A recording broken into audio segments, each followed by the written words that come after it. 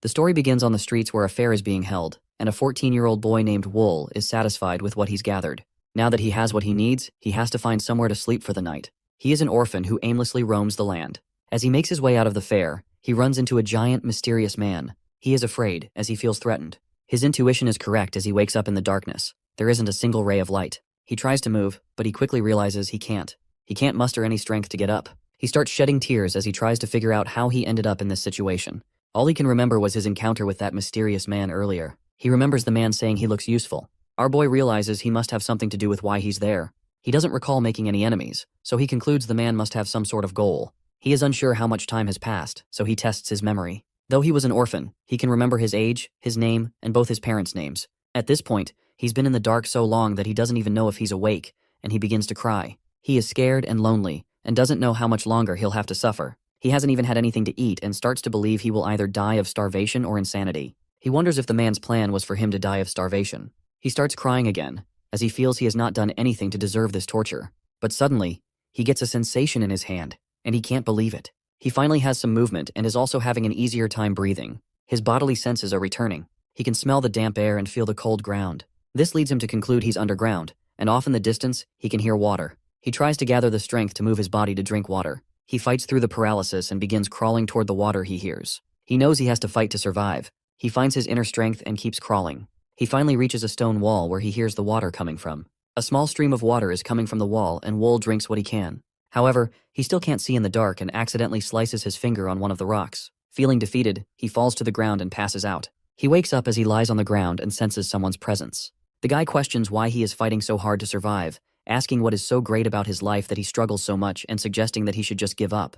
It says if he gives up, he will be at peace by getting free from suffering for once and for all. This gets Wool thinking about whether he'll be at peace if he just let it all go. But he doesn't think so. He's going to survive and does not let this idea sink in.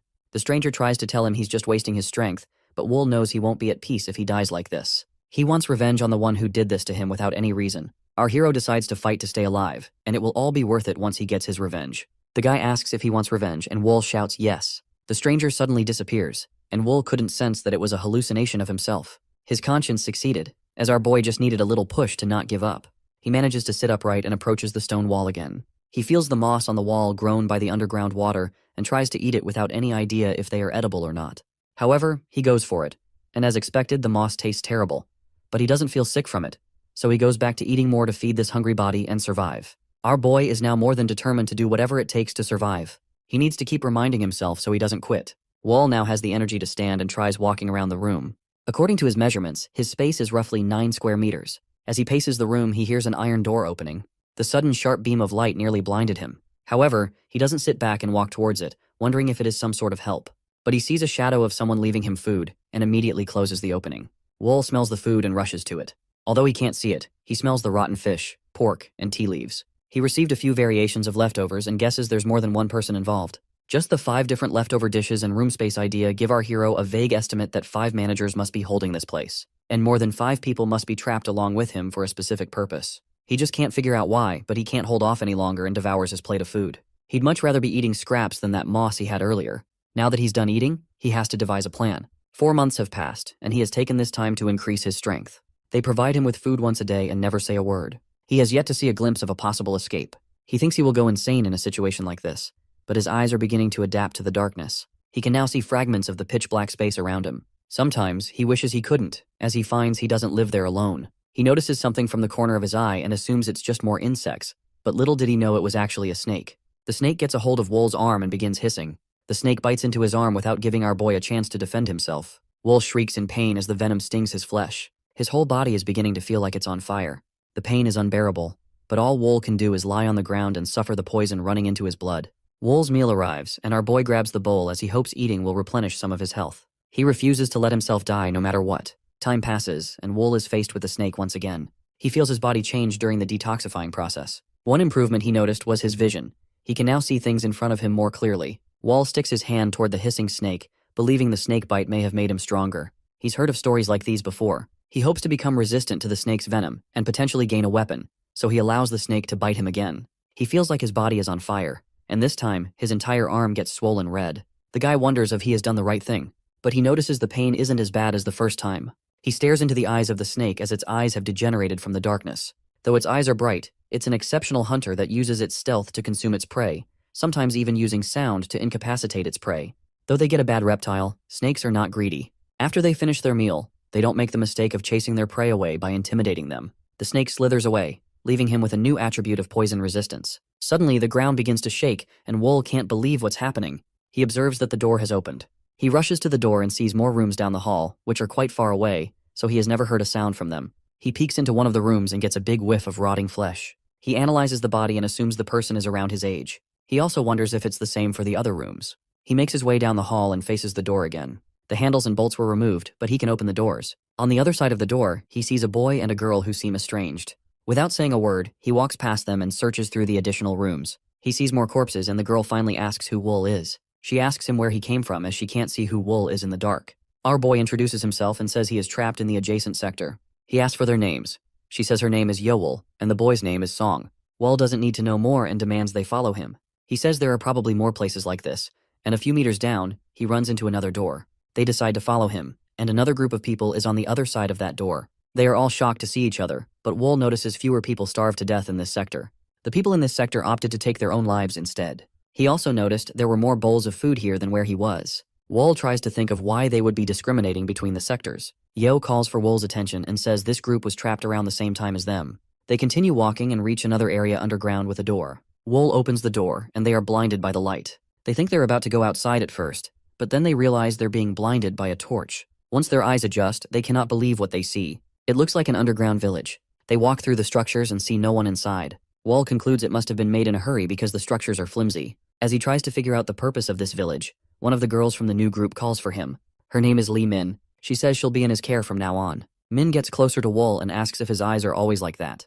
This village has no mirrors, so Wool is not sure what she's talking about. She tells him his pupils are red, and he figures they must be from the snake bite. Min wants to know what Wool is thinking about, but he won't share any information. This doesn't stop her from talking, and she tells Wool he's different from the others. Wool asks how, and the girl replies that all of them are confused, and that he is the only one who is thinking. Yo interrupts and asks what they're doing. Min says they're just talking, and Yo says the others have decided to group up. Yo asks if Wool is going to stick with them, but Wool isn't sure he wants to group up with anyone just yet. Yo and Song get offended, but Wool says right now just isn't the right time for him. She has no choice but to accept Wool's decision. On the other hand, Min is eager to join the group, but Wool knows they've been isolated for too long. There's no way their cognitive thinking is in the right place. Wool walks away and decides to just watch from afar. After a while, Wool notices several cliques have already been formed. There's a group with Yo and Song as leading members, Kang leading a group, another guy Jung also forming a group, and Yongsun leading another. Then there's Wool, a kid who doesn't belong in any group. The other groups are talking and they're wary of Wool. They believe he might have killed everyone else in his sector, and that's why he doesn't want to join a group. Wool doesn't mind those guys and walks towards one of the walls. He thinks that this underground lair couldn't have been built that long ago. With the amount of moss on the walls, it seems the place is old but is reused again. This could only be the work of someone extremely wealthy. Suddenly, a hole opens in the ceiling and everyone looks up. A basket is descending from the ceiling. The basket reaches the ground and it's full of food. A few others try to dig right in, but Yo stops everyone. She says they should try to distribute the food evenly so that all the representatives of the groups can come forward to distribute it equally. And before anyone says another word, Wool also says he needs his share. Wool reaches in for his share, and Jung stops him. Jung says no one may take food from the basket without his permission. Little does he know, he just made a big mistake. Wool pulls his hand back and gouges Jung's eyeballs. Blood gushes out of his eyes, and everyone is in shock as Wool slams Jung to the ground. Wool dares Jung to say something to him again, but all Jung can do is scream in pain. Wool isn't backing down now and digs his fingers in deeper. If the others weren't afraid of Wool, they definitely are now. Yo asks Wool nicely to let go of him, and at first Wool refuses, but Yo promises that no one will touch his share of food. Wool gets up and stares down at Jung. Wool grabs his share of food and walks away. Time passes, and Wool still watches from afar as he's eating. He feels they're being tested right now for useful children, and that they'll continue to be tested until the captor's goals are met. And if this continues, many of them will die, and turn against our hero. Yo approaches Wool and asks how he's been. Wool knows he has no friends here but tells Yo he's been watching them. Wool knows how important Yo is to the others. She eats the least after securing the most food for her group, and stands out most among the other leaders. Yo asks our boy if he still sleeps alone in his dark room. Wool has been because he's trying to grow more tolerance for venom. The snake bites are no longer painful to him. As he talks to Yeo, the ceiling opens, and their meal comes. But when the basket drops, they're all confused. They've only been sent a small portion of food. Yeo can't believe it, but this is exactly what Wool was waiting for. He thinks to himself that it begins. Makno-san was just a kid who made it through the final sector. He was part of Yo's crew. And honestly, he was the tiniest one in the group. But he always held his own because he was super determined. Sadly, Mac was found dead, and it really hit Yo's crew hard. Everyone felt the loss. But deep down, they couldn't shake the feeling that he didn't make it because he was the weakest among them. Yo and Song are set on getting revenge for Mac's death and are on the same page with their plan. Wall knows they're targeting the weakest link from another group next. Things are heating up, and the food shortage has started a real war. After Mac from Youngsan's crew went missing, everything began to unravel. The nightmare escalated as people turned up dead night after night. First, it was someone from Yo's group. Next, it was from Young's group. Then it circled back to Youngsan's crew and someone from Kang's group. Nobody trusted anyone anymore, and things were getting a bit crazy. But Wool wasn't too stressed about the food shortage since he had his secret stash of moss. The taste was still kinda weird to him, but he was ready to do whatever it took to get through it. Wool's been hanging out alone in his dark room, but that's about to change. He hears some voices heading down the hall and figures there are at least 4 people. They're definitely not just wandering around for fun. Young and his crew are planning to take him out, so Wool quickly ducks into the shadows. Young thinks it's the perfect time for revenge. He's already taken out 2 guys after the fight, and now he's pumped up and ready to go after Wool. While they were walking, one of Young's crew suddenly felt a sharp pain in his leg, and he fell down hard as the snake slipped away. He couldn't handle the snake's venom and died quickly. Young freaks out and starts yelling for Wool. Wool quietly sneaks up on one of the guys and puts him in a chokehold. Young's anger has intensified, and he orders Wool to immediately release his friend.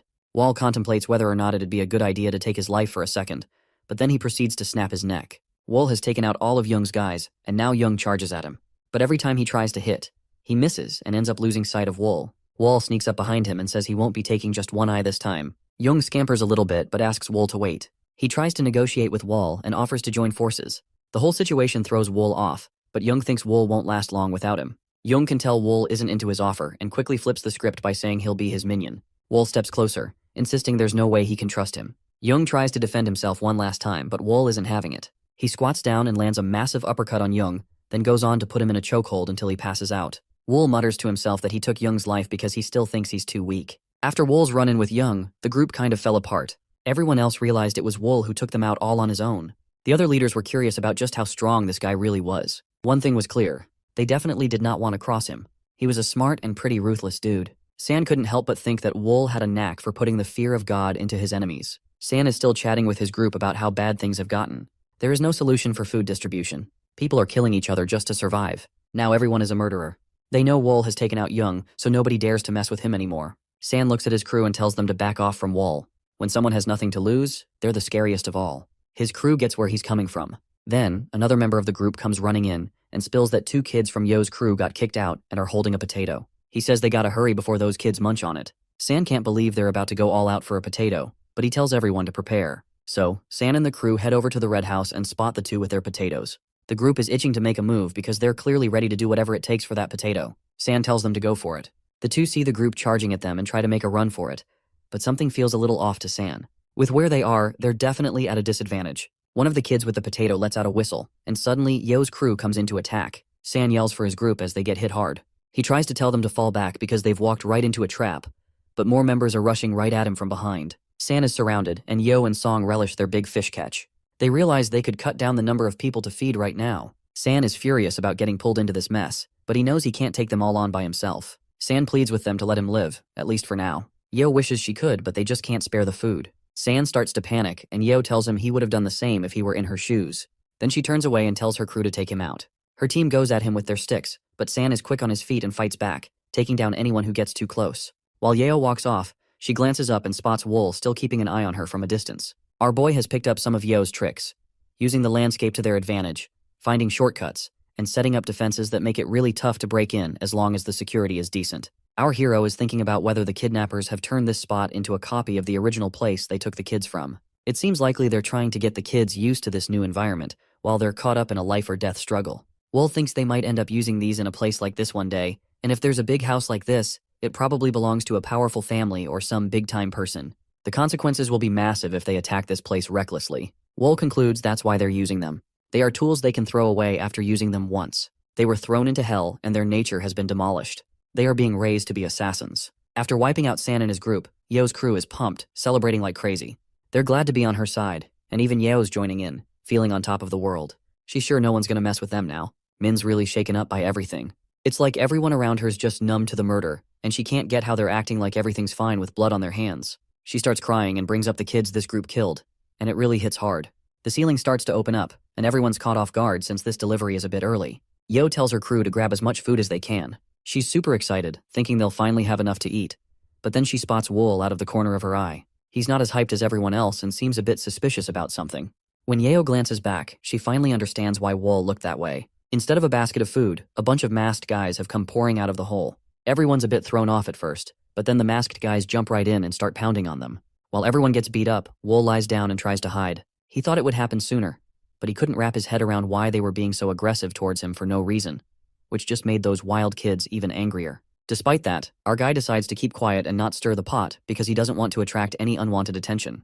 Wall then spots 3 guys in nice clothes standing in front of him. He feels these are the real bosses calling the shots for the masked guys. The real ones stop the beating with just a wave of their hands, and the main guy introduces himself as the First Sword.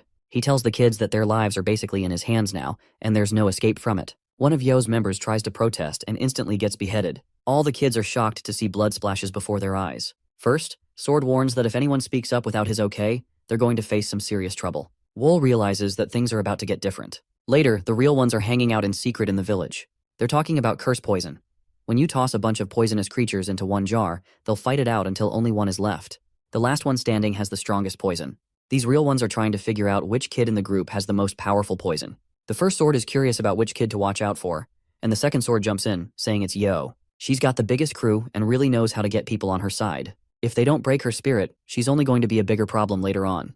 The first sword is insisting that Yeo gets extra attention. He doesn't want her even thinking about starting a rebellion. The second sword points out that Song and Kang are definitely worth checking out because they're really good at martial arts. Then, the first sword asks about Wool, the only survivor from Sector 1. The second sword mentions that Wool is still alive, and the first sword is impressed since Sector 1 had the toughest conditions and hardly any food. He insists they keep a close watch on Wool too. As the meeting wraps up, the first sword thinks about how there are just 6 years left to finish their mission. The Blood Phantom Group captain got handed an assassination job that spans 7 years, with a payout of 500,000 yangs. The catch? They can't leave any trace that links back to the Blood Phantom Group. One of the masked guys calls out the next challenge for the group. He says whoever gets to the flag at the top of the house first will score a 2-hour break, but the last one to make it will find out what real hell feels like. And just like that, the race was on. The tough days just kept coming for the trainees. They were stuck in non-stop training to turn them into lethal assassins. They had to do whatever it took to make it through, especially if they ever wanted to see the outside world again. And of course, Yo snagged the win in the race. The real ones talked about the challenge from a distance. They get that Yo is super smart and really brave. The first sword is curious about Wool, and the second sword says that Wool's just kind of average. He hasn't done anything to stand out from the crowd. This catches the first sword off guard because he thought there would be something extraordinary about Wool since he's the only one left from Sector 1. Still, he wants them to keep tabs on Wool. Yo walks up to Wool, puzzled about why he's still going over the thunder-splitting cultivation technique when the instructors stopped making them check it out. Wool just felt like revisiting it anyway. Yo thinks it's pointless and decides to head to bed. Our guy remembers what the experienced ones told him. They said the thunder-splitting cultivation technique is something a newbie like him can pick up pretty easily, but they still gave him 3 months to get it down. Once he gets the hang of the first step, his body will basically be reborn and able to sense chi and build up internal energy. Wool thinks that the others and the instructors just aren't getting the whole idea behind the technique. Since you can't really separate thunder physically, it seems like it might be about how fast you can think. He thinks that if he learns the technique with this perspective, he might actually get something new out of it. But he knows he shouldn't show off how much he's picked up.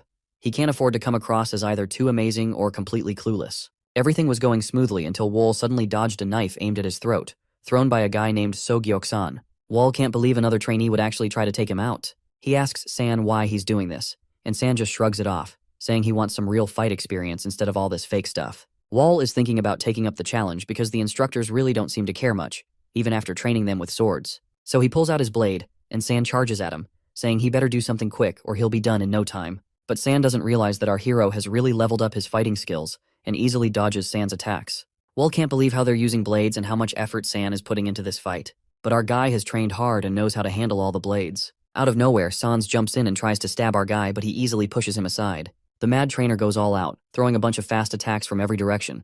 But nothing works as he can't even nick our hero. Sans grits his teeth because his opponent is a seriously tough fighter too. He refuses to back down and tells Wool to join in the fight, and honestly, Wool is fed up too. Wool starts fighting back, and the instructor looks impressed.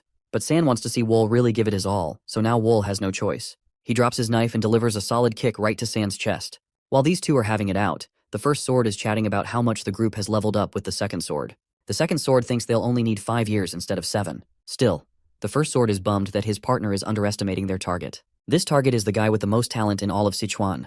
The first sword wants their trainees pushed even harder. Otherwise, they won't be able to stand against their main opponent, who will even annihilate them if they make a mistake. This is the very reason they are using these kids who had nothing to do with their assassination target. The first sword suggests pushing these kids into inquiring about deadly assassination techniques, even if most of them die while training. Wool's totally dominating his opponent in the fight. He snaps the guy's arm, and the kid just collapses in tears. Everyone's on edge, waiting to see what Wool will do next, but he just stands there and doesn't move. One of the masked guys walks up to Wool and asks if he was the one who did it. Wool says yeah, and suddenly, there's a sword at his neck. He didn't even see the sword come out and was totally blown away by how fast the guy moved. Wool is freaking out, thinking he might have messed up somehow. He knows he can't push back because to these masked guys, he's just a pawn who they won't think twice about hurting. The masked guy pulls his sword back and says that an assassin should never leave any evidence behind, no matter what. Breaking an arm like that just gives away who you are. He wants Wool to remember that for next time. Wool sighs a sigh of relief as the masked man walks off. 6 years later, one of the masked guys is strolling through the village,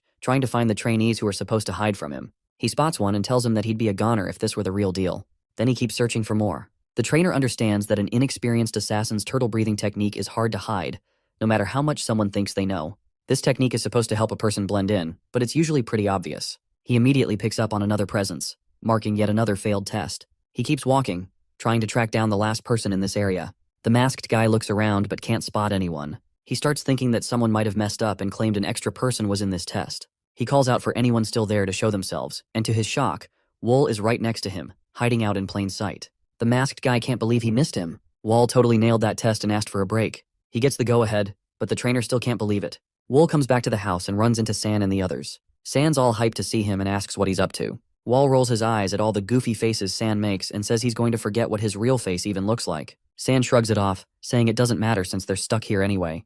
But then Yeo jumps in and mentions that the food's been getting better. She thinks they're about to complete their mission soon. The story progresses, and we find the first sword sitting there, worn out and without his mask. He can't help but think about how much has changed in the cave over the past 6 years.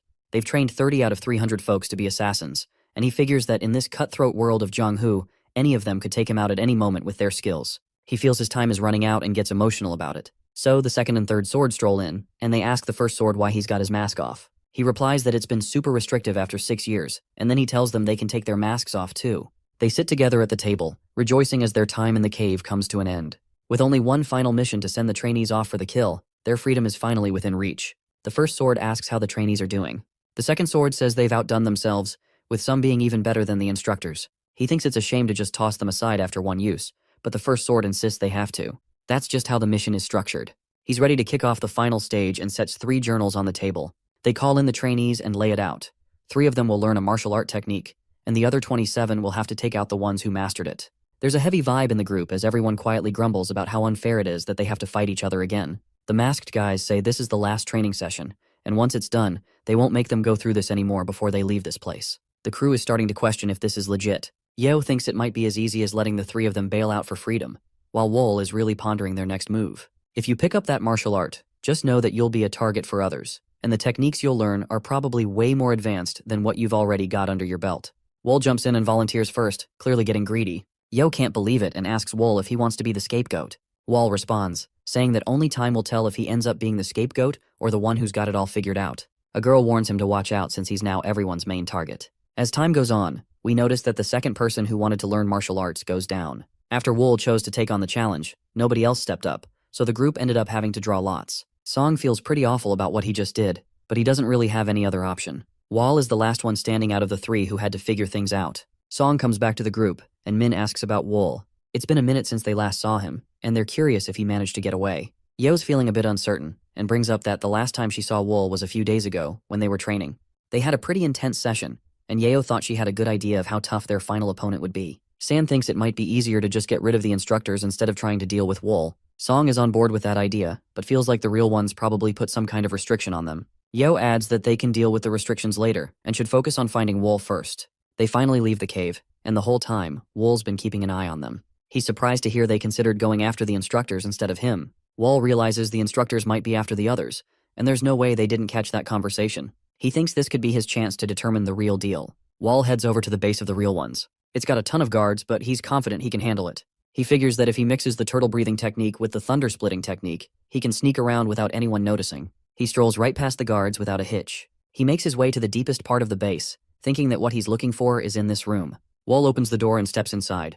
He starts hunting for clues to uncover some secrets. He wants to know why they're pushing them so hard to become assassins, and who's behind it all. While checking out the place, he spots a golden tube. He opens it up and finds a scroll with their mission. Take out Wu Gunsong in 7 years and get 500,000 yang as the reward. He can't believe it and is really curious about how amazing Wu Gun must be for them to train assassins for 7 years. He's trying to wrap his head around how taking out 270 people could be worth just one dude's life. Suddenly, Wall hears someone approaching and realizes he needs to bail fast. The first sword was hurrying down the hall. He quickly realized someone had been in the room when he kicked the door open. Wall had tried to tidy up, but it was kind of a mess. The second and third sword enter the base and run into the first sword. The first sword is freaking out because someone snuck in, and they need to find out who it is before that person gets away. They start brainstorming about who could have pulled this off, but then realize nobody's as skilled as Wall. Meanwhile, they do know that Wall is hiding right above them. They're shocked that Wall actually had the nerve to sneak into their base when everyone was out to get him. They talk about punishing him, but are worried it might spark a rebellion. The first sword thinks he has no choice but to pull out the hell flute. The second sword is shocked and points out that it's supposed to be a last resort. But the senior insists it's better to use it now to set the kids straight and show them who's really in charge. The first sword checks if everyone's in on the plan, and the second and third sword give a thumbs up. A bit later, the first sword stands at the cliff's edge. The trainees are clueless about what's coming next since they're still hunting for Wall. Nobody seems to be able to track him down, not even their top hunters. Out of nowhere, they hear a sound coming from an instrument. The noise hits them like a ton of bricks, and they all drop to the ground, shouting in agony. Min screams for help, feeling like the sound is poisoning her. Lying on the ground and crying, the others are feeling like their bodies are on fire when Wall shows up. He doesn't feel any pain himself and realizes they've triggered the restriction. Ol glances around and sees everyone else in pain. He starts questioning why he's the only one feeling okay. He wants to figure out what's going on, so he decides to try using some internal energy infusion on Min. It's a risky move, but it should be less of a problem since Min's also trained in the thunder-splitting cultivation technique. Ol checks out Min and finds that her internal energy is all good, with no problems at all. He keeps digging for any differences between them. They eat the same food, live in the same place, and practice the same martial arts. Then it hits him. Maybe the only reason for their differences could be poison. The whole thing seems to be about poison, and it finally shows why Wall doesn't feel any pain. He's built up a resistance to poison after getting bitten by that snake so many times. Wool's still trying to figure out how they managed to mess with 27 people at once. He thinks they probably mixed cursed poison into the food and are somehow triggering it with sound. He hears them shout for him and has to think fast. Wool decides not to run since he doesn't want them to discover his resistance. He still wants to keep his differences under wraps, so he drops to the ground and pretends to be in pain. Wool is found lying on the ground and someone calls for the first sword. He pulls out his sword and swings it down toward Wool, demanding to know what he was doing in his room. He also mentions that Wool has been really good at hiding his true abilities. The first sword draws his blade, saying it's better to just get rid of the nuisance now. But the second sword steps in, asking him to hold off. He explains they need Wool to finish the mission since he's the one who stands out the most among the trainees. The first sword gets really frustrated and insists that the other trainees are sufficient. But they both know that's not really the case. The second sword suggests they could use the flute to control Wool, since he's pretty much helpless against the cursed poison. The first sword likes that idea and tells the masked guys to hook everyone up with the antidote. Everyone's feeling better now that they've taken the antidote, but they still can't figure out what just happened. The first sword steps in and points out that all that pain was because of Wool.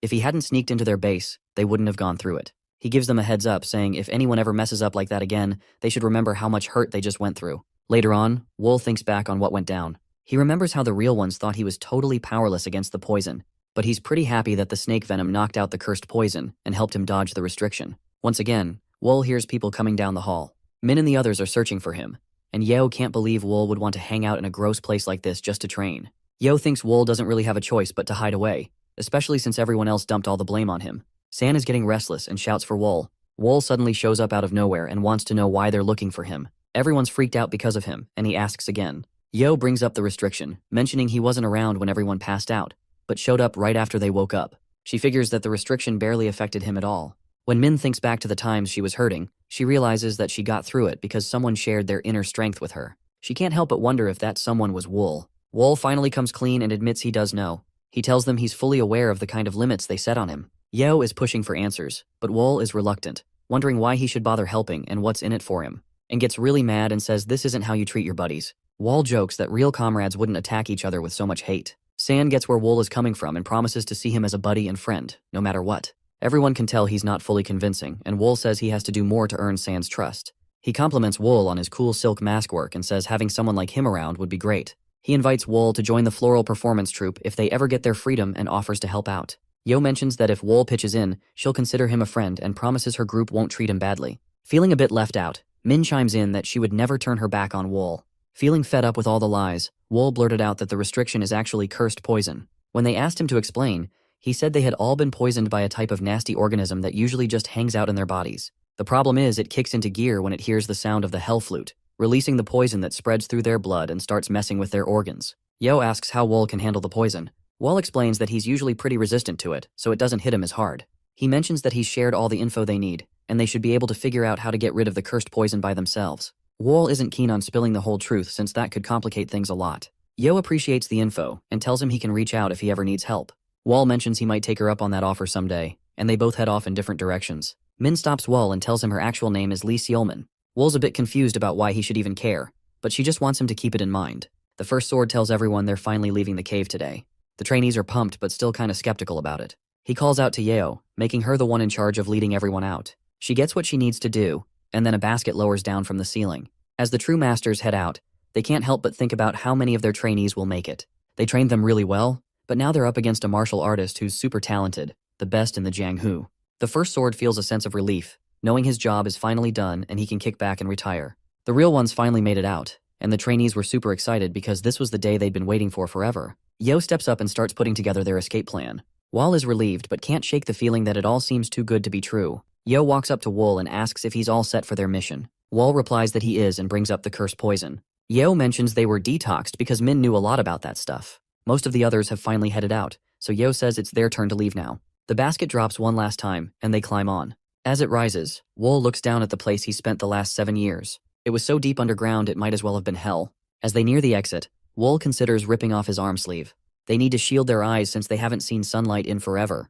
The others catch on and do the same. The light gets brighter as the basket goes up, but they finally make it out. As they were trying to take a look outside, a guy walked up to the basket and said proudly that they must have cooked up some good ones. Wool's eyes were still adjusting, and the guy mentioned that the person who ordered them would be happy with their assassins. Although he couldn't see him, Wool thought the guy's voice sounded totally emotionless. Wall feels this guy is high up in the ranks just by the way he speaks. He figures he's probably the captain of the Blood Phantom group. It turns out he's right because this is Ju Young, the captain. Ju Yuang tells everyone to get ready to head over to Clear Wind Manor. Wool glances back at Ju Yuang as they get led to the carriage. He's got his voice locked in his memory. Once they get to the manor, Ju Yuang tells the trainees that this is the spot where they'll get used to the outside world. He told them not to drop their guard because he would handle the fallout himself if they did. Wall ended up in a dorm with Shinnok and San. Wall lets his new roommates know he's washing up at the well. After a nice bath, he feels pretty refreshed and decides to chill in the grass, soaking in the beautiful scenery. He ends up spending the night out there and wakes up to a gorgeous day. The other trainees are checking out a flower that's new to them.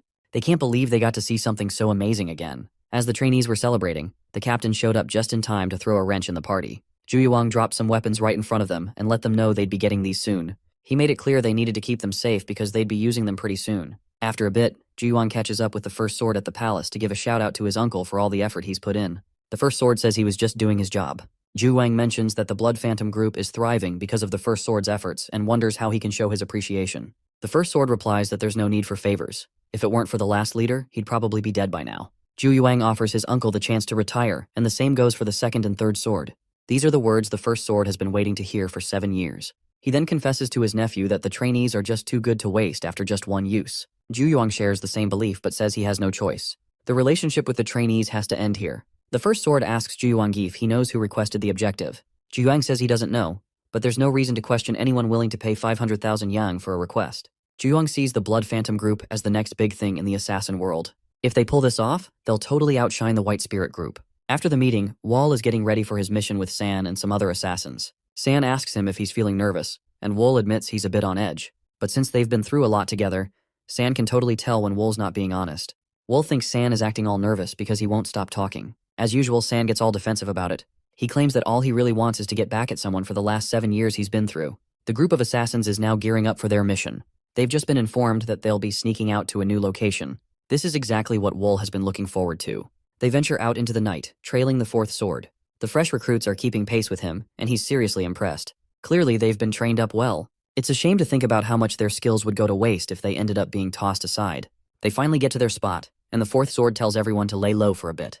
The group hides out, and he starts talking about their mission. He mentions that once they make it up the mountain, they'll find a manor that looks just like the one they used to live in underground. In the midst of the buildings, the guy they're after is inside the Bright Moon Palace.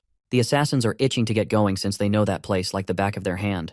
Wall is the only one in the crew who realizes that their target is Woo-gun. We cut to a woman named Yang, who's lost in thought while checking out some flowers. One flower catches her attention. When she reaches out to touch it, it suddenly vanishes. Yang is still trying to wrap her head around what just happened when she hears someone calling her name. It's Seol, the leader of the MA sect. Ran asks what Yang is doing outside all by herself. Yang just shrugs and says she is enjoying the nice breeze. Ran asks her if she still holds a grudge. She replies that it's not really that simple, but her life is at stake with this request. And honestly, she would have preferred to sit this one out. Ran is really annoyed and isn't cool with Yang's attitude. She reminds Yang that she was the one who helped her when she was just a nobody on the streets. Ran makes it clear that she better not expect to be let off the hook after everything she's done for her. Yang feels sorry and doesn't want Ran to be upset since it's not good for her health. Ran mentions that they'll go with their original plan if they don't get a response today. Yang is on board, as she's always ready to follow her master. When the chat wraps up, a messenger bursts in with some exciting news. They let Ran know that the proposal got the green light. This is awesome for the sect, and Ran tells Yang that their sect's future now depends on how well she does. Yang tells her not to worry at all. Ran can't help but feel bummed that she has to use someone as talented as Yang just as a political pawn instead of having her as a successor. The messenger asks Ran what they should do about the other issue. Ran wonder if they're talking about the goal for 500,000 Yang. Only time will reveal what Ran has planned for the Blood Phantom group. Wall wakes up, wondering if it's still morning. He knows the mission isn't happening until tonight, so there's still some time. He tries to go back to sleep, but something feels off. Out of nowhere, a spear comes down and hits one of the other assassins. Wall is in total shock as he realizes they're under attack. The story keeps going, and we see a monk named Yu Jin jamming his spear into the ground, trying to figure out if something's up. He yanked the spear out, and it ended up stabbing a trained assassin who was hiding underground. Jin realized his suspicions were spot on as assassins were hiding in the mountains. He quickly told his crew the Qingqing sect was under attack and ordered them to find and eliminate the intruders. Wall realizes that he and the others are in a tough spot. They all agree that getting out of there is their best bet to stay safe. The monks start jabbing at random spots in the ground, trying to catch an assassin using their skills. One of the monks gets a bit too close, and the assassins leap into the air. They're thinking about scattering and regrouping once they break free from the trap. But the monks aren't going to let them get away that easily and start chasing after them. Jin hurls his spear at one of the assassins and takes him down. He quickly asks for another spear and takes out another assassin right after. Snagging yet another spear, he claims another one. Seriously, this is turning out to be a piece of cake for Jin. Wool's crew is dropping out one by one, and now Wool's the last assassin standing. Jin makes a desperate throw, and it's coming straight for Wool. But Wool snatches the spear midair and whips it back with insane speed. The spear zips past the other monks and barrels right toward Jin. While the monks turn to check out the spear zooming past, Wool sees his chance to go after the group of monks nearest to him. The spear is flying toward Jin so quickly that it just barely clips his ear.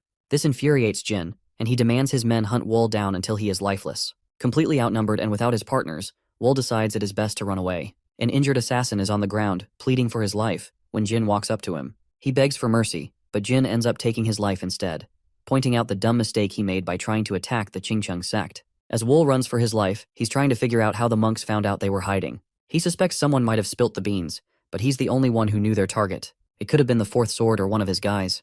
They bailed before the ambush happened. They only let them go after to cover up who took out the Wu gun. The monks finally catch up to Wool and hit him with 2 arrows. Wool goes down but struggles to get back up. He didn't spend 6 years underground just to go out like this. He starts to wonder if there was some drama within the Blood Phantom group, or if the person who asked for him just changed their mind. The only thing Wool knows for sure right now is that the Blood Phantom group has ditched him. He reaches the end of the path and needs to hide, but he's leaving a bloody trail behind.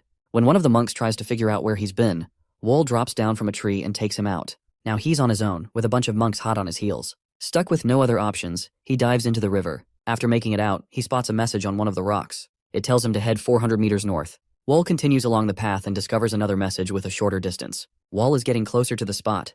With all the blood on the rocks, he thinks the person who wrote that code is hurt pretty badly, but he can hear people off in the distance looking for him. Wool starts to think that these messages might be some kind of trap.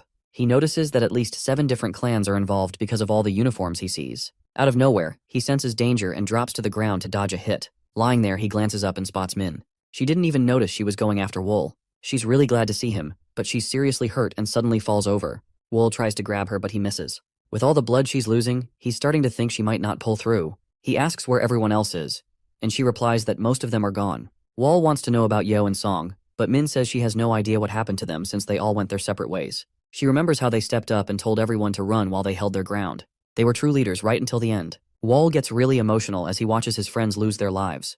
He lays Min down and tells her she doesn't have much time left. He asks if she's scared to die and if she wants to live. Min says she wants to live and asks if Wool can help her. He tells her he can't, and she replies that's why she's ready to give up. She knows her body is pretty beat up. Min is just glad she won't have to go through this alone. She asks Wool if he'll stick by her until the end. Holding back his tears, he promises he will. Min can't believe this is how it all wraps up after everything they've been through just to survive. She wants to know who did this to them, and why anyone would be so cruel. She hopes whoever is behind this feels the kind of pain she's feeling right now. Wall tells Min it was all about Wu Gun. She's curious and asks him to explain what he means.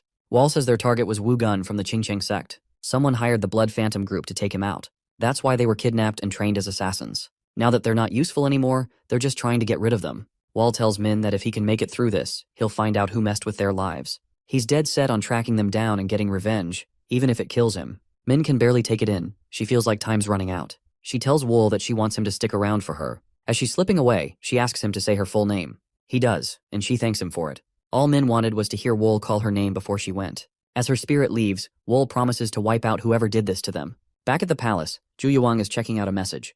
The fourth sword tells him that the assassins are totally cornered and won't get away. As Zhu Yuang reads on, he sees it's a shame to just toss the assassins aside after everything they've gone through. But now he's got word that their mission is off, so they're pretty much useless. The fourth sword is curious if that means the palace might be in some trouble, and Zhu Yuang assures him that they won't be able to find this spot. He thinks it's better to just chill here until the storm passes. Then, the fourth sword asks if Zhu Yuang really has no idea who the requester is. Zhu Yuang responds that he can figure it out, but he has to respect some boundaries. Zhu Yuang isn't worried about it since they shot over a message, which was cool. But then the fourth sword looks at the message and completely freaks out. Turns out there was some tracking incense mixed in, and just like that, one of the real ones goes down. The palace is under siege. The first sword steps up, warning the attackers to fall back, saying they're outmatched. But they refuse to back down. One of them shouts to take down all the assassins and break the commandment.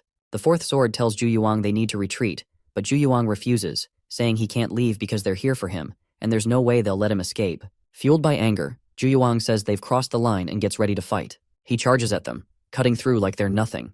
He warns them that if they bite, they'll get devoured. Zhu Yuang tells everyone to hang in there a little longer, but then he hears someone in the distance say he's not getting that chance. Out of nowhere, the guy drops a ridiculously strong attack.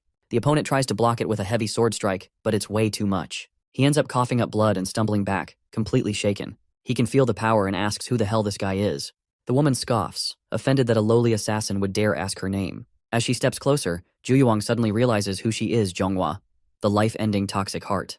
Just as Zhu Yuang is about to ask if she's the one who put out the request, she cuts him off, warning him to keep his mouth shut unless he wants her to rip out his tongue. She gets ready to make her next move. Zhu Yuang finally pieces it all together and realizes that the person asking for help was from the Ime sect. Now he's kicking himself for not digging deeper into who it was. This mistake has led to a big mess, but he's not about to go down alone. Zhonghua is fed up with Gu's optimism and launches another attack. Zhu Yuang manages to block it again and fights back. Zhu Yuang charged at Zhonghua, his blade slicing through the air with quick, precise swings. Zhonghua met him head-on, deflecting each strike with sharp counters as their weapons clashed, sending sparks flying everywhere. The room buzzed with energy as they went at it, neither one giving an inch. Finally, they broke apart, both standing their ground, ready to jump back in at any second. Zhonghua is impressed by Gu's skill. She's glad they're fighting in broad daylight and has no chance to pull off some sneaky ambush in the cover of darkness. But she knows this has to end. She's determined to take him down along with the rest of the Blood Phantom group. With that, she unleashes a final whirlwind strike. This time, Zhu Yuang can't block it. Zhu Yuang knows he's staring death in the face and can't help but worry this might be the end for the Blood Phantom group.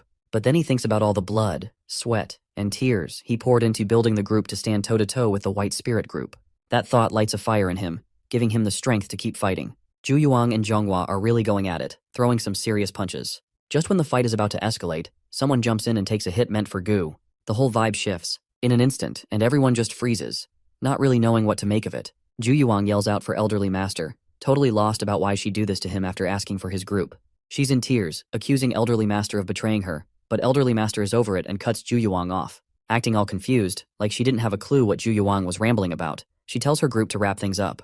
The first sword takes a brutal stab from behind and goes crashing to the ground, shouting at the Ime sect. He realizes that ever since the Elderly Master became their leader, they've been building up their forces way too fast. He demands to know the name of the woman who just took him out.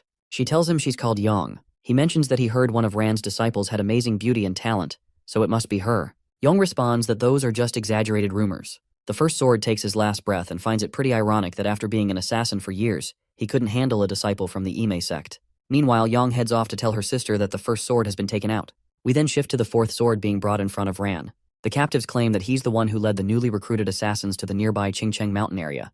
The Elderly Master asks him how many assassins he brought up the mountain. He replies with a question, asking why she wants to know. She presses him for an answer, but he insists he doesn't know. The fourth sword chimes in, saying that even if he did know, he wouldn't spill the beans, especially after all the chaos she's caused in his palace. Elderly Master thinks his tenacity is cute and tortures him. She asks her question again, and the fourth sword involuntarily says he took 28 assassins. Elderly Master got what she needed and asked how many assassins have been eliminated from the mountain. The woman says 24 have been taken out. Elderly Master wants the 4 left eliminated immediately. While the palace is burning, Elderly Master turns to Yang and says that her role is super important right now. She mentions that she'll send someone to the Qingcheng sect to schedule a date for the wedding as soon as things settle down. Elderly Master also advises Yang to get ready, both in her heart and body, for the wedding. She emphasizes that everything happening is crucial for the future of the sect. Wall is up on the mountain, checking out the monks from a distance. Their security's pretty on point at the entrance, so he's thinking about sneaking in from the inside. He figures they're eager to go down as natural enemies of the Zhonghu, so he might as well fit right in with that plan. In their base, a monk is gearing up to head out and collect some herbs. His friends warn him to be careful since things have been a bit wild lately. But the monk feels pretty confident that no one would mess with the Qingcheng sect. While he's wandering through the woods alone, he suddenly gets jumped and caught in a headlock by Wall. He tries to ask Wool who he is, but Wool just pulls out his sword. Wool ends up hurting him, and the monk can't believe someone would attack him on this mountain. Wool then asks if the monk is a part of the Qingcheng sect. The monk nods and Wool lets him go so he can ask a few more questions. He asks for the monk's name, and the monk replies that he's Dojin, a third-generation disciple of the Qingcheng sect. Wool asks Dojin about what kind of guy Wugun is, and Dojin freaks out, thinking he's talking about the Lone Star of Qingcheng. Wool's curious about why Dojin called him that. He explains that senior brother Wugun is the best thing the Qingcheng sect has ever produced. He's nailed most of their martial arts and is on some next-level skills. Dojin even heard that past masters from the Qingcheng sect are interested in him and are sharing their teachings with him. Wool is having a moment, thinking about how the Qingcheng sect is shaping up, and finally gets why they put so much effort into training for this crazy tough opponent. Dojin begs Wool to let him live since he's spilled all the info he has. But when he turns to face Wool, he freaks out. Wool is changing, and Dojin is suddenly really worried. He has no clue what Wool is up to, and when he looks back at him, he sees his own face staring back. Dojin starts to panic as he tries to figure out what Wool is planning. But when he locks eyes with Wool's dark gaze, it clicks, and Wool's about to impersonate him, and he totally messes up by trusting an assassin. Back at the monk's place, the guards out front are caught off guard when Dojin shows up again so soon. He says he's back because he forgot something. As he walks through the entrance, it feels like a whole new world to him. That's because it's actually Wool, who is transformed into Dojin. Wool sneaks through the base using his turtle breathing technique, looking for Wugun's room. Wool quickly figured out where Wugun lived. Inside the Shangqing Palace, a meeting was in progress. The Qingcheng sect leader asked if things were calmer outside now. His second-in-command Wu Jin replied that they're close to tracking down the assassins. The sect leader was still shocked that a bunch of assassins had the guts to attack their sect. Jin pointed out that this couldn't have just happened without someone pulling the strings. When the leader asked if Jin had any idea who it might be, Jin said they didn't have any leads yet, but he sent some of the disciples out to dig up more info. The sect's top warrior jumps in, saying that what just happened is totally unforgivable. He's determined to make sure it doesn't happen again. Jin reassures him not to sweat it. The sect leader brings up the war of heaven and demons, reminding everyone how close they came to losing everything when the Celestial Demon Union was about to take over Jianghu. That's when the amazing martial artist Li Gok stepped up and created the Providence Alliance. The Shaolin Temple, Wudang Sect, and Mount Hua Sect decided to join the action, and they seriously crushed it, reclaiming their past glory. On the flip side, the Qingcheng Sect and Amei Sect chose to sit this one out, sealing up their doors. They only ended up with the fancy title of Great Family of Sichuan, but can't really hold a candle to the others in practice.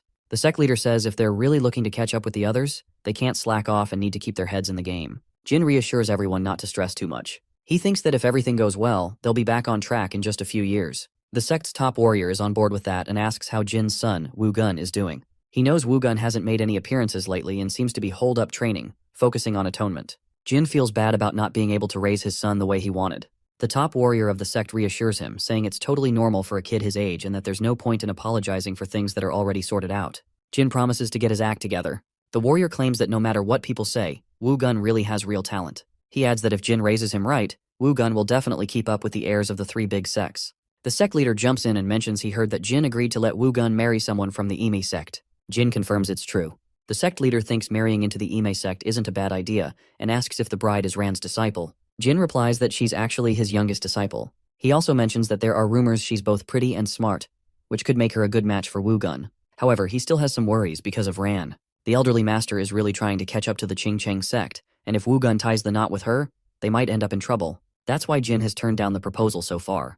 The sect's best warrior tries to ease his mind and points out that they can't keep being enemies with the Imei sect in such a tight area. After all, Wugun is their only shot at hope for the Qingcheng sect, and he's getting some serious special treatment. Wall is hanging outside Wugun's place, and it's his first time seeing it for real. The layout is just like the one from the underground cave. The front gate locked, but Wool knows just how to get in. He jumps up onto the roof but hears two guys coming, so he quickly lays down. These two monks are complaining because they think Wugun is using his isolation training as a way to be with women. One monk's wondering if one of their disciples is with Wugun, while the other is just trying to hush him up.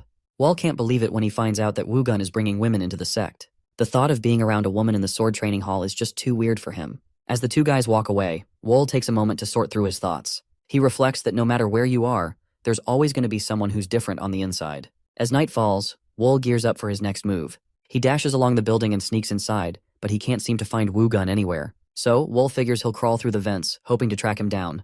In another room, swords are just scattered everywhere, and beneath the vent, a guy is laying with a girl. Wall peeks through the vent and recognizes the guy as it's Wugun. He can tell just by looking that Wugun is on a whole different level compared to the Blood Shadow group captain. But he's still just a guy. So Wall thinks if he hits him on the death pressure point, he could take him out. Wall starts lowering a rope from the vent, trying to carefully wrap it around Wu. Just as he gets the rope in place, Wu suddenly wakes up. Realizing he has to act fast, Wall yanks the rope. As Wu gets pulled up and is in danger of being choked, he quickly uses his hand to slice through the rope. Wu finally breaks free from the rope and stands right in front of Wall. He asks him who he is, and Wall responds by pulling out his blades. He charges at Wu, but Wu doesn't look worried at all. He raises two fingers and easily blocks Wall's attack, catching him off guard with his strength. Now it's Wu's turn to fight back. Wu doesn't hold back as he goes for another attack, putting all his strength into it. Wall is struggling to handle the insane pressure from this monster who's just fighting barehanded. It feels like he might black out from all the energy he's trying to block. He can't wrap his head around how someone can do all this without any weapons. He knows he's running out of time to escape this situation, and it's only going to get worse. He tries another slice with his blade, but once again, Wu just stops it with two fingers. Wu takes a moment to give a shout out to Wall's skills. He asks our boy who sent him, but Wall can't catch his breath and doesn't answer. Wu chuckles and wonders if that girl's dad is the one who sent him. Wall just looks confused. The story takes a look at Wugun's life. He has got martial arts down as it just comes naturally to him, but honestly, he is not really into it. He starts to drift away from training, and then one day a woman spots how impressive his skills are. He used to be a total hero, a fighter like no other. But everything flipped when he met that girl. He went from being a legend to just another dude chasing after Justin's girlfriends, throwing away his honor like it didn't mean a thing. One night, Wugun met a woman who was not like the others, who usually showed interest in him. But things went horribly wrong, as he got drunk, lost control, and did something unforgivable. He hurt her in the worst way, and not long after, she ended her own life. As punishment, Wu was sent into isolation for a year. No action, no fun, just endless, repetitive training. It was dull, but since he had nothing else to do, he pushed himself to the limit. By the time that year was over, his skills were on a whole new level. Wu is now staring down our guy, who spent pretty much his whole life training to take him out. But Wu thinks Wall was sent by that girl's dad to get revenge for her death and gets into a fighting stance. Wall, on the other hand, has no clue what Wu is talking about and can only zero in on how crazy powerful this guy is. It feels like every bit of energy radiating off Wu is intense and super scary, almost as if he's made up of a ton of sharp blades. Wu goes full speed at Wall, throwing a bunch of attacks. Wall is using up a lot of energy just trying to block them, but Wu doesn't let up as he's raining down strikes. And luckily, Wall's got some quick reflexes to keep him safe. Out of nowhere, Wall manages to sneak in a kick that connects right on Wu's head, which really annoys him. Wu counters and knocks Wall down, throwing his blades aside. Just when it seems like Wu is about to finish him off, Wall dodges the attack and scoots off to grab some blades. He launches one at Wu, but it gets blocked. He shoots a few more blades, but those just get deflected by Wugun too. It feels like everything Wall tries just doesn't get through, but he keeps pushing and suddenly fires off a couple more blades. Wall's attacks get shut down again, and then he pulls out this crazy Qing move, sending out 72 sword waves like a massive tidal wave. The other dude is just standing there, looking completely stunned as the waves slam down like there's no tomorrow. Wall knows he's in deep trouble. As Wu charges at him, he quickly vanishes from the scene and grabs the woman Wu was with to use as a shield. Wu is getting pretty fed up again, so he pulls off his technique and whirls both Wall and the woman into this crazy storm. Out of nowhere, Wall reappears right in front of Wu and tries to land a serious strike with his sword. While being attacked, Wall remembers what the masters told him about learning martial arts from that book, because you never know when you might get into a fight. He tells Yeo that only time will reveal if he's just a sheep or really a wolf. Then, Wall pulls off the secret technique he learned, targeting the guy he had to assassinate. Finally, he manages to block his moves like a pro. Wu couldn't believe it. Wall was actually holding his ground against a secret move from the Qingcheng sect. Wu threw punch after punch, but nothing landed, and it left him completely stunned. What Wu didn't know was that Wall had studied that technique. Like his life depended on it. Sure, Wall had his own moves, but this one gave him an edge. Confident as ever, Wall used the swift mind technique to weave around Wu's attacks like it was child's play. Wall has taken care of business and got back at the Blood Phantom group too. Now there's a ton of panic in the Qingcheng sect. The bells are ringing, and inside Wu Gun's place, Jin is a wreck. He can't wrap his head around how this all went down. Then, the sect's greatest warrior has a lightbulb moment. He tells the sect leader they need to get rid of that girl. The sect leader is taken aback when he hears someone suggest getting rid of one of their own disciples.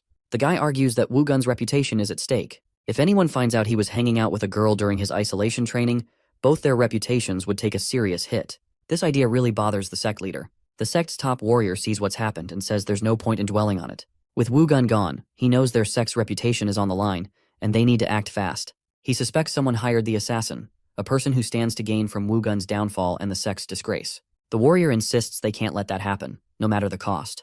But as the sect leader tries to figure out a plan, their brothers chime in, saying that no matter how crucial the sect's reputation is, it can't outweigh the value of a human life. The sect's top fighter is saying that at this rate, there's no way they'll ever catch up to the Shaolin or the Wudang.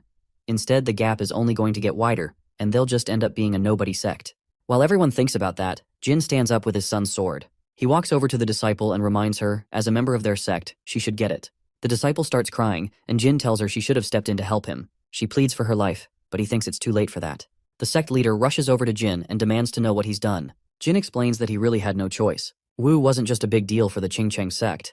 He meant everything to Jin. He couldn't just sit back and let his reputation go down the drain. Jin says he's ready to take whatever punishment comes his way for what he did. The elderly master just got some news at the Emi sect, and she can't believe an assassin actually took out Wu Gun. She's pretty mad that they didn't catch all the assassins. Her plans to take over the Qingcheng sect are now messed up since her backup plan isn't even needed anymore. Zhonghua is saying they need to track down and get rid of the assassin who did it, because that person might know some important secrets. The elderly master mentions that the Qingcheng sect has already reached out for help. She tells Zhonghua to round everyone up because they need to set up the inescapable net right away. Then she glances at Seol and comments that she must be relieved now that the wedding isn't happening. Seol shoots back that she's actually not happy at all since she just lost her husband. She's unsure if she's being teased, but the disciple keeps her cool and walks out calmly. Out in the country, there's a farmer taking a stroll down the road. He runs into two guys who are on the lookout for a criminal who's done something really bad. They ask the farmer who he is, and he says his name's Cheo. He lives in a nearby village and was just heading home after a day of working on the farm. The guys are curious why he's done for the day so early, and Cheo explains that he finished cutting weeds ahead of time. They decide to let him go, but as he walks past, one of them gets this feeling that something's off. He stops Cheo and questions how he managed to look so clean after farming. He figures that if Cheo cut weeds, there should be some evidence of it, especially on his sickle. The farmer gets nervous, and the men accuse him of being the assassin that the elderly master said killed Wu Gun. They fire off a signal and call for backup. The man's suspicions were correct as it's Wall. He orders his men to capture him. Wall finally shows everyone who he really is and jumps into action. It doesn't take him long to take out all the investigators. After putting the chief in his place, he gives the guy a hard stare and lets loose some glowing, stringy ropes that wrap around him, choking and pinning him down without breaking a sweat. It's like he's handling a deadly spider web. He asks about the elderly master. The guy explains that the elderly master is the abyss of 9 calamities and the head of the Ime sect. Wall questions whether she gave him a direct order. The guy says she told all the Ime sect disciples to help the Qingcheng sect catch the assassin, no matter what. Wall wonders if the Ime sect has always been this helpful to the Qingcheng sect. The guy shakes his head, thinking that his backup should show up any minute now and he just needs to buy some time with Wall. Wall is trying to figure things out. It has to be someone who knows Wu Gun and isn't as skilled as him. Someone who can stick with a plan for 7 years and has enough money to throw at it. Wall decides it must be the elderly master. The Emi sect's backup finally shows up and charges toward Wall. The guy thinks he's saved and starts gloating, telling Wall it's over for him. He even throws in another threat but doesn't get to finish his sentence as our boys had enough and slices his neck mid-sentence. Then, without missing a beat, he sends his strings flying and wipes out the rest of the attackers like it's no big deal. Back at the Emi sect, word came in that the assassin managed to break through the martial artist's defense and got away. This is a real headache for Zhonghua because it means the assassin is only getting stronger. It's hard to believe how dangerous an assassin can be against their trained fighters. She's determined they will chase him down with everything they've got, but then Seol steps in and says, that's not a good idea. She says there's no way they'll catch him like this. Zhonghua asks what she means. Seol explains that the fact he hasn't been caught yet shows he's got skills that are better than they think. If they keep chasing him like this, all they're gonna see is him getting away. Zhonghua asks Seol for a better idea, and Seol suggests they try to figure out where he might go next. She has a hunch about his potential destination. Given that the assassin must be worn out, it makes sense he'd head back to a place that feels safe, probably the spot where he was trained as an assassin for a long time. She mentions they've found out that the Bloody Phantom group trained their assassins somewhere near Batang. Zhonghua is totally annoyed by how smart Seol is, but he admits that they've got plenty of supplies coming into the area. He says they're going to head to Batang and see if they can beat him there. They're quick to track down Wol and are hot on his heels. They know he's hurt, so they figure he won't last much longer. He thinks he can shake them off by running up a wall, not realizing how they keep predicting his moves. When he glances back, he locks eyes with Seal, the brains behind this whole mess, and realizes he's really in trouble now. Wol is making a run for it, trying to shake off his pursuers as he dives into a dense forest. After a bit, everything goes quiet, and he starts to think maybe they've given up on him. But when he glances back, he sees a huge blast coming straight at him, followed by a massive explosion. As the dust settles, the Chingcheng warrior steps forward. He knows his attack was reckless and brutal, but his rage drowns out any second thoughts. Still, he needs to capture Wol alive, and figuring out who ordered the hit is the real priority. He tells his crew to check if Wol is still alive, and up above, Zhonghua spots him and rushes in to attack. This lady's got some serious strength as she throws a lightning blade at our guy, causing another explosion. Everyone is on edge, waiting to see what happens next. The Chingcheng warrior notices that Zhonghua is not holding back and is aiming to take him out. She gives the order to find the assassin, making sure he has nowhere to escape. While searching, they find an entrance leading underground and assume that's where Wol went. The Chingcheng warrior orders his disciples to climb down the rope, reminding them the assassin must be captured alive. Watching from the shadows, Zhonghua tells her disciples to follow suit, but her orders are clear: the assassin doesn't leave alive. Both groups head down and are completely taken aback to find out this is where the Bloody Phantom group trained their assassins. Then, the Chingcheng warrior makes a wild discovery when they come across a perfect copy of the Chingcheng sect. Zhonghua spots the building and starts to feel anxious. A Chingcheng sect disciple catches sight of it too, and gets really mad. He tells his master that they can't just ignore this. The warrior realizes this means Wu Gun's assassination has been in the works for a while, and there's no way they could keep a spot like that hidden without some help. He figures someone must have been protecting them all along. Zhonghua just stands there, totally speechless.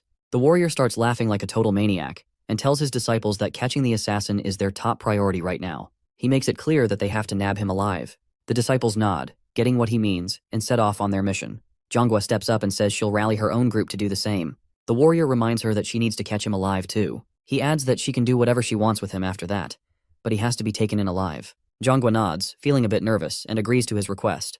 As she walks away, he mentions that if the assassin ends up dead, he's going to be really upset. It seems like someone's been looking down on their sect. He's planning to track them down, even if it means going after one of the 5 great sects. Zhonghua feels a bit uneasy. She can tell he's suspicious of the Ime sect since they're not even looking at each other. She's sweating, anxious to find the assassin before the Chingcheng sect does, because she knows she has to act fast, no matter what. As Sial walks into the cave, she instantly feels a chill of danger. This place belongs to the assassins, and while everyone is itching to catch the guy, she knows both sects are way out of their league here. Meanwhile, the Chingcheng warrior stumbles upon the real one's base. He looks around, impressed by how huge this place is. As he explores the base, he starts to doubt that the assassins built this all by themselves. He can't figure out who might have helped them create something like this. Finally, he makes his way to the last room in the base. The warrior strolls in and starts searching for hints right away. He runs his hand along the wall and feels a hidden pressure plate. That triggers a secret spot on the wall, revealing a golden tube inside. He opens it up and checks out the message inside, which turns out to be a request to take out Wu Gun. The guy is absolutely livid because he can't believe someone wrecked the Chingcheng sect's future for a measly 500,000 yang. Fueled by pure vengeance, he's ready to obliterate the Blood Phantom group. That's when he spots an even bigger hole in the wall nearby. He steps inside and finds a table with a book on it. But this isn't just any room. It's a pit crawling with thousands of snakes. Ignoring the danger, he heads for the table and picks up the book. Turns out it's a manual from the infamous Nine Demon School. He picks up the book and thinks that the Nine Demon School is the clan that vanished ages ago during the War of Heaven and Demons. While he's mulling this over, the search for Wol is still on. Meanwhile, the Chingcheng sect disciples spot some grains of rice on the ground, and they get the feeling that Wol is close by. They remind each other to stay alert because you never know when the assassin might strike. As they move on together, one disciple lags behind. He notices that the creepy darkness hangs around, even with their lights. He realizes he should have stuck closer to the group because out of nowhere, Wol drops down and chokes him to death. The other disciples totally miss it because they're still shocked that the assassin was living underground. One of them figures the assassin must have pulled a sneak move in his fight with Wu Gun. He can't wrap his head around the idea that Wu could have actually lost a fair fight, and Wol's not cool with that, so he handles it his own way. The others see their friend go down and instantly realize that Wol is right there with them. One dude freaks out and starts running around hoping to spot Wol. Not the best idea though, because he ends up all alone in the dark. The rest of the crew panics and breaks apart, which gives Wol the perfect chance to take them out one by one. One dude hangs back, trying to act tough even though he's totally freaked out. He's yelling for Wol to come out and face him. Wol decides to mess with him and snuffs out all the torches. The guy is so scared that he ends up wetting himself right before Wol steps out of the shadows and takes him out for good. The other group of disciples is really struggling since their footprints are leaving marks in the ground, making it tough to track down the assassin. Ming, a disciple from the Chingcheng sect, thinks that if his only goal was to run away, he could have easily done anything to escape and hide. But instead, he's brought his enemies right into the territory he knows best. He thinks Wol is trying to take a stand in the place he knows best. Ming is eager to be the one to catch the assassin because it would really boost his reputation in the sect. He starts giving orders to the other disciples, telling them to team up in pairs, and above all, he warns them to stay alert. Ming takes a step and suddenly realizes he's triggered a pressure plate. He shouts for everyone to watch out as a barrage of arrows comes flying at them. The disciples try to fend off the arrows with their swords, but there are just too many, and a bunch of them get hurt. Ming barely dodges the arrows himself, completely caught off guard by the trap. He's upset to see some of the disciples injured. He glances up and notices more traps looming overhead. Ming yells another warning, astonished that anyone could live in a place filled with traps like this. Meanwhile, a guy is perched above, keeping an eye on the chaos below as the others scramble to figure out where he's hiding. The story goes on, and the Qingcheng warrior is staring at the thousands of snakes in the pit. He thinks these snakes were probably gathered for research by the Nine Demon School. He can't help but wonder if this cave used to be the Nine Demon School's headquarters. The disciples of the Ime sect are in chaos after their defeat, and some are missing. The ones who are left are freaking out, worried that Wall might strike at any moment. Zhonghua steps up, trying to get everyone to calm down. She shouts for them to cut out the panic, reminding them that the assassin is injured and won't make any reckless moves. It's vital for them to stick together instead of scattering. Meanwhile, Wall is feeling the pressure from his injuries and decides to take action, quickly taking Zhonghua out in an instant. But she picks up on the tension and realizes something isn't right. As Wall gets closer, she quickly spins around to defend herself. It's a face-off with Wall. Zhonghua grabs Wall's hand and tries to strike with the other one. He goes for Zhonghua's eye, jabbing with 2 fingers, and she yelps in pain. But that's all he manages to do. Wall was totally surprised by Seol, who now has her sword digging into his side. He realizes that she has some serious skills because the way she attacked was spot on. Seol isn't really used to getting compliments, though. She then tells Wall to give up, but he just laughs and has a different plan. He tries to go after Seol, but she sees it coming and dodges like a pro. Wall gets up and pulls the sword out of his side. He glances back at Seol and asks if she'll let him go if he gives up. Seol pauses for a moment, but Wall knows she won't. He points out that if she were willing to show mercy, she wouldn't have taken out the rest of the Blood Phantom crew. Seol asks Wall how much he knows, and he casually replies that he's aware she, the Abyss of 9 Calamities, is connected to everything. Zhonghua, not wanting any secrets to get out, immediately tells Seol to kill him. After a moment of hesitation, Seol admits she's not exactly a fan of her master either, but she owes it to her fiancé, Wu Gun, to take revenge. With that, she unleashes a powerful surge of energy at Wall. Wall knows that going up against Seol directly would be a terrible idea, but just as he's about to back off, he gets hit by a burst of energy. Zhonghua realizes this situation is really bad for the Ime sect, so she decides to take matters into her own hands. But the greatest warrior steps in and tells her to move aside. Zhonghua insists on trying to save the Ime sect one last time, arguing that they need to take out the assassin before he can unleash any magic. The greatest warrior isn't really sweating it. He squats down to chat with Wall and asks him why he went through with it. He figures that even an assassin should know right from wrong. Wall opens up to the greatest warrior, explaining that he was taken to the cave when he was just 14. He didn't get the chance to tell right from wrong back then. Wall mentions that being trained as an assassin meant he didn't really have a choice in the matter. The greatest warrior notices that Wall isn't showing any empathy at all. Wall's eyes are full of anger, and the greatest warrior thinks he could have been a great ally if he'd had a better upbringing. So, the greatest warrior pulls out a tube and freezes Wall. He discovered the request to take out Wu Gun.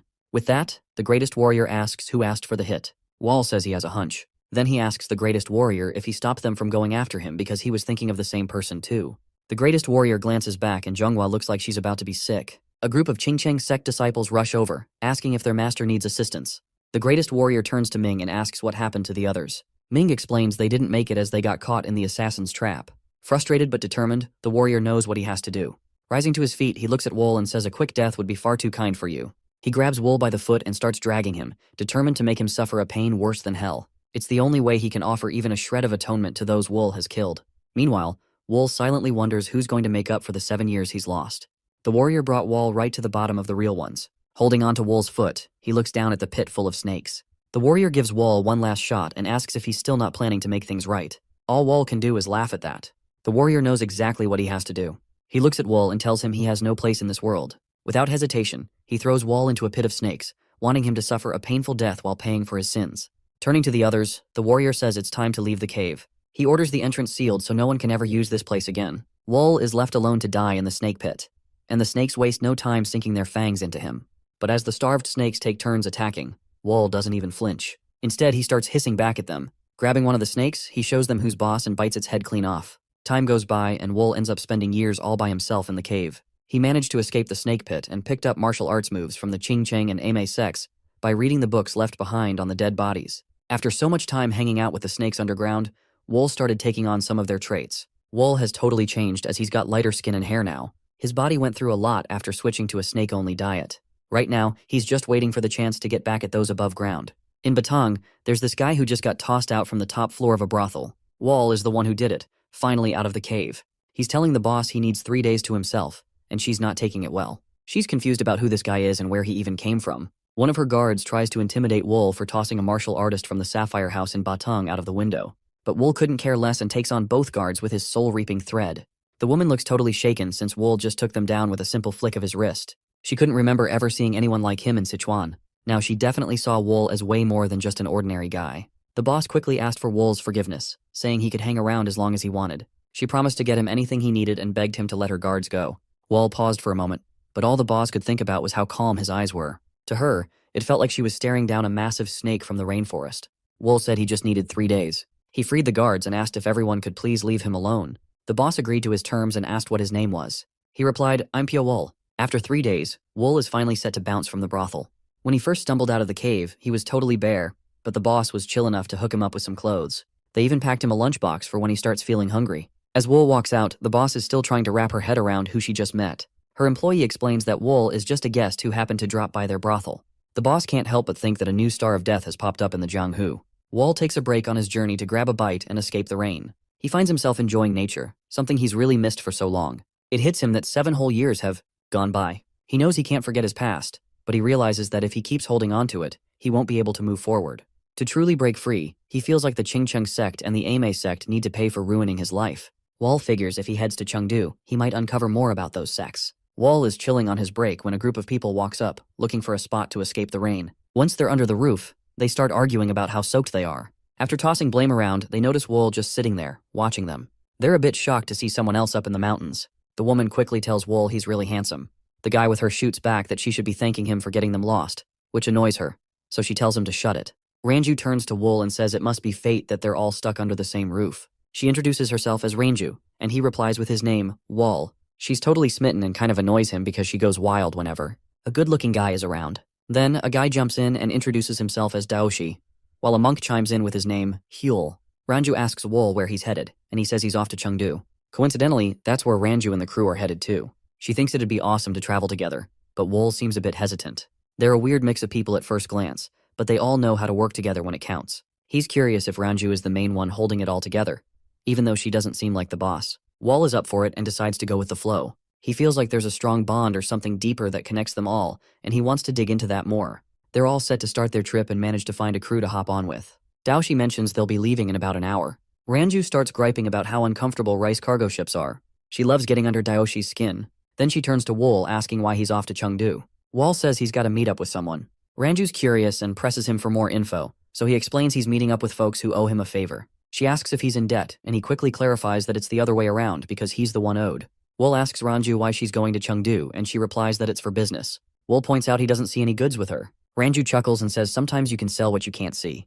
Then Daoshi jumps in and asks Wool which clan he's from. Wool tells him he's not in a clan, which surprises them. He asks if that's an issue, and Daoshi says it isn't, but he's definitely left curious about who Wool really is. Everything feels chill and peaceful out on the water. People are chatting and enjoying each other's company. Wool is soaking it all in after being alone for so long, but his moment of calm is cut short when Ranju starts pestering him. She wants to know what's got him so lost in thought, saying he has this sentimental look on his face. Wool tells her to back off if she's just going to keep talking nonsense. Ranju laughs and teases that he's playing with her heart like a fiddle. Daoshi and Hyul are just watching, and Hyul asks if they should step in. Daoshi tells him not to worry, saying the powerful blood spider isn't going to fall for some guy's charms. He notes that everything she does is planned out, and even though she's acting all cute, she's still got a pretty nasty attitude, like a spider ready to pounce. Daoshi thinks Wall is pretty shady. Then suddenly the current gets super strong and messes up their trip. They glance out and spot an approaching boat. It's a gang of pirates looking to snag their rice. One of the sailors shouts for everyone to grab a weapon. They're definitely in a tough situation, but then Daoshi steps in and asks the sailor if he needs help. The sailor questions who Daoshi is, and Daoshi just replies that it doesn't really matter who he is. What counts is what he can actually do. The monk jumps off the boat and lands right on the pirate's ship. The pirates are a bit surprised at first, but then they rush to attack. Hyul takes them all on by himself, which leaves the sailors and his buddies stunned. This isn't anything Daoshi hasn't seen before, though. He tells the sailor it'll cost 500 yangs to settle this. Hyul doesn't waste any time after he makes his first move. He unleashes a flurry of kicks, taking down the pirates as if they were nothing, and he finishes the job on the last one who's still twitching with a quick hit. Once everything's wrapped up, he jumps back onto his ship like it's just another regular day. Daoshi gave a shout out to Heal for his work, and Heal suggested getting Ranju to handle it next time. Daoshi just laughed it off, saying he'd be glad if she didn't go all crazy on him for asking. They both looked around for her, and she was still trying to catch Wool's eye. Ranju begged Wool to stick around in Chengdu, but he insisted that he felt better on his own. The girl totally digs his laid-back vibe. As Daoshi and Heal get their pay, they can't believe Ranju is still at it. Daoshi figures that Wool isn't your typical person. Anyone else would freak out in this kind of situation. He thinks only someone who's been through a lot of chaos could have that kind of look in their eyes. Ranju gives it one last shot and hits Wool with her puppy eyes. Wool is totally confused, and Ranju can't believe he's actually saying no. He tells her he's just not into poisonous roses, no matter how pretty they look. Her tears dry up fast because she's stoked that Wool thinks she's beautiful. That alone makes her happy. Meanwhile, Wool sees these folks as wanderers who sell their muscle for cash. They just flexed enough to get some rumors buzzing around about their skills in Chengdu. He's starting to wonder if that means there's some big conflict going down that needs these wanderers to step in. He doesn't think the Ime sect and the Qingchang sect would let any kind of fight happen in Chengdu. But then he wonders, what if things aren't going so well for them? He recalls his last moments with the Qingchang sect and the Ime sect. Wool wants to make them pay for their mistakes just like he had to. They finally dock the boat and are ready to head to Chengdu. Daoshi says they need to get there by morning and asks Wool what his plan is. Wool replies that he's planning to stay here for the night. Ranju looks upset and asks if he's really sure he can't go with them. Wool tells her he has something he needs to sort out on his own. He tries to give her a little hope and says he'll reach out when he gets to Chengdu. Ranju makes him promise, and he does. Wool heads out and makes his way into town, where he ducks into a lodge. As soon as he walks in, he catches some people staring. An employee asks if he's looking for food or a place to stay, and Wool says he wants both, but he'd like to eat first. They bring his meal over, but a group of guys starts chatting about his clothes from the other side of the room. Just when Wool is about to dig in, a guy interrupts him. This guy, Jang, introduces himself as the main escort for the Nine Treasures Escort Corps. He asks Wool why he's dressed in women's clothes if he's a dude. Jang claims he made a bet with his friends to figure it out. Wool casually replies that Jang just lost his cash. Jang, not backing down, says he still can't tell if Wool's being honest. Then his buddies challenge him to strip Wool so they can know for sure. As Jang gets tempted by the pressure, Wool flicks a chopstick right into Jang's eye. Jang's crew starts freaking out when they see him tearing up.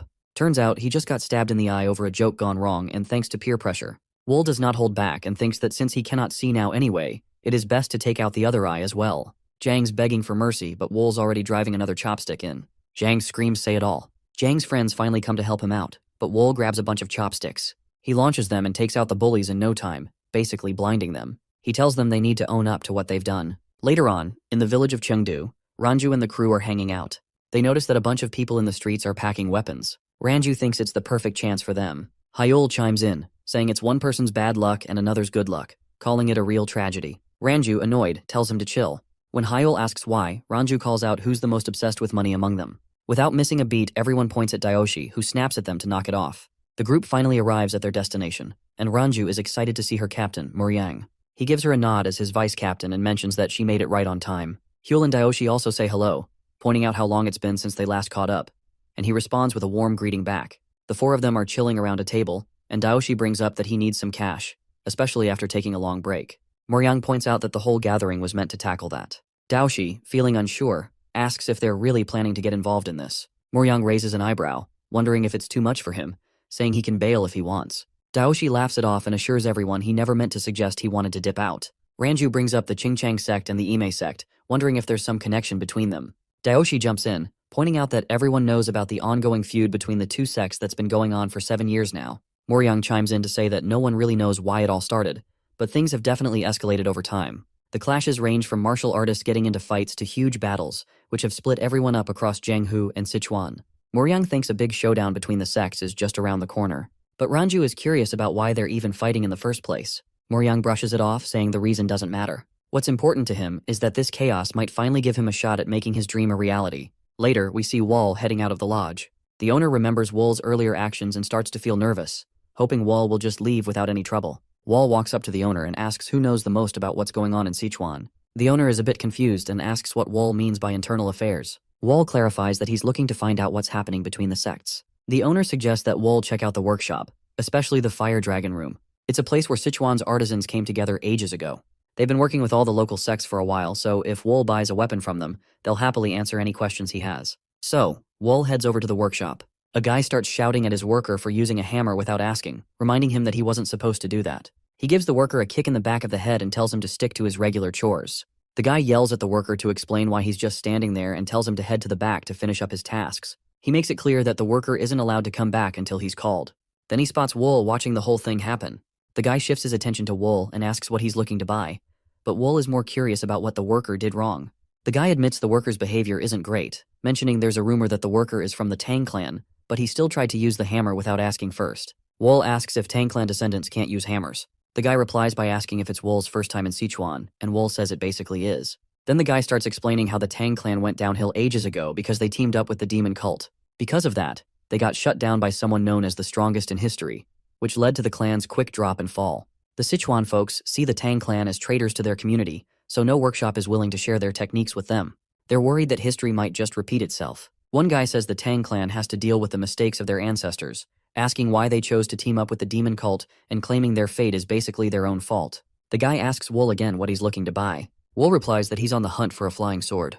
The man tells him to follow him, saying that all the workshop's weapons are in the back. As they stroll to the back, Wool asks the guy if he's been getting a lot of orders lately. The man chuckles and says that their orders have shot up since the Ime sect and the Qingchang sect started throwing punches at each other. He explains that even though things are getting wild in Sichuan, their business is actually booming. He goes on to say that all the craftsmen in their shop are swamped with making weapons for different sects. While the guy keeps talking, Wool spots a descendant of the Tang clan getting beaten up nearby. The guys who are beating up Sochu think that the Tang clan fell apart because they didn't stick to the rules. They feel like they're showing Sochu where he belongs. While he's getting hit, he spots a dagger lying nearby on the ground. Wool walks up to the group and comments that people can be worse than animals when they let themselves be treated badly. He says that putting up with abuse makes you live like a worthless dog. Then, Wool turns to Sochu and asks him how he plans to live his life. The guys want to know who Wool is and tell him to leave, saying this is about the fire dragon room. Wool brushes them off and asks Sochu his question again. The guys are getting annoyed and start accusing Wool of ignoring them. While they're distracted, Sochu suddenly leaps up and bites one of them on the neck, taking him down. The guy is confused and asks what Sochu is doing, but Sochu just grabs a dagger and holds it right above his eye. The others are totally taken aback and start calling Sochu a beast. He stands up and points out that they've never treated him like a person, always seeing him as just an animal. He warns them that he is tired of being punched for no reason and threatens to cut the throat of the following person who messes with him. As the guys head off, Sochu starts to almost fall over from being so tired, but Wool steps in and catches him. Later, Wool walks Sochu home and takes a quick peek around his place, saying it looks awesome. Sochu, caught off guard by the compliment, wonders if Wool is just messing with him. Wool reassures him that his house is like a palace while his own home is more like a den full of snakes. Sochu thinks Wool is just trying to lift his spirits. Wool says he has to bounce because he's got plans. Sochu wants to know where he's headed, but Wool dodges the question and wonders why Sochu suddenly cares about what others are up to. Sochu chuckles and replies that Wool would have asked the same thing. Wool nods and explains that some people owe him big time since they used him, ditched him, and hunted him down. Curious, Sochu asks who these people are and if Wool's actually thinking about getting revenge. Wool lists names like the Qingcheng sect, the Ame sect, and a few others backing them up. Sochu can't believe it and says it's crazy, questioning if Wool really plans to go against all of Sichuan by himself. Wool just shrugs and admits he might be a bit out there. Wool asks Sochu for the flying dagger he lent him, saying he'll need it back. Sochu jokes around, calling the dagger a worthless piece of junk, but Wool stands up for it, mentioning he spent a whole tile of silver on it. Sochu then pulls out another weapon he had hidden under his bed and throws it to Wool, telling him to use that one instead. Wool is really impressed with how sharp, balanced, and tough the weapon is. He asks Sochu if it was tough to make. Sochu says it wasn't too hard to put together, but he had to keep it under wraps because he was short on time. Wool wonders if Sochu is really okay with giving it away, and Sochu reassures him that it's all good, adding how he's still mad at the Qingcheng sect and Ime sect for messing things up for the Tang clan. Sochu mentions that Wool was the first one to tell him not to put up with mistreatment, which makes the moment even more special. Wool thanks him and starts practicing with the weapon, picking it up really quickly. Sochu watches in awe, convinced that the flying blades seem to have a mind of their own. Wool decides to call the weapon the Phantom Dagger. As he leaves, Wool introduces himself to Sochu, who wishes him good luck in Sichuan. In Chengdu, Lady Wu is having a meeting.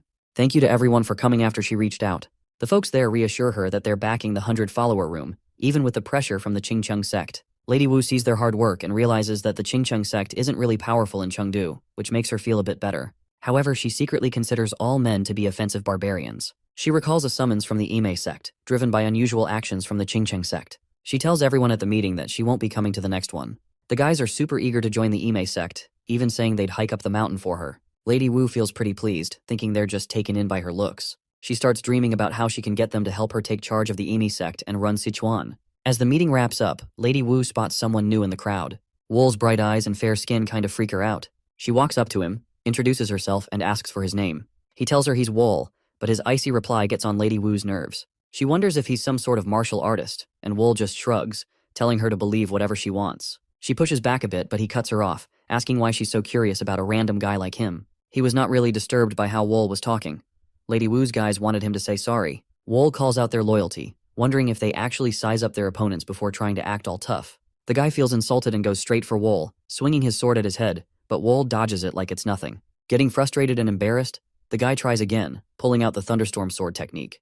The crowd starts to worry because their boss is about to use a seriously deadly move on Wool. The dude pulls out his sword and aims it at Wool's head, but Wool just steps aside like it's no big deal. Now frustrated, the guy goes all out, swinging like crazy, but Wool moves around so effortlessly it's like he's dancing, dodging every hit without even breaking a sweat. He even sneaks past the guy and ends up right next to Lady Wu. That's when the guy loses it and makes one last desperate swing. Wool turns around, looks him straight in the eye, and tells him his best move is still garbage. Then he grabs the guy, lifts him like he's a feather, and slams him into the ground.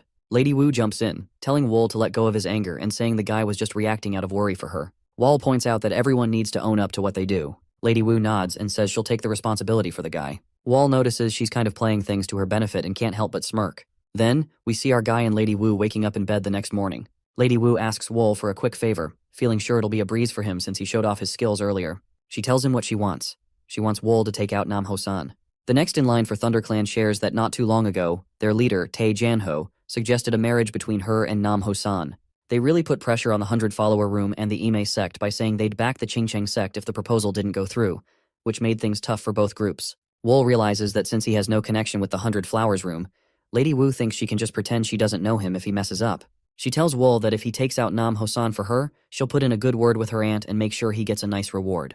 Wool is curious about his aunt's background. Lady Wu lets him know that she's one of the top disciples of the Ime sect leader and also the pavilion master, Zhonghua. This makes Wool think of his own amazing assassin buddy, and he smiles back at her. On Mount Emi, Ranju and one of her comrades arrive. The view from the mountain is breathtaking, but Ranju reflects on how meaningless it will be if they lose to the Qingcheng sect in the impending war. Ranju and her comrade are visiting the Ime sect for a meeting that includes Zhonghua, Yang, and the Abbess of 9 Calamities. The elderly master gets straight to the point, saying that a bunch of vagabonds wouldn't just spill blood for nothing. Ranju chimes in, agreeing that they can't take any losses, and notes that the group is asking for a whopping 500,000 gold yangs. The Ime sect disciples are furious, claiming that paying that kind of money is ridiculous. The elderly master steps in and everyone lowers their heads and falls silent. The old master is wondering if Ranju really thinks her offer will be taken seriously, pointing out that with the same amount of cash, she could hire a bunch of other groups. Ranju shoots back that none of those groups would be as tough as the Blood Cloud Corps. The old master pushes her, asking what would happen if they still said no. Ranju reveals that someone from their team has probably already made it to Mount Qingcheng. The elderly master lashes out at Ranju, accusing her of playing both sides, making her and her buddy cough up blood from the heat of the moment. The master demands to know the truth and what the actual offer is. Ranju finally spills the beans, saying they're just wanderers who sell their strength to whoever's got the cash, pointing out that their master will go with whoever pays even just one more yang. The elderly master is thinking it over, realizing the Qingcheng sect is already in a good spot, and bringing in the vagabonds could really tip the scales in their favor. She flirts with the idea of letting them go but decides not to, knowing she might need all the backup she can get if things blow up. So she tells Zhonghua to go talk to the vagabonds and work something out. Two guys are chatting about their business with the Thunder Clan, and they're both pretty fed up with how tough the clan is to deal with. One guy is venting about how worn out he feels every time they have to negotiate, wondering how much more the clan can ask for, especially since they've got all that grain stored up. They're calling the clan stingy even though they've got plenty of money. Wool watches from afar, waiting for the Black Cloud Corps to come back. Moryang is thinking about how tiring it is to stay neutral between the Ame sect and the Qingcheng sect, and he's considering retiring once everything settles down. Daoshi comes back, saying he got held up because he ran into someone he recognized. He reminds Moryang about that guy named Wool, whom they bumped into by chance while traveling. Moryang nods and admits he feels a bit on edge about it, suspecting it might be linked to the shaky situation between their two sects. Daoshi believes that Moryang's worry is something to take seriously, so he suggests sending some free members to follow Wool out of curiosity. Moryang thinks that's a smart move and agrees. At the same time, Zhonghua and the Ime sect crew show up. Moryang greets them warmly, seeing their visit as a sign that the Ime sect is ready to talk things over. Zhonghua warns Moryang not to try to pull any fast ones on her sect, or there will be serious consequences, even if it means delaying their fight against the Qingcheng sect. Moryang grins and invites them in, kicking off the negotiations. Zhonghua thinks Moryang's demand for trading rights beyond the Great Wall is ridiculous, arguing that wanderers should just focus on making money. She calls him too ambitious, but he insists that his goals are totally doable if the Ime sect takes control of Sichuan. Frustrated, Zhonghua loses her cool and slams her hands on the table, realizing that Moryang has the upper hand in this deal. Moryang grins and invites them in, kicking off the negotiations. Moryang is backing down a bit and is saying he'll give up his request for trading rights, the 500,000 gold yangs, and compensation for the broken table. Instead, he's asking for help to settle down by the Western Plateau. Zhonghua wonders if this was Muryang's plan all along. Muryang nods and explains that since they're vagabonds, no sect wants them close by. Zhonghua admits her sect feels the same way. Muryang points out that the Western Plateau is far enough to steer clear of any trouble and asks if she's on board with it. Zhonghua thinks it over and sees that while the vagabonds could be useful for a bit, she worries they might end up being more trouble in the long run. She comes up with a plan to use them as disposable help, figuring that if they set up survivors in a settlement far away, it would keep future problems to a minimum. In the end, Zhonghua decides to go along with the idea. Muryang is pretty pumped about how the negotiations went, realizing that he wouldn't have gotten such good terms with the Qingcheng sect. He offers to whip up a contract, but Zhonghua says it's not necessary because the Ime sect will stick to their word. Then, he asks if they're planning to head back right away, or if they want to stay the night, offering them a place to crash. Zhonghua decides to stay in the 100-follower room, where her niece is staying. Ranju suddenly bursts in with some urgent news, which really ticks Muryang off, and she wants to know what's going on. Ranju spills that the leader of ThunderClan has been killed. Muryang asks if they caught the killer, and Ranju says it doesn't look like it. She mentions that ThunderClan thinks the Qingcheng sect might be behind it. Tae, the leader of ThunderClan, shows up at the Qingcheng sect out of nowhere, bringing along some armed followers. The sect's disciples are totally thrown off by the surprise visit. The sect leader meets with Tae and asks him what's going on. Tae then reveals a coffin holding the body of his disciple, which leads the sect leader to express his condolences and ask if Tae suspects them of having anything to do with it. Tae gets really frustrated and asks the sect leader if he really doesn't get it. The sect leader, sincere as ever, says he honestly doesn't and asks Tae to break it down for him. So Tae decides to show him instead. He opens the coffin to reveal that it holds Nam Ho-san, the leader of ThunderClan. They point out the wounds on the kid, clearly made by the Qingcheng sect's 72 sword waves. The sect leader starts sweating as he realizes that the wounds really do match the technique they were talking about. He's suddenly put on the spot, facing demands to stop making excuses now that he's seen the body. It's clear to him that his disciple is dead because of the Qingcheng sect's sword moves. They all agree it only makes sense that the Qingcheng sect is behind this. He suspects they figured out ThunderClan was planning to back the Imi sect by marrying into the 100-flower room and decided to strike first. The sect leader tries to calm Tae down and promises to look into what happened. But Tae isn't having it. He can't just chill when one of his disciples has been killed by their technique. He shows the evidence and pushes the sect leader to give an explanation right away. Then the Qingcheng warrior jumps in, clearly annoyed. He tells Tae he's being disrespectful for showing up uninvited and calls his accusations ridiculous. Without holding back, the warrior attacks Tae with the thunderstorm poem technique, questioning if Tae really thinks their sect is a joke to bring such claims. The sect leader is pretty upset with the top warrior for using violence. The warrior brushes it off, saying there's still time to fix things after taking out the threat. The leader can't help but notice that his younger brother has changed. He's gotten all reckless and aggressive. He used to be cold, but he was never this wild before. While the disciples check on him, Tai calls out the Qingcheng sect for using force to shut down any complaints. The sect leader doesn't know how to respond and tells his junior brother to chat with Tae once he's better. He also sets up some places for the ThunderClan warriors to stay. Then, the sect leader tells his disciple Cheong to look into what's going on in Chengdu because he feels like something's off there. In Chengdu, two guys are chatting about the whole situation. One of them wonders if the Qingcheng sect actually took out Nam Ho-san, mentioning that sometimes martial arts clues can be faked. The other guy insists that top-notch martial arts leave pretty clear marks, and the 72 sword waves are way too unique to copy. They both think it's likely that the Qingcheng sect is behind it. They're worried that things might get pretty messy in Chengdu soon. Meanwhile, they have no idea what's really going on as the actual culprit Wool hangs out in a nearby room. Lady Wu walks in and starts examining Wool to see whether he has anything to do with Nam Ho-san's death. Wool pretends he has no idea what she's talking about, acting all clueless. Lady Wu looks puzzled, convinced that Wool did something wrong. Wool brushes off the need to find out who the killer is, saying the main point is that Nam Ho-san is dead.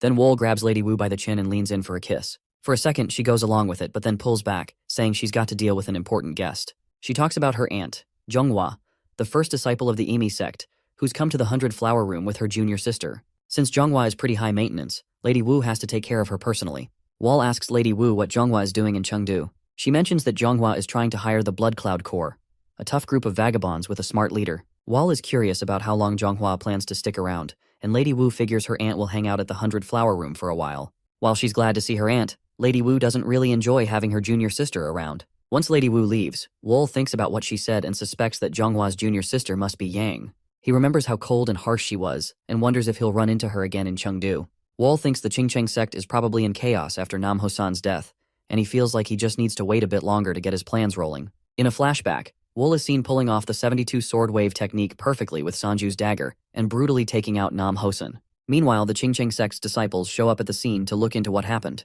They realize that the technique definitely belongs to their sect. Cheong thinks about the chance that an outsider might be responsible, but isn't convinced that anyone outside could actually master their secret technique. The disciples start wondering if someone might have figured out the technique from a leaked transcript. After some back and forth, they decide to stop speculating and follow the assassin's trail instead. Chiang briefly thinks about whether the culprit could be the assassin they ran into 7 years back, but quickly brushes it off, convinced that person is long gone.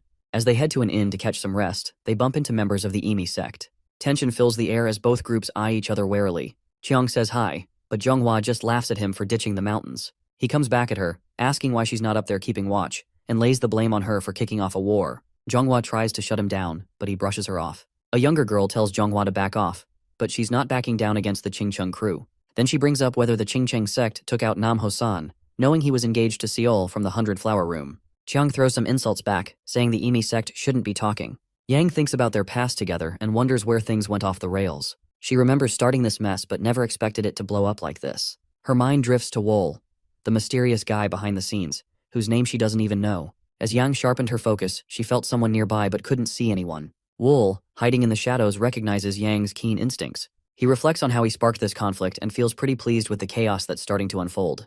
Later that night, under a starry sky in Chengdu, Ranju calls Wool out for not being around. Wool ends up at a dinner meeting with Moryang and Daoshi. Moryang introduces himself as the captain of the Black Cloud Corps. Moryang tells Wool that he's heard a lot about him and mentions that Ranju is really interested in meeting him at least once. Now that they're finally face to face, Moryang notices how strong Wool is. He points out that even though Wool covers up his intense energy with his flashy clothes and style, he can't hide everything because there's still a weird amount of energy leaking out from him. Ranju is feeling pretty good about how things are going. Moryang cuts to the chase and tries to recruit Wool for the Black Cloud Corps. He mentions that a lot of people see the Corps as a bunch of outcasts, but he has this vision of turning it into a recognized group. To make that happen, he thinks they need to bring in everyone who's got skills. Moryang tells Wool he's ready to give him whatever he wants, even bringing up Ranju. He finds it amusing that Ranju acts like she doesn't care about Wool when she actually knows what's going on. Daoshi is super curious about how Wool will react and hears him say that the offer isn't really tempting. Daoshi can't help but laugh at that and apologizes for butting in before asking them to keep going. Moryang turns to Wool and asks what exactly he finds so unappealing, joining the Corps or dealing with Ranju. Wool shrugs and says he doesn't really like either, and he'd rather not touch food that's just gonna go bad. Ranju can't believe he just blew her off, and there's this awkward silence. Then Moryang just cracks up, saying he was just messing around. Moryang gets up and tells Wool he has no clue how important Ranju is. He warns Wool to stay away from their Corps and explains that while he likes chatting, the others are all about taking action. Wool shoots back that if Moryang ever gets beheaded one day while just walking down the street, he should think it was Wool who did it. Moryang gives a nervous smirk, but Wool quickly says it was just a joke, even though Moryang doesn't laugh. Later on, a disciple gives Chong an update. Chong asks what's been happening with the Emi sect.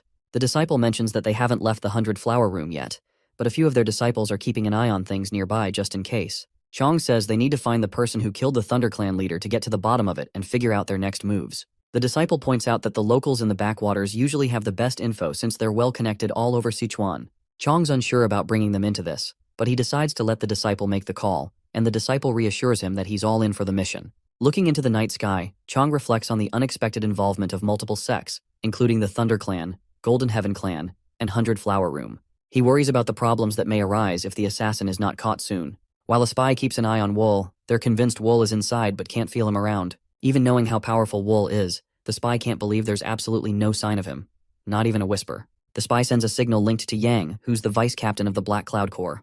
The ninja tells Yang that the top target hasn't done anything all night. With morning coming up, they're ready to shift gears from long-range to up-close surveillance. Yang nods in agreement and tells the captain to stay alert. The ninja heads off to pass on the message. Yang gets back to his work, trying to figure out what's going on with the gates at the foot of Mount Qingcheng. He remembers that the Corps can't use their full power there, so he thinks about luring the enemy down to the base of the mountain to take advantage of their 200 horses. While he's deep in thought, he suddenly feels like something's off, and he ends up throwing daggers at the ceiling. When nothing happens, he shakes off the feeling and decides it's just his nerves acting up. At the 100 Flower Room, Zhonghua tells Yang it's time to head back to Mount Ame. Yang wants to know why, and Zhonghua replies that her job is done since the negotiations went well, so Yang isn't needed anymore. But Yang doesn't want to leave just yet, because she's worried about potential trouble with the Qingcheng sect in Chengdu. Zhonghua suggests they could use the Black Cloud Corps as protection if things get dicey, and pushes Yang to just go along with it. After some hesitation, Yang finally agrees to leave in the morning. After Yang leaves, Lady Wu drops by to see Zhonghua and brings a bunch of snacks to keep her company. Zhonghua thinks it's really sweet and notices that Lady Wu seems a lot healthier now. Lady Wu shares that she's been hanging out with someone who's been a good influence on her. Then she starts to wonder if this guy might be linked to the killing of Seol, the Thunder Clan leader. Zhonghua looks shocked and asks if that's actually true. Lady Wu quickly says she doesn't have any proof, but promises to introduce Zhonghua to the guy once she feels certain about her hunch. Before Lady Wu can share his name, news breaks about Go's death.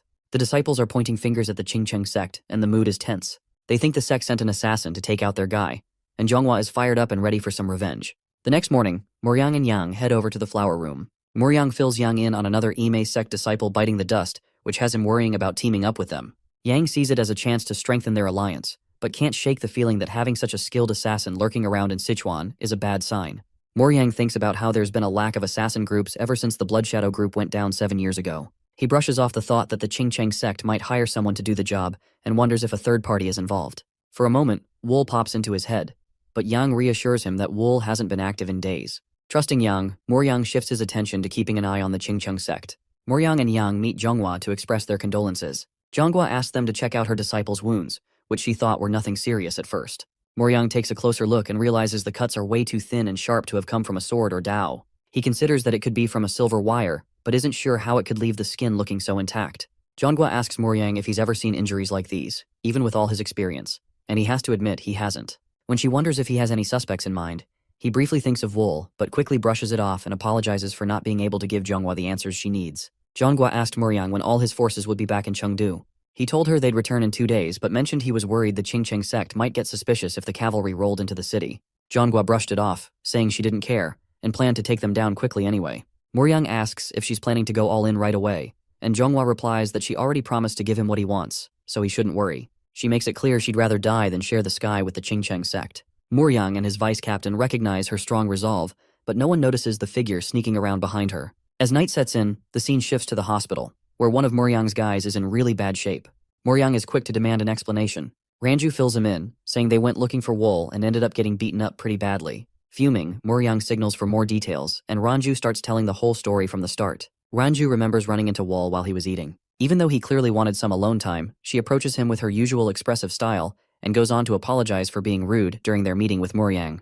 Wool brushes off her apology, which makes Ranju a bit uneasy, even though she tries to play it cool. She pushes him to think about Moryang's offer again. Just then, their chat gets interrupted by Yuk, and his arrival only makes Ranju more annoyed.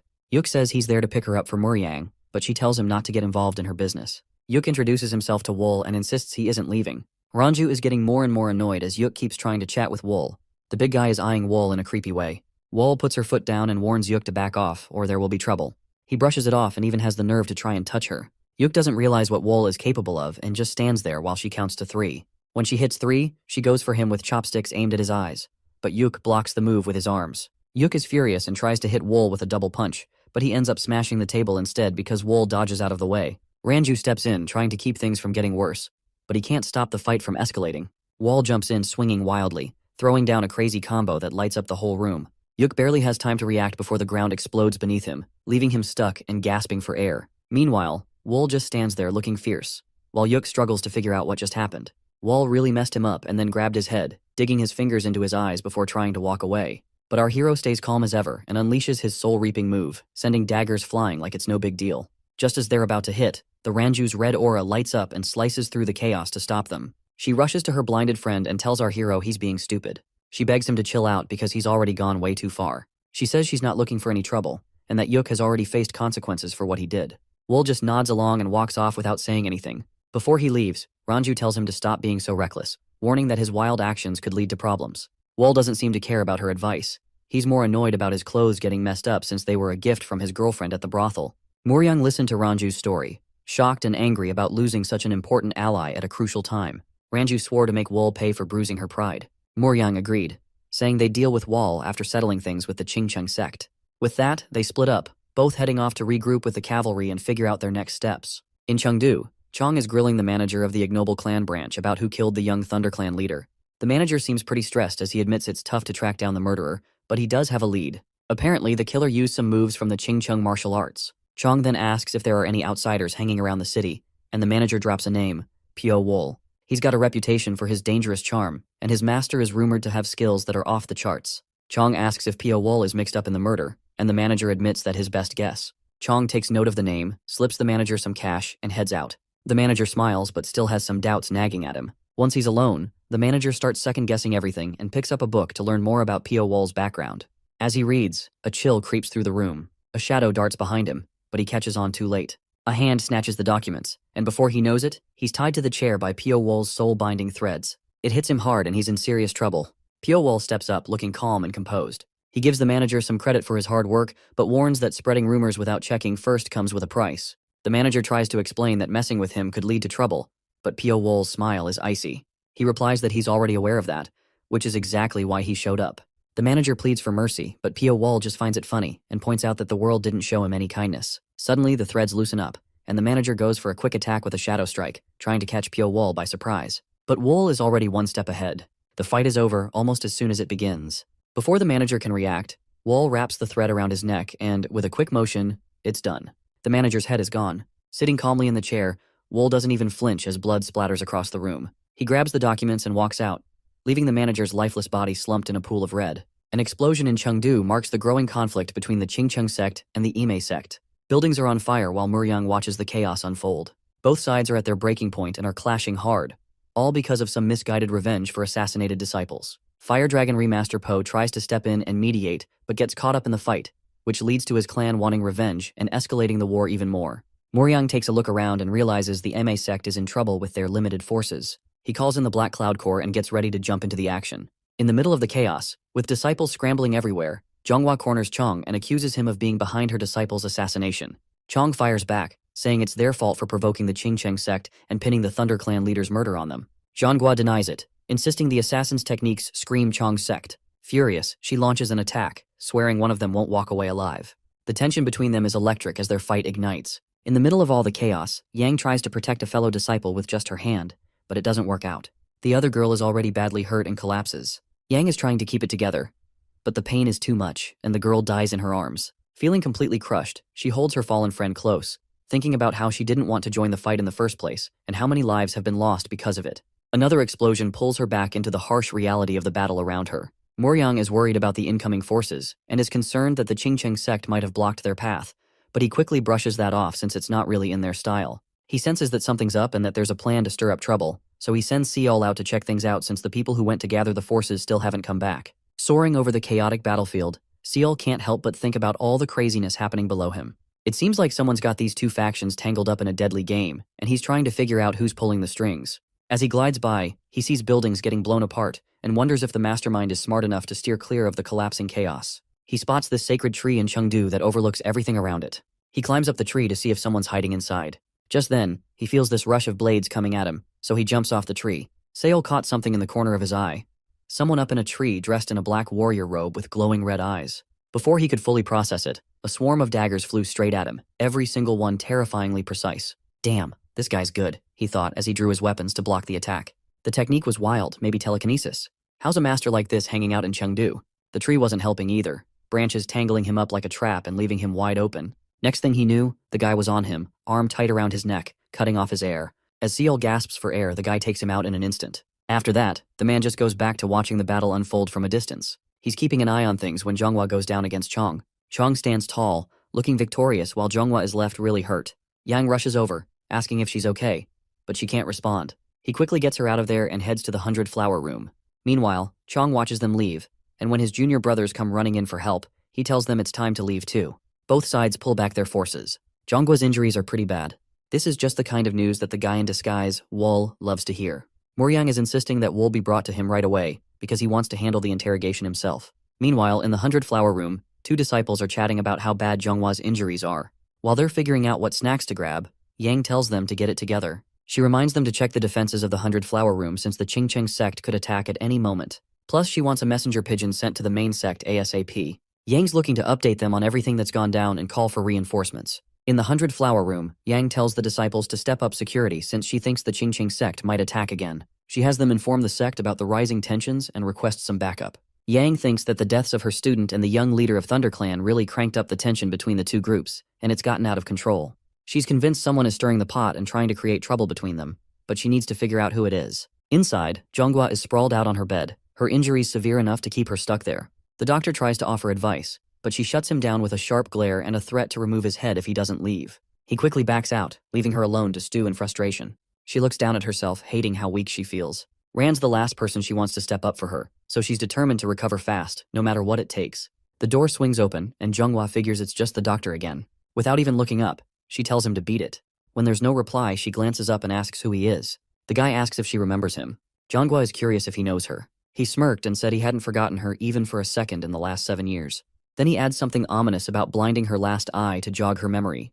That's when it clicks for Jeonghwa, it's Wool from way back when. Wool runs into Jeonghwa, who can't believe he's actually here. She reminds him that he definitely died back when the Qingcheng warrior tossed him into the snakehold. Wool agrees but says it's time for him to take her down. He confesses that he's the one who killed her disciple and the young leader of ThunderClan.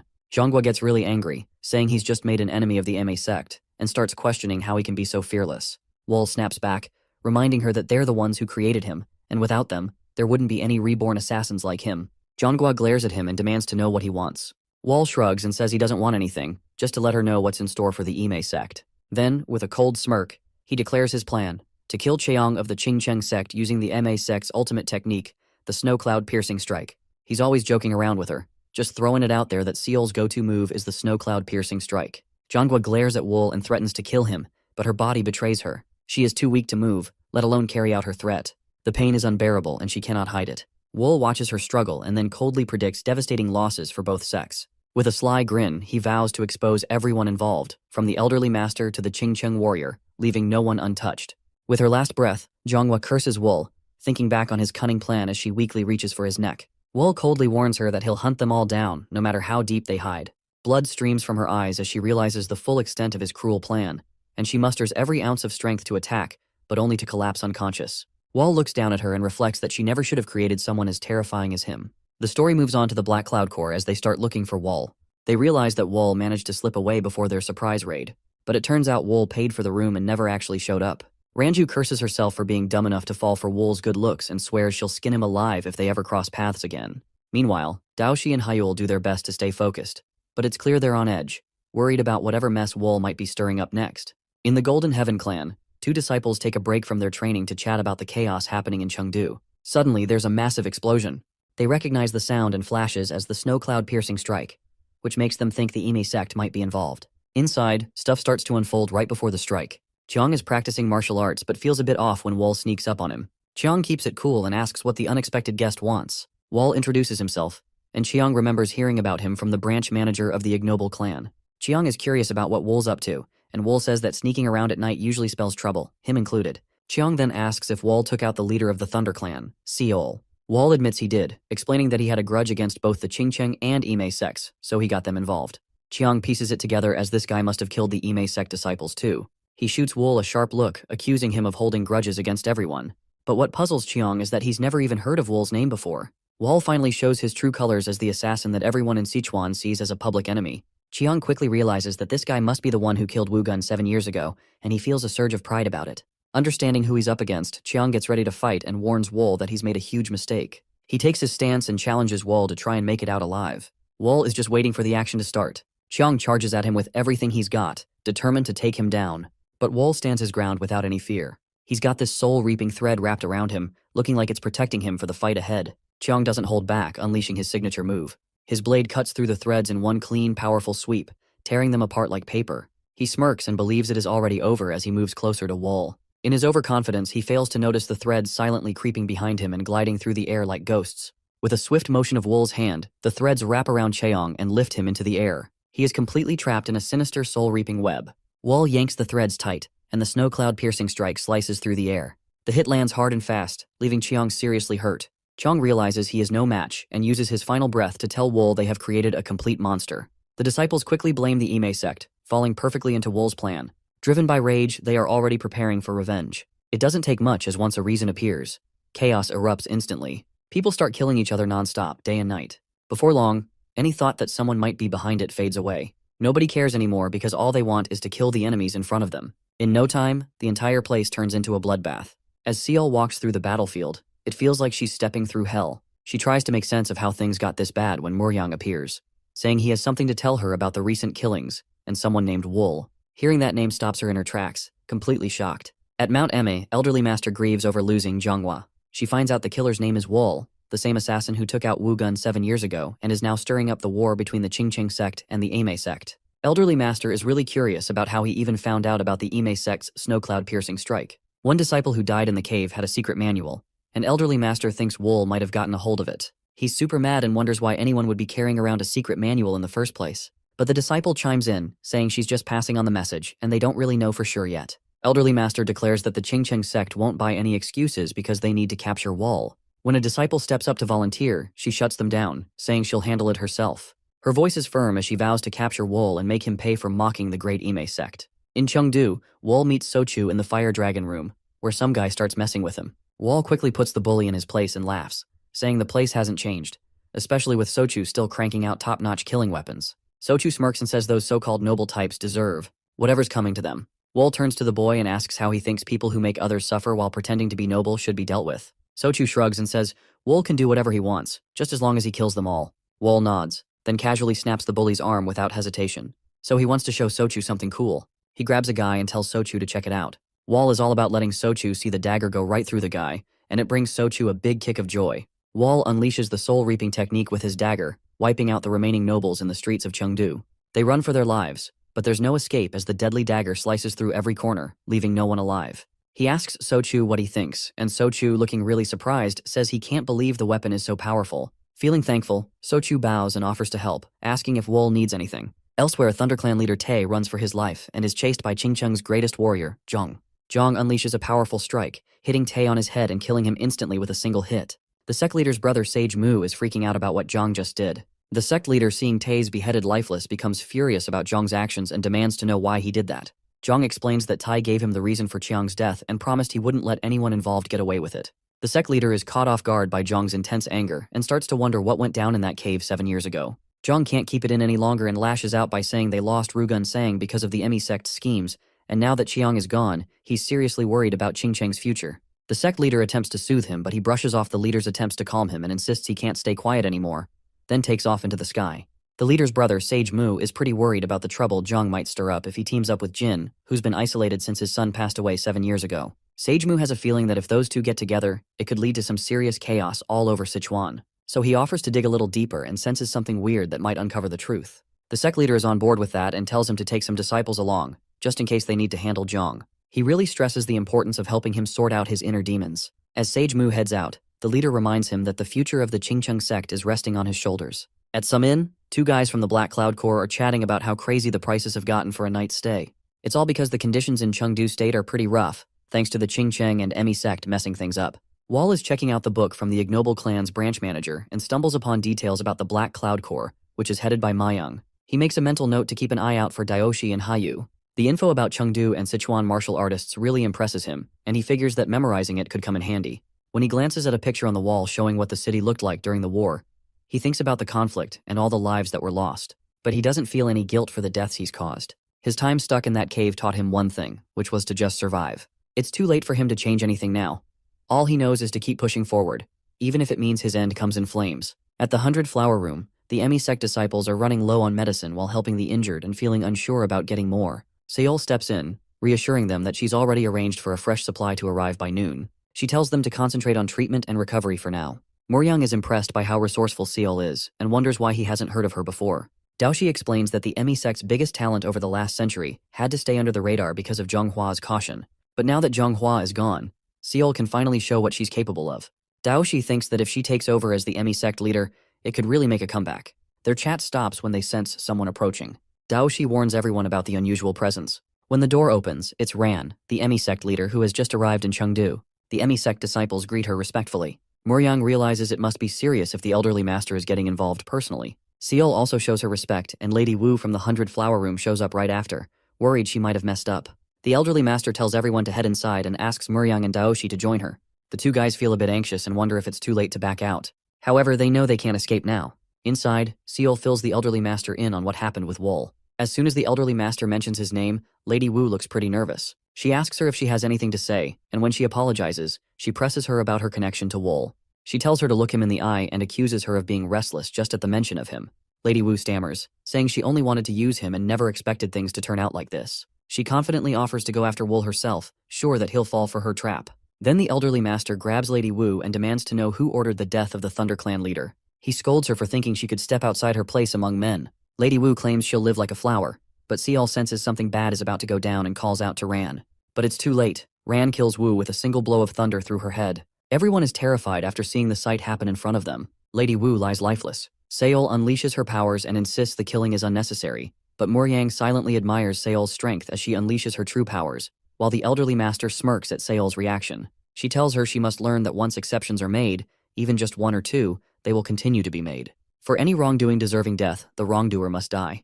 The elderly master continues and says that one day she'll understand her stance when he rises to her level. She tells her to stop acting like a child, leave and take Lady Wu's body away. She mentions that the 100-Flower Room and the Emi sect share roots, so she will take them in again. Distressed by her actions, Seol leaves the room.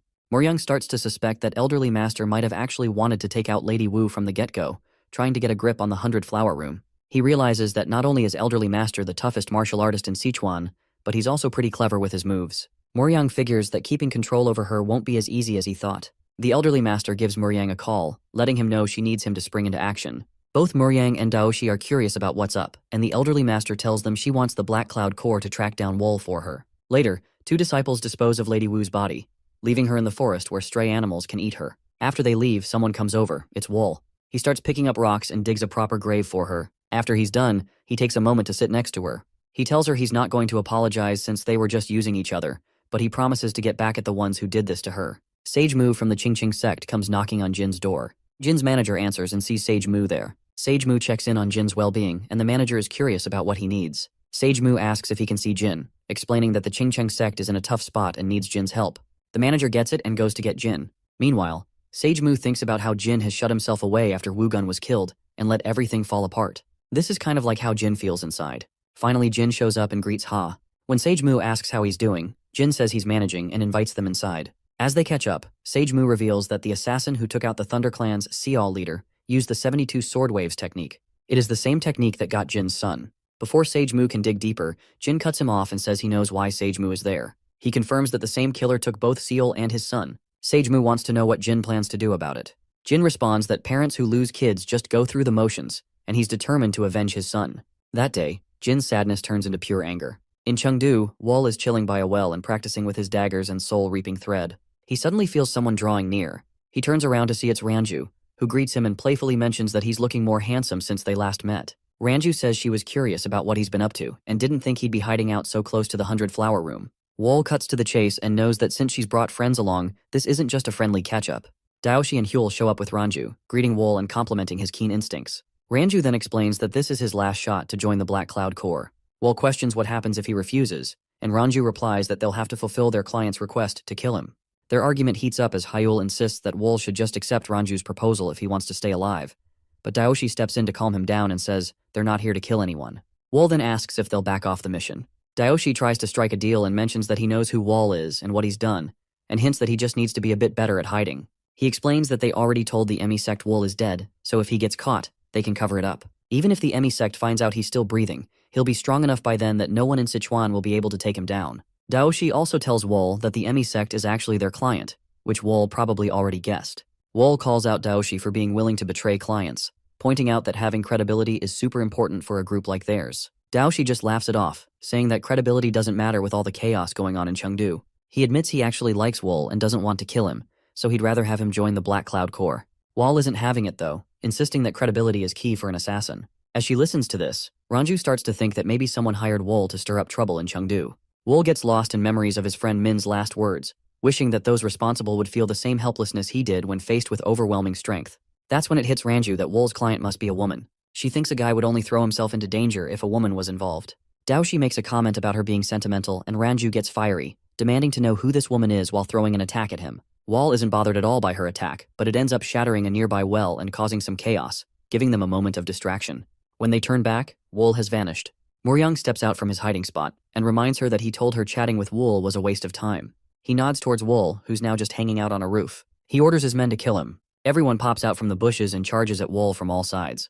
Wool snaps his fingers, releasing his soul-reaping thread to take them all out in one go. Not feeling satisfied, Wool thinks to himself that Muryang must have brought way more people to try and take him down. Muryang chimes in about how many he's gathered, and Wool shoots back that they should have stayed out of his fight.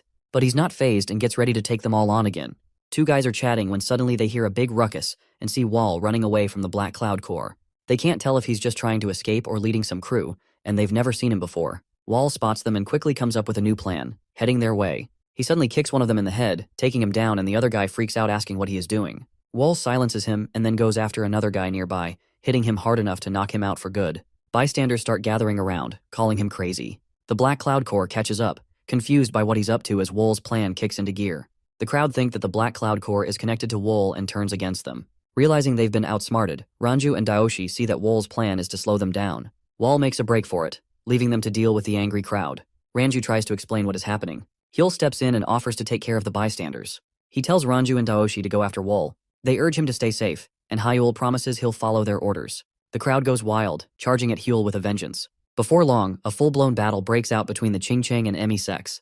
Muryang, Ranju, and Daoshi finally catch up to Wool as they watch the chaos unfold below. Muryang can't believe a single assassin managed to turn a minor dispute into an all-out war. He asks Wool if he even knows what kind of mess he's created. Wool wonders if everyone has joined the fight, even those who are hiding out, and he realizes the whole situation has turned out even better than he expected due to the Black Cloud Corps. He feels grateful, declaring that the battlefield is about to get even more intense.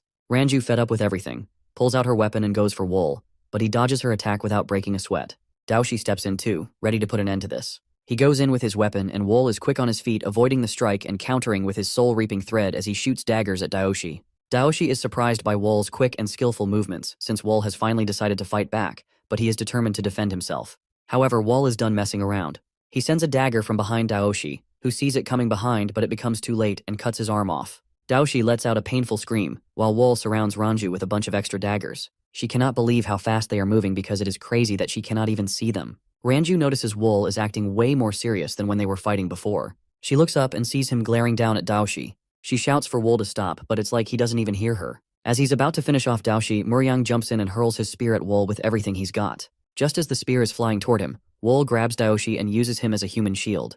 Muryang's attack has just impaled Daoshi. Wool looks at the wounded Daoshi and takes off from the scene. Ranju rushes over to Daoshi, pleading with him not to die. As he starts to fade, Daoshi reassures him that he's not going anywhere. Tearfully, Ranju shouts for Muryang to chase after Wool. She says to catch him and rip him to shreds. Muryang is determined to avenge Daoshi and takes off. Ranju starts tearing up and leans her head on Daoshi, letting the tears flow. The elderly master is watching the chaotic battle between Seol and the Emi sect from a distance, feeling pretty confused by the whole scene. Seol insists they have to quickly rescue their ally, the Qingcheng sect, and get things under control ASAP. The elderly master agrees that things are worse than she initially thought. She tells everyone to move into the Fire Dragon Room. Once they reach the Fire Dragon Room, there's a knock from the elderly master and the Emi sect. The Fire Dragon Room master, Pio, realizes they're at a disadvantage if they open the door. Frustrated, the elderly master just kicks it down. Pio calls her a witch, which doesn't sit well with the elderly master. Pio tells her to have her team back off since this mess is between the Fire Dragon Room and the Qingcheng sect. He claims it's not the Emi sect's fight to jump into. Elderly master says everyone knows how the Qingcheng sect and the Emi sect are related, and when Pio tries to respond, elderly master tries to silence him. But Pio was ready. As Pio defends, he realizes he didn't know elderly master was this strong. A violent duel starts between both of them, but in no time elderly master hits Pio powerfully, causing him to cough blood.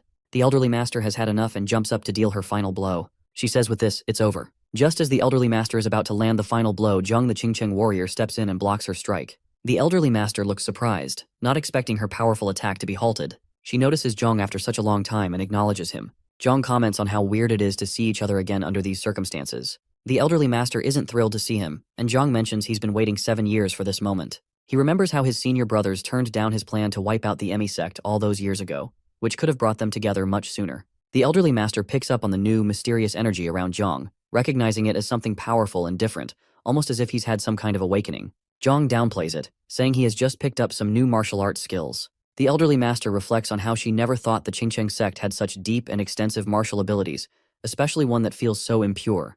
Zhang urges her not to judge the Qingcheng sect by her own standards, arguing that its potential is way greater and broader than that of the Emi sect. The old master throws down a challenge, saying that even an assassin managed to make the Qingcheng sect look bad.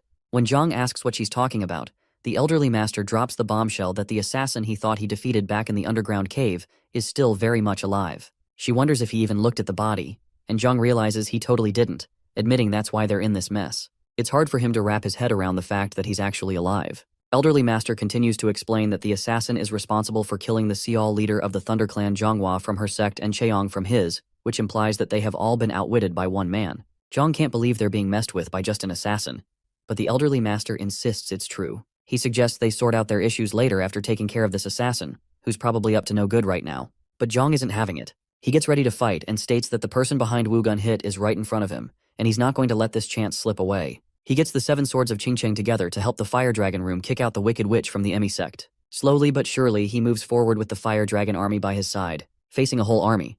The old master thinks he's pretty stubborn and has definitely picked the tough path and must pay for his crimes with his life. They rush at each other, preparing for a big showdown while not too far away, Wool takes a break from his run. He looks off in the distance and sees the brawl between Zhang and Ran, and a grin spreads across his face. Wall keeps on running, and a group of people is chasing him down on horses. Moryang can't believe he's struggling to catch up, even though he's on a horse. He starts to wonder if Wool is somehow making energy threads, and then stepping on them in midair. Regardless of whatever method Wool is using, Moryang is determined to catch up to him and kill him. He suddenly flashes back to his Seoler days, remembering the first time he met Daoshi. It still stings that Wool killed him. Daoshi was like a mentor to him. Moryang calls for an attack, and the Black Cloud Corps launches its spears at Wool. Wool feels the spears coming and turns back to face them. Everyone is confused and wondering why Wool is charging at the spears as if he has lost them, and then out of nowhere Wool vanishes. As they scramble to figure out where he went, Wool suddenly appears right above them. When they look up, Wool unleashes his attack and starts killing them. He is slicing the heads of them with daggers. Moryang just got outplayed by Wool again. Wool's not backing down this time. He's surrounded by Moryang and the Black Cloud Corps. Moryang says he will make sure to kill him with his own hands. Wool looks a bit lost and asks if this isn't just how everyone lives, hinting that it's the usual way in the Jianghu. He points out that Moryang and the Qingcheng sect along with the Emi sect kill people all the time, and he questions how they are any different from him. He's just thinking out loud about how many folks the Qingcheng sect and the Emi sect must have sacrificed to get where they are now. Then he switches gears and brings up the Black Cloud Corps, asking if they really haven't taken out at least 10 times the number of people here just to keep their big group of outsiders going. Wool says he just set things up for them and wonders if everything's gone so sideways because of everyone's greed and ambitions. Irritated, Moryang mutters that Wool has really lost it. Then he takes a closer look at Wool's dagger and realizes it's shining brighter than before. He wonders if Wool has infused some energy into it to make it gleam. Moryang starts questioning what Wool stands to gain by showing off his weapon. All of a sudden, Moryang picks up on some approaching vibes. He can definitely tell one of them is Ran, the Emi sect leader, but the other one has a similar energy he can't quite place. Since Wool usually flies solo, there's no way they would be on his side. It turns out that Zhang the Qingcheng warrior is chasing after Ran. While they're fighting above Wool and Moryang, they spot Wool's dagger. Curious, they pause and wonder what's going on. Seol also realizes who's down there. When the Elder Master asks her if she knows who it is, she responds that it's the assassin Wool. Zhang is shocked that Wool is actually alive and can't believe his eyes. Zhang lets out a loud scream that makes everyone wince. He leaps down to confront Wool. Meanwhile, Wool is pumped that everyone's finally come together. He thinks to himself that they have no idea he's got a plan up his sleeve. The chase is still going strong as everyone tries to keep up with Wool. Frustrated from running, Zhang asks Wool how long he plans to keep this up. Seol can sense something is off. She tells the elderly master they need to stop because it feels like they are walking right into Wool's trap. But Ran is so focused on her own goals that she just brushes Seol off. No one can tell, but the elderly master is actually feeling overwhelmed by Zhang's martial skills. It is annoying that Wool is causing a scene right in front of her, and she can't let him get away. If Wool survives, it can completely ruin the Emi sect's already shaky reputation. For just a moment, she is pushed back by Zhang's strength, and now she figures she has to take out Wool to have a fair fight with Zhang. Out of nowhere, a bunch of arrows come flying in as they are caught in an ambush with hidden weapons. Moryang is confused about where they are, noticing traps everywhere. He discovers they have arrived at the Tang clan estate, which is the home turf of Wool's friend Sochu. Zhang is furious about being led there. Wool appears on the rooftop and he and Zhang share a moment, staring each other down. Just then, the elderly master chimes in and asks Wool what he's doing. Wool tells them they need to remember this moment because it's his unbreakable heavenly trap. Meanwhile, one of the Black Cloud Corps guys tries to sneak up on Wool for an attack. Wool counters by launching some hidden daggers at him. The guy manages to block a few, but he starts getting a bit overconfident. More daggers come flying at him, catching him off guard. He fights back against a few more, but in the end, he just can't keep up. He is killed and falls off the roof. Other disciples complain about the hidden weapons, but they believe it should have been expected in a place like the Tang clan village. Wool can't help but grin as he thinks back to the secret Sochu shared with him. Sochu also mentioned that there are some seriously dangerous hidden weapons out there. The Emi sect disciples start freaking out, and even though Seal tries to calm them down, it is too late as more hidden arrows start flying in and take them out one by one. They begin taking the disciples out, and Seal warns them not to move recklessly. One of the disciples makes a break for it, but ends up stepping on a pressure plate. That triggers a release of poisonous gas, and suddenly a bunch of snakes come out ready to put a stop to everything. The elderly master is done with all this chaos and calls out for Wool to come down. She wants to rip his head off. Wool says to wait as the best is saved for last. Not willing to wait as snakes approach him, Zhang becomes angry and starts blowing their heads off. He tells Wool he is the one who clipped the Qingcheng sect's wings, and he's ready to make him pay with his life. Wool wonders about paying with his life and questions if Zhang didn't make him pay for it 7 years ago. He thinks about how he's finally free of any debts in this worn-out world, and figures his only goal now is to collect what people owe him. Wall jumps off the roof and heads straight for Zhang. Wool is ready to confront Zhang, who stands his ground, watching him come closer. With his sword in hand, he prepares for the fight. As Wool approaches, Zhang swings his sword aiming for him. But the blow only slashes through Wool's cloak while he remains standing there. Zhang tells Wool he's changed a lot since they last met, except for his eyes. Wool responds that he's pretty much the same, just his eyes are different. Then, Wool's impressive appearance behind his cloak is revealed. Zhang pulls out his sword and tells Wool he won't let him get away this time. He readies his Azure Cloud Crimson Dawn slash, gearing up for an attack. Wool isn't backing down either. He charges straight at Zhang, getting his daggers ready to strike. He throws his daggers at Zhang, who manages to block them. Zhang can't help but admire Wool, realizing he's no ordinary assassin anymore. As their battle kicks off, Zhang can't stop wondering what kind of life Wool has led over the last 7 years. His skills are sharper than those of any martial master in Sichuan province, and Zhang is loving the challenge. It's been ages since he's had to push himself this hard, but he still wonders what kind of dark path Wool has walked during those years. Now Zhang stops and says, "All right." He powers up and prepares to deliver a final threat. "Let's see if he can stop this," he says as he rushes in. Wool becomes extremely alert. He sees the incoming lethal strike. The two clash, and Zhang feels something. He knows Wool won't escape unscathed upon receiving this attack. He's sure it will split Wool in half, although it makes Wool bleed from his mouth. As the attack calms down, Wool is chilling there and casually holding Zhang's blade between 2 fingers. Zhang can't believe what he's seeing. Then Wool tightens his grip and starts crushing Zhang's blade. Wool is all set to spill the beans to Zhang about what went down in that snake pit. He activates Jade Destruction and totally wrecks Zhang's sword. Zhang is super upset because that sword was a family heirloom handed down from his master for ages, and it had never even been scratched before. He is very furious and cannot believe how well manages to do it. After a fierce fight, to everyone's surprise, a blade is sent right through his chest. Wool is surprised because it wasn't from him. The elderly master has stabbed Zhang in the back. Zhang looks at Ran and tells him he did awesome. Then she says she'll handle Wool from here. Chapter 52. Zhang spits out some blood and stands up. Zhang can't believe the elderly master hit him from behind. She brushes it off, saying that in the Jianghu only the winner counts, and he should just blame himself for not dodging. Zhang turns to Ran, calling her out as the leader of the Emi sect and saying she should be embarrassed about all this in front of everyone. The elderly master chimes in, saying all the crowd saw was the Emi sect claiming victory and taking charge of Sichuan province. No matter what else happened, they'd only talk about that in the afterlife. Zhang starts shouting at her, demanding to know if she really believes the Emi sect will keep going strong. He insists that it's getting weaker, and it's all her fault. The elderly master asks if he's finished talking. Then she attacks him again, telling him to worry about the Qingcheng sect instead, because she is determined to make the Emi sect last forever, while the Qingcheng sect will crumble without its pillar Zhang. Zhang has taken a fall, and the Qingcheng sect disciples don't really know what to say. The elderly master then turns to Wool. She gives him a look and says she's sort of grateful because their actions really shook things up.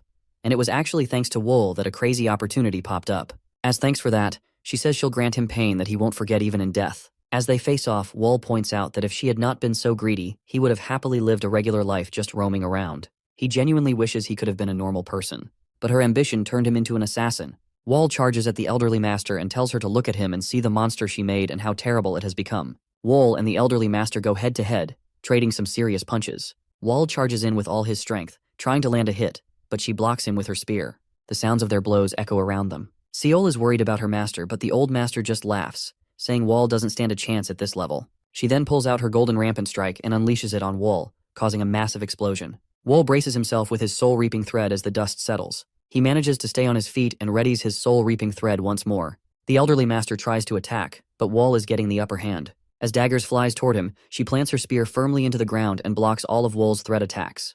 The elderly master then breaks through the chaos and taunts Wool, asking if that's all he's got. Wool replies to find it out. He sends his soul-reaping thread snaking through the ground, confusing the elderly master. Just then, Wool grabs a hold of Ran's leg with his threads. Wool charges at him, dragging her leg stuck in the threads. The elderly master realizes she's really got herself in a bind because Wool's coming at her full force with his swift mind and black lightning move ready. He figures if he cranks up his thinking speed with swift mind and powers up his physical abilities with black lightning, he can move as fast as sound. Wool hits the elderly master with a crazy amount of strength, tossing her back. He stands over her, just watching as she lies there defenseless. Seol cries out for her master while crawling on the ground. The old master is totally lost about what just went down. She didn't even see Wool's attack coming. It's hard to believe she got taken down in one hit. Now she's wondering if it was really just a fluke that he was able to hold his own against Zhang, the Qingcheng warrior. She can't help but think about what kind of monster they created. At this rate, she's pretty sure she'll end up meeting the same fate as Zhang. The elderly master calls over Seol and the Black Cloud Corps captain, telling them to take out Wool. They definitely look nervous about it, but there's no way they're going to say no to the elderly master. Wool points out how messed up this is and accuses her of trying to throw 2 people under the bus just to save herself. He challenges her, asking if she really thinks he's going to let this chance slip away. Wool then charges at her again and pushes past Muryang, heading straight for Seol and the elderly master, who's clearly scared for her own life. Muryang tries to sneak up on Wool from behind, but he catches her move and uses his soul-reaping thread to throw a dagger right at her. It clips Muryang, but she just brushes it off like it's nothing serious. However, more daggers quickly follow this time, and Muryang is hit as the daggers pierce through his body. He drops to the ground as Wool charges at Ran. Seol jumps in to help, trying to attack and telling Wool to stop. Wool easily dodges her move. She swings at him again, yelling for him to halt, but he slips right past her while giving her cheek a light graze. Instead of fighting back, he just takes off running past her. Seol stands there, completely shocked as she tries to figure out why he just ignored her. Wool finally makes it to elderly master and looks down at her. While she's lying there, she calls him a bastard. Seol feels the tension and begs Wool to back off. In a final wild move, Wool turns into a snake and wraps himself around Ran completely. When elderly master opens her eyes, she's greeted by a bunch of snakes surrounding her. She shoots a glare at Wool and bitterly says that Sichuan could have been hers if it weren't for him. Wool then drops down, ending Ran's life. Standing over her lifeless body, he questions if that was everything she had to say before she went. His final words to her are a request for her to just vanish from his life for good, marking the long-awaited payback from the Blood Phantom group. Seol and Muryang are left hanging, not really sure what's going to happen next. The Qingcheng sect's disciples are still stunned over their fallen master, struggling to believe he's really gone. Everyone is just standing there, caught up in the shock, and the fighting suddenly stops. People start mumbling about who Wool really is and where he came from, wondering if he's even human since he took down Ran so easily. Wool notices all the eyes on him and rolls his eyes at the disciples. Fear starts spreading among them, and they can't help but think about how they're supposed to handle him. When he turns his gaze towards them, one disciple panics and bolts. He is convinced they don't stand a chance against Wool. Seol knows they're all at Wool's mercy now. That assassin whom everyone hated took down the leaders of both the Emi sect and the Qingcheng sect in no time and completely takes over Sichuan. Seol can't help but think about what's next for the Emi sect. As she weighs their options, Wool suddenly turns to her and their eyes lock. Seol starts to say his name but gets cut off by a loud shout. The toughest fighter from the Qingcheng sect, Zhang, has come back and he doesn't look quite alive. Fueled by anger, Zhang is ready for a rematch against Wool. Both Seol and Wool watch as Zhang transforms into some kind of beast mode. The other disciples try to check in on him, but his terrifying new look sends chills down their spines. The energy coming off of Zhang feels demonic and the disciples are freaked out, worried he might have dabbled in some forbidden dark arts. Zhang charges at Wool with a speed and smoothness that feels strangely familiar. Wool notices that Zhang's technique has really improved and can sense the dark energy surrounding him. The other disciples are begging Zhang to stop, but he totally ignores them. Wool realizes that Zhang is faster now, and there are no gaps in his attacks. Feeling the demonic influence affecting his mind, Wool stays alert and on guard. He uses his soul-reaping thread to shoot daggers at Zhang and actually ends up catching him. As Zhang is about to strike Wool, the daggers pierce through his body. Even with his new strength, Zhang falls down and coughs up blood. Again, he's no match for Wool and ends up collapsing.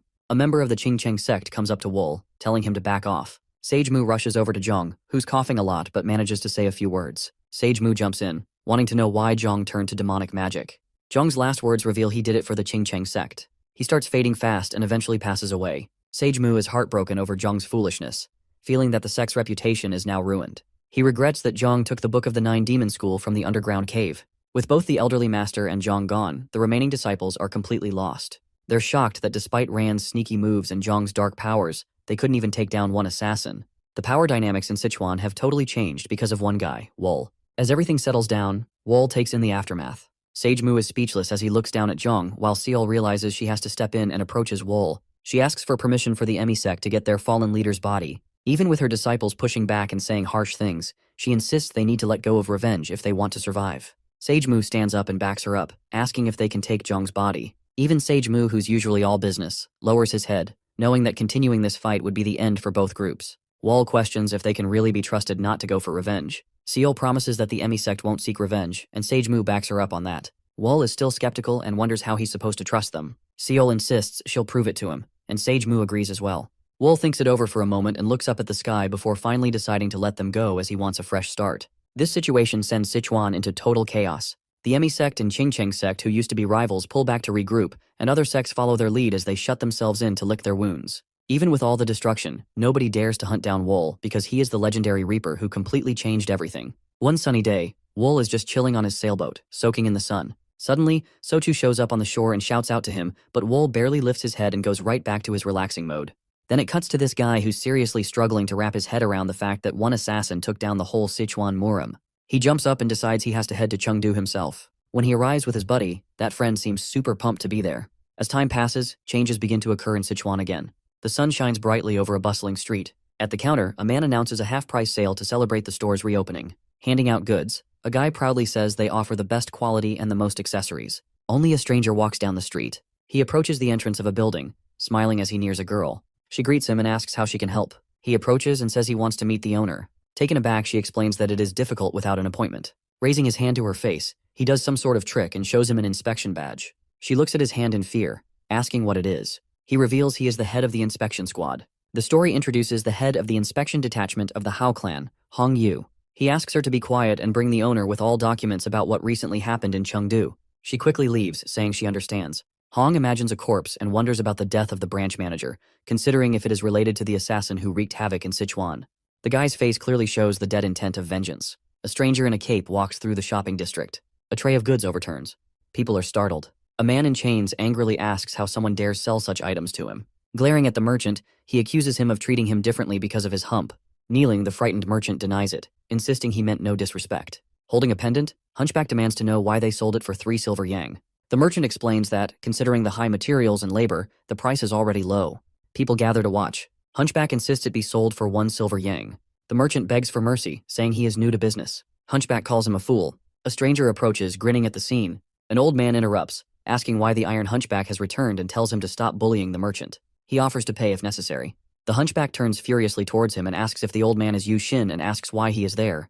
The story introduces shadowless practitioner Xin and Li Soha. Smiling, Xin explains he is walking with his niece and accidentally meets him. Holding a fan, he tells Soha to show respect, noting the Hunchback's fame in Jianghu and Henan. Xin introduces the Iron Hunchback, Kyungwol, from the Hall of 7 Stars. Bowing, Soha respectfully greets him.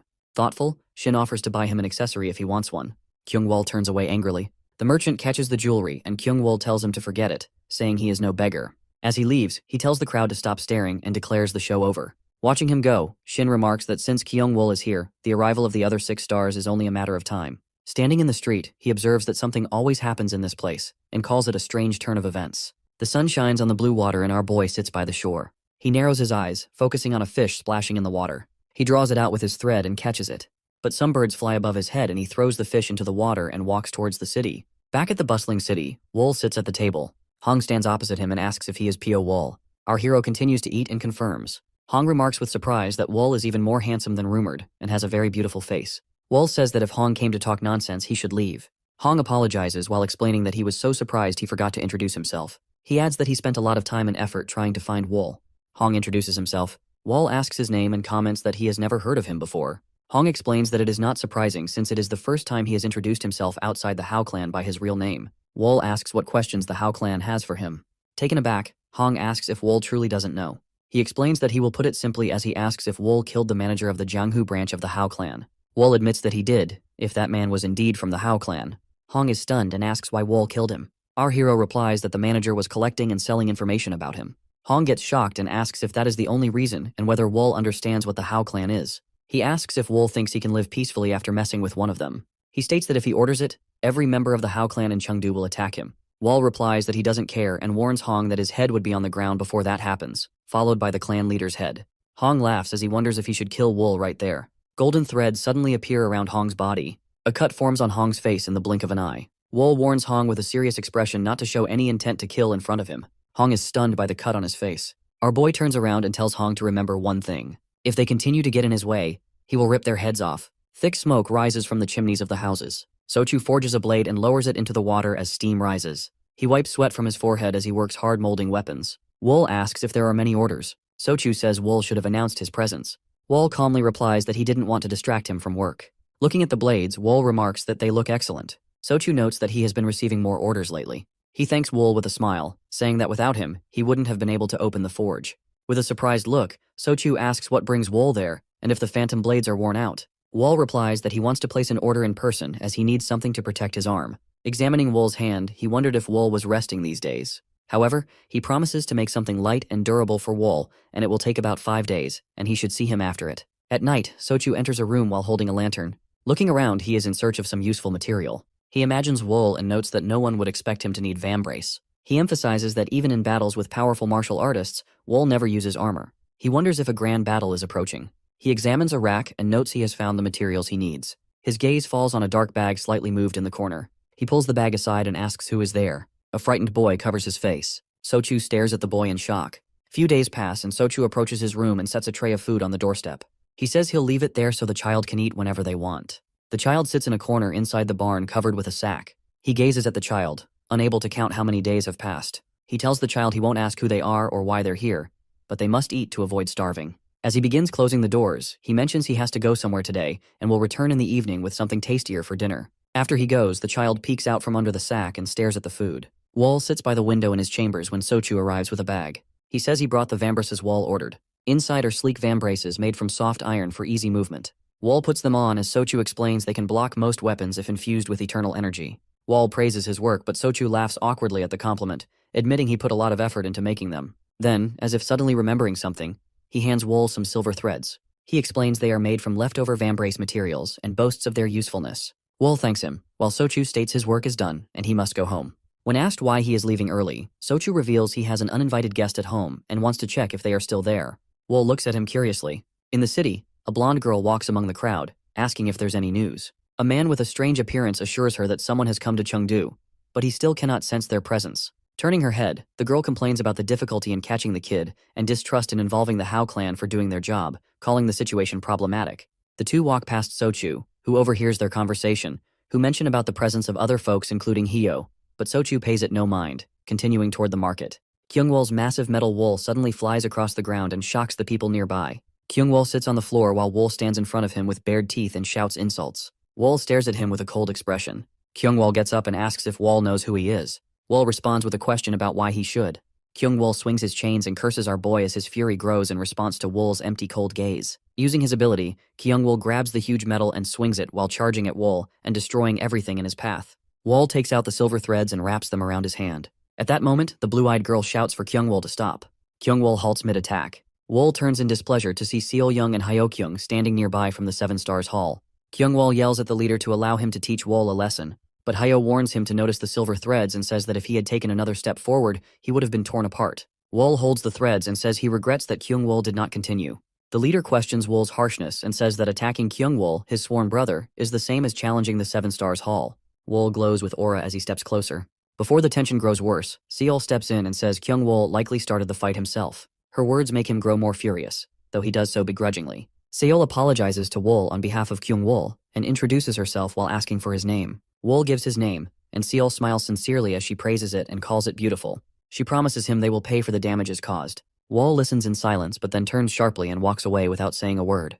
The trio watches him leave and Seol remarks on the gloomy atmosphere in Chengdu and sternly warns her companions not to engage in conflicts until they understand the situation, emphasizing their mission's importance. Somewhere else, a scared child sits down to enjoy a hearty dinner, munching away happily while Sochu watches with a gentle smile. At night at Suyun establishment, Wool stands in front of Hong's desk and demands information about the Seven Stars Hall. Hong looks at him with clear displeasure, staying silent at first. Then he asks why Wool, who had previously threatened him against interference, is now so curious about the Seven Stars Hall. Wool coldly replies that Hong does not need to know the reason. Hong resists to reveal anything. Our boy leans in slightly and asks if Hong has a death wish. He laughs as he mocks Wool's threats and reminds him that the Hao clan cannot be easily manipulated. He pauses and admits the situation might be different. Hong offers a deal and says he will share the information if Wool answers his question. Wool agrees, and Hong asks about his true goal in mastering such powerful martial arts. Wool replies that he has no grand ambitions. This surprises Hong, who asks how someone with such skills could lack a goal and suggests ambitions like ruling Sichuan.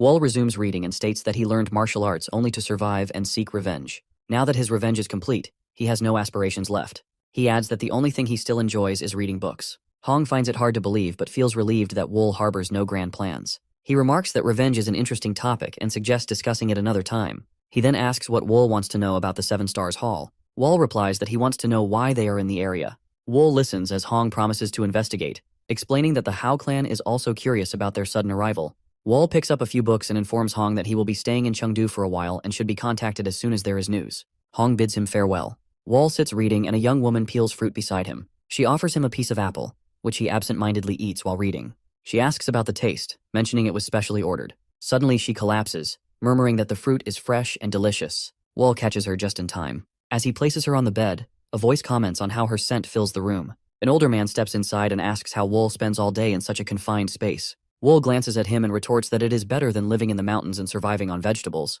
The bald man laughs, remarking that what feels like heaven to some can be boring to others. He then asks if Wool knows who he is. Wool replies that he does not know and does not care, because if he had shown any hostility, he would already be dead. He observes Wool and wonders aloud why Mujung is so obsessed with him. Wool responds that it is no surprise Wool is from Qingcheng sect. Introducing himself as Mujung's mentor, Go Yob, the swordsman mustachioed, who explains he is not here for revenge. Wool crosses his arms and asks why he has come. Yob recalls the destruction of the Qingcheng sect and blames Wool for its downfall. Wool calmly questions how it was his fault. Yob accuses him again, but Wool states that while he does not deny his involvement, the sect's ruin was self-inflicted. Zhang pursued demonic arts of his own will, and Wool insists the clan's reputation was destroyed from within. Goab admits he came intending to kill Wool to restore the clan's honor, but sensing no evil energy from Wool, he changes his perspective. Yob admires Wool's resilience, noting that appearances can deceive as not all bright ones are righteous, nor all dark ones evil. He believes everything has a purpose, including Wool's existence. Acknowledging the Qingcheng sect's downfall as a punishment for losing its purity, he vows they'll no longer interfere with Wool. Yob then asks Wool to promise that unrighteous people don't seize power, warning that such chaos could threaten not just Sichuan, but the entire world. Wool turns away, refusing to make a promise. He accepts his past, but insists he has no right to intervene. Yob urges World to live as someone who opposes evil and protects the deserving. As Yob disappears, Wool mutters that he will never pity anyone. Night falls, and we return to Sochu's barn. The frightened boy introduces himself as Xinwu. Sochu compliments and asks where he is from. Xinwu says he is from Hefei, a place thousands of kilometers away from here. Sochu gets puzzled as he marvels at how the boy traveled so far. Xinwu admits he does not know. Sochu asks if someone was chasing him. Xinwu looks up, recalling men in black suits. Before he can explain, a sudden strike from a katana slices into his shoulder. Xinwu's blood splatters onto Sochu, who freezes in shock. Tears stream down Xinwu's face as he weakly murmurs. Sochu is very scared, seeing Xinwu fall dead. The man standing right in front of Xinwu's corpse thinks maybe they should have brought him back alive after all. He is 7-star Hall Bloodsword Joe Sam. He looks at the dead man and the boy, and says he could get at least half the reward if he brings back his remains. But then he notices how Xinwu's hands begin to move. He looks at him with great surprise and wonders what is happening. At that same second, Xinwu's body begins to twitch violently, and he starts to scream. The brutally assaulted young kid just stood up right in front of him and gazed back at him. Sam looks at Xinwu, surprise filling his face. He then becomes happy and claps his hands together, saying he has no idea what just happened, but is glad that Xinwu survived. Sam grabs him by the head, saying he could get the entire reward if he brings him alive. Xinwu's eyes are clouded as Sam holds onto his hair. At that moment, he grabs Sam's hand, squeezing it with all his might and lifts him and slams him into the ground with force. The impact is so strong that blood flows from Sam's mouth, and Sochu looks on in shock. Sam rises from the ground and thinks this was supposed to be an ordinary child who didn't know any martial arts. So what kind of strength does he have? He looks at the place where he had wounded Xinwu and realizes that, despite his strength, Xinwu was able to completely heal his wound. Sam grins wildly, realizing this mission isn't ordinary. He says the high pay now makes sense. Stabbing his sword into the ground, he radiates an aura and declares he won't hold back since Xinwu won't die easily. He taunts Xinwu to keep fighting, vowing to see if he survives after losing all his limbs. But then Sochu appears right behind him. Taking Sam in his grip, he yells at Xinwu to run away. Hearing this scream, Xinwu returns to his normal state and begins to understand what is happening. Sam looks at him with displeasure and shouts to Sochu to let him go. Xinwu is still confused and doesn't know what to do. Sochu frantically shouts at him to stop standing like a pillar and immediately run away. Sam gets enraged and begins calling Sochu names and strikes him, throwing him far away. As he turns his head, he notices that Xinwu has managed to sneak away. Sam gets ready to find this kid once again. From the force of the blow, Sochu crashes into the wall and gets unconscious. In the chamber, Hong mentions the Hall of 7 Stars is searching for a skinny 15-year-old child. Curious, Wool asks why, but Hong admits they don't know yet. He adds that the secretive Hao clan is already involved. Suddenly, there are loud knocks on the door and shouting to let them in. A girl with black hair enters and informs him that a guest named Sochu is trying to break through. Before she finishes speaking, 2 guards bring Sochu into the room. Wool asks what happened. The guards let him go and he falls to his knees, grabbing Wool and begging for help. He repeats his plea, asking if Wool will help him. Wool tells him he will help if he can. Sochu recalls the events and says a child was hiding in his workshop when martial artists broke in and tried to kidnap him. His pupils narrow with fear as he explains there was something strange. He remembers how Xinwu stood up from the ground after being severely wounded in the shoulder by a sword. The wound was so serious that it seemed the blade had cut through bone.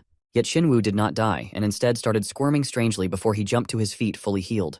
Hong mentions that the martial artist was likely Sam, the youngest of the 7 Stars Hall. Hong speculates that since Xinwu survived the sword strike, he might have come back to life. Imagining a demonic figure looming behind Xinwu, Hong suggests there could be a connection with the Demon King. They say the Demon King is a guy who lived over 10 years ago and stirs up a lot of drama in Jianghu with his insane ability to heal. No matter what kind of martial artist he faces or how messed up he gets, he always comes back to life. It's something nobody can figure out. A rumor is spreading through Jianghu.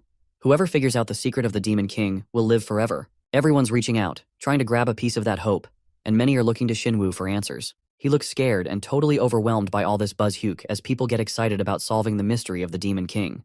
Then it cuts back to reality, where a huge fire is destroying a village. People are rushing toward the blazing houses, screaming for help because there are still folks trapped inside. Seol made her way to the fire, grumbling under her breath that the kid must have gone this way. She looked around, realizing they couldn't stick around Sichuan for too long since it wasn't their turf. If the Hao clan had really gotten involved, they should have caught him by now. It was hard to believe they'd let him slip away. At that moment, Young, a member of the 7-Star Hall, shows up behind her and calls out. She says she's looking for a kid. Young points out that the kid's probably already gotten away. She realizes she's just wasting her time. Young asks why she started a fire in Chengdu and what they'll do if the local clans show up. With a sly grin, she replies that they won't dare step in because Wool has them too scared to act outside their turf, cause his name alone sends chills down their spines. Young scoffed at the stories about the martial artists across the street in Chengdu being terrified of a nameless master. He drew his katana with a smirk and declared that if he ever crossed paths with Wool, he would take his head off with his blood wool sword in a single swing. There would be no chance to react. Seol walked beside him through the smoldering ruins and said she looked forward to the day his head fell instead. Young laughed at her words and promised she would be the first to witness it when he took Wool's head.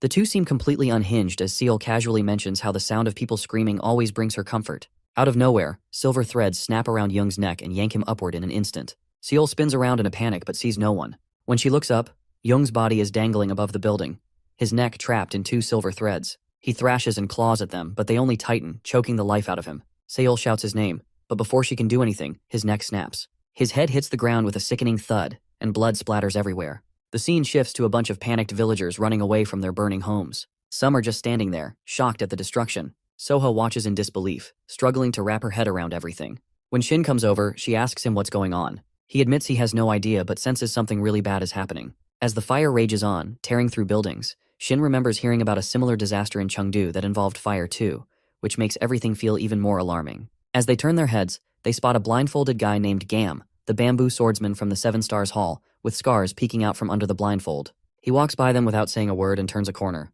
Soha and Shin decide to follow him, feeling the heavy tension and the intense bloodlust around him. Shin asks Soha how she picks up on it so easily. She replies that when the urge to spill blood is this strong, there's no way to ignore it. Shin stares at her in disbelief as Soha insists they should keep following him. The two make their way through the burning village, searching for Gam. They glance around, trying to figure out where he might have gone. Shin starts to wonder if Gam noticed they were trailing him. Soha shakes her head and says a swordsman like him wouldn't just disappear that fast. They turn a corner and stop dead in their tracks, eyes widening at the sight of a massive bloodstain on the ground.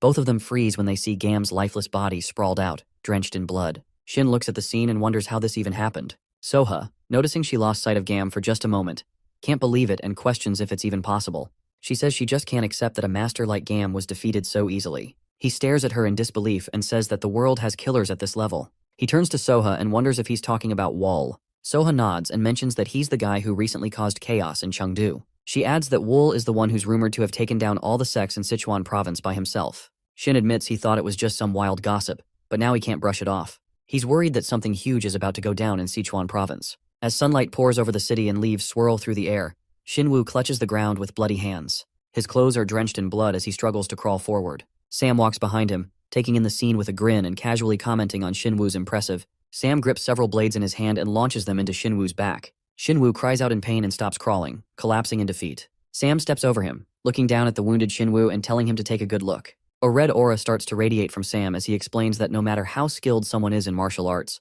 nobody can survive after losing that much blood. He smirks, admitting he finally understands why they wanted him to capture Shinwoo alive.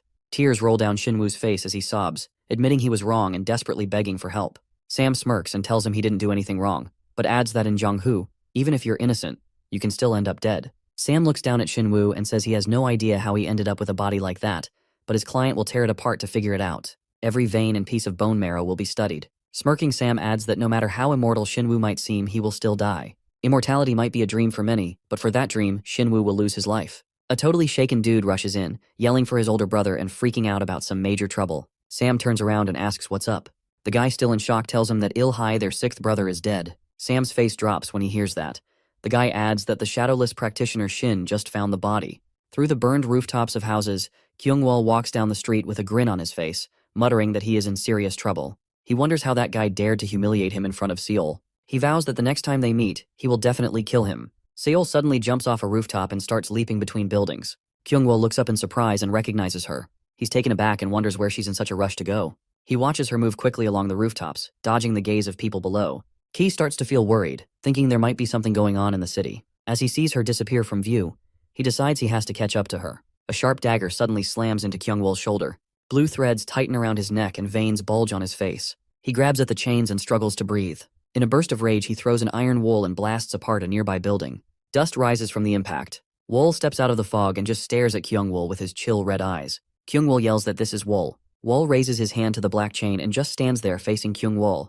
Kyungwol's anger boils over as he shoots Wool an intense glare. Thick smoke rises into the sky while vultures circle above the buildings. It is no surprise that the Iron Hunchback's bloody body lies sprawled on the ground in a pool of blood. Sokka is shocked and yells for her uncle while pointing at the body. Shin stares at Kyungwol's dead body and wonders if it's an Iron Hunchback. He's starting to think the killer might be aiming for the 7 stars on the down low. Soha is surprised and asks Shin if he thinks the killer has a grudge against them. She wonders if an alliance of ghosts might be behind it. Shin says the 100 Ghosts Alliance has never worked in Sichuan. He thinks it's probably that infamous killer causing trouble. Shin looks at Kyungwol's corpse and says he does not believe it is the work of an ordinary killer. Sokka asks who this monster could be and where it learned to kill like this. Shin says witnesses describe the killer as young and handsome. Sokka gets angry and asks how someone so beautiful could commit such terrible acts. Shin says the killer is really determined to keep going. Sokka wonders if they are getting involved in other people's business, but adds that he can't just stand by and watch disasters unfold. He points out that even though the 7 stars are a bit strange, they are part of the legit organization and can't ignore this mess.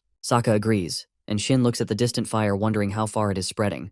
Hyo warns the rest of the 7 stars who are trying to escape into the thick forest to stay alive. He keeps reminding them to stay sharp, knowing the killer could appear at any moment. He feels guilty for not taking out Wool when he can do so during the fight with Kyungwol. He thinks about the lost members and realizes he stayed quiet to avoid trouble with Ching Cheng and the Amy sect, but it cost him 2 younger brothers. He isn't so sure the others would have done any better. Sam asks why Wool is coming after them now, thinking it might be because of the recent fight. Sanwi believes that if that were the case, Wool would have acted sooner, so he wonders if it has something to do with Shinwoo. He tries to calm him down, saying it's never too late to get back at someone. Sanwi suggests they hand over the boy to get some backup and then deal with Wool later.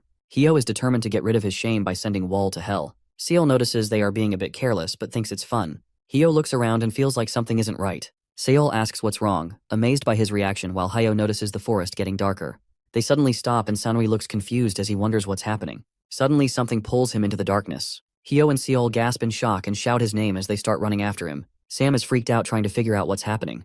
Then something hits him from the shadows and he almost dies. Hyo and Seol sprint as fast as they can towards Sanwi. Up ahead, they see him getting dragged into the darkness with his face glowing yellow. He warns them to stay back and explain what's happening, but he vanishes into the shadows. Darkness wraps around Hyo and Seol. Hyo wonders about this strange situation he's never faced before. He looks around and asks where the youngest member is. Seol, who is usually calm, is now confused and admits she thought the kid had rushed ahead. Hyo can't believe the youngest might also be dead. She says they went through so much to save the child and now the youngest is missing. Sanwi is tied up and bleeding as he calls out weakly to his older brother. The group looks at him in fear while he hangs above them with injuries all over. He whispers big brother. But before Hyo can do anything, Sanwi is cut to pieces right in front of him. Hyo cries as his brother's head lies just inches away. The Battle of Shadows is coming to an end as our threat finally shows up. Seol is shaking with fear. Hyo's so mad that he glows with this yellow aura. He starts yelling and unleashing his energy like crazy. He charges at Wool like a shark ready to attack, but Wool stands there totally relaxed and ready for him. Hyo jumps off the ground and throws a punch at Wool, sending out a blast of yellow energy. Hyo is filled with anger and yells in frustration, unleashing a flurry of powerful hits. He is confused and wonders what's happening as every hit misses Wool despite aiming for the right spots. He takes another swing and sees his fist wheezing right by Wool's face, realizing it feels like he's just battling a ghost. Wool easily dodges again. Hyo starts gathering energy in his fists to deliver a serious punch. When he finally lets it loose, a huge explosion shakes the area. Dust flies up everywhere, making it hard to see. Wool takes cover behind the thick cloud. Hyo is caught off guard when Wool suddenly appears right before him. Hyo is really frustrated by this. Wool is dodging his moves like he knows what Hyo's about to do. Seol is watching the fight when she calls out to her older brother, who catches Wool's attention. Blades fly from his hand straight at her. She panics and raises her hands to shield her face just in time to dodge the dagger. Blue mana surrounds her as she sprints toward Wool. But before she gets close, Hyo is trapped in Wool's deadly threads. Wool grabs Hyo and demands to know why they kidnapped Shinwoo. Seol realizes Wool is after him because of this situation. Wool grips Hyo's head tightly as he keeps pushing for answers. Hyo spins around and replies that he doesn't know anything because he was told to go after the kid. Wool tightens his hold even more. Seol steps in with an upset face and tells Wool to hold on for a second. She asks him to chill and tries to talk things out without being so scary. With a little grin, she says they don't really know much and pleads with him to stop the killing. Wall looks at Seol for a moment before letting Hyo go. Hyo is waiting for the perfect moment to strike, and he quickly flips the script to catch Wall off guard. But instead of landing a hit, he is left stunned by Seol's final scream as Wall's blade delivers the fatal blow. Talk about a harsh lesson. Wall just teaches them why you shouldn't try to deceive him. Hyo totally loses it and bursts into tears. He goes on about his family and swears to take down Wall. The dude's aura is leaking out of every pore. He charges at Wall again. Wall keeps a close eye on him and starts to transform. Hyo's eyes widen as Wall charges up and delivers a crushing blow that sends a hole straight through his chest. As Hyo falls to the ground, he locks eyes with Wall and calls him a reaper. Wall scoops up Shinwoo and walks away. He leaves the 7-star grace to become a relic of the past. Wall walks through the dark forest with the kid on his shoulder and thinks about how they actually call this child the Demon King. Just a moment ago, Shinwoo seemed to be on the brink of death, but now his breathing is finally starting to steady. Wall can't help but wonder if there are still people like this in Jianghua. Wall believes that Shinwoo will eventually die because he is a man, which is simply how things are. He isn't sure if it's even possible to change that rule and wonders what it would cost if it could be done. Out of nowhere, a guy shows up in front of Wall but raises an eyebrow because he doesn't recognize him. Even though the man is right there, Wall feels he has no presence, and it is strange because he has never experienced anything like that. He carefully puts Shinwoo down on the ground. Suddenly, strong gusts of wind whip around him and he strangely feels them as if picturing a dragon flying above. Wall can't help but wonder if the stranger will start attacking, and if he'll actually be able to stay calm. White snakes start flying alongside the dragons. Wall shoots a fierce look at the guy who just showed up. The stranger smirks as he steps closer and easily takes out the snakes. Wall raged as the stranger commented that this was just a copy of another incredible technique. A dragon floated above while the guy called Wall was clueless. Caught off guard, Wall realized this dude wasn't just some regular person. Wall reaches out his hand and makes it clear that if he cannot kill the stranger, he will end up dead. His soul will break free and tear through the thread. The stranger blocks Wall's hit with a strong burst of mana and doesn't even flinch. Then he strikes back as a swirl of green energy gathers above him, and his mana spreads out all around. Wall is blown away by the intense energy waves of anger and dodges to avoid getting hurt. Scrapes show up on his hand, and he ends up with a cut on his face. Golden energy wraps around him as he gets ready to break through. An aura surrounds his whole body. The guy smirks and asks if Wall is up for it. He remarks that Wall has turned from a peace-loving herbivore into a fierce predator in no time. As he watches Wall, he cannot help but be surprised by how strong his defense is. Wall radiates vibrant energy while the stranger grins and asks if he's finally helped the kid tap into their potential. Wall is wrapped in a storm of wild mana with energy crackling in his hands. The stranger watches him closely while the green mana swirls around him as if it is alive. Energy radiates from Wall as the air around him buzzes with tension. He tilts his head a bit to brace himself against the wild winds created by his magic. The stranger grins and mentions that the longer they let this go on, the more fun it becomes. With a casual flick of his wrist, he calls forth a giant dragon whose ghostly form is descending toward him. He warns that if they wait any longer, he'll get himself destroyed. The dragon's mouth opens wide and its teeth are just inches from the stranger's face. The battlefield shakes as their powers clash and send shockwaves through the ground. The stranger focuses and keeps his eyes locked on Wall's attack. At the same time, mana rushes through Wall and lights him up from head to toe. He releases a massive energy beam that slams into the ground with explosive force. The stranger moves closer to Wall, feeling uncertain and dread. Out of the corner of his eye, he notices a golden glow and looks down to see a shiny thread from Wall's hand wrapped around his leg. Panic kicks in as he tries to figure out what's happening. Before he knows it, the threads lift him off the ground, and he finds himself floating completely at the mercy of Wall's energy attack. He stares at Wall and realizes he underestimated him. He admits that Wall is way more impressive than he thought. Wall slumped over, totally drained and covered in blood. The stranger couldn't believe that Wall had survived the attack and tried to fight back. The stranger thinks this is his first time against someone like Wall. He wonders what would happen if Wall had a bit more time. As he considers taking out Wall now, he realizes it's the perfect chance. But then he notices Wall's eyes are red, but there's no fear. The stranger figures Wall is the kind of person who'll do whatever it takes to win. He toys with the idea of going for the kill, but knows it could backfire on him. He thinks that he's too old to mess with his health. Shinwoo is lying on the battlefield, feeling dazed. Suddenly a stranger offers a hand and says, "Paradise is something we can't get."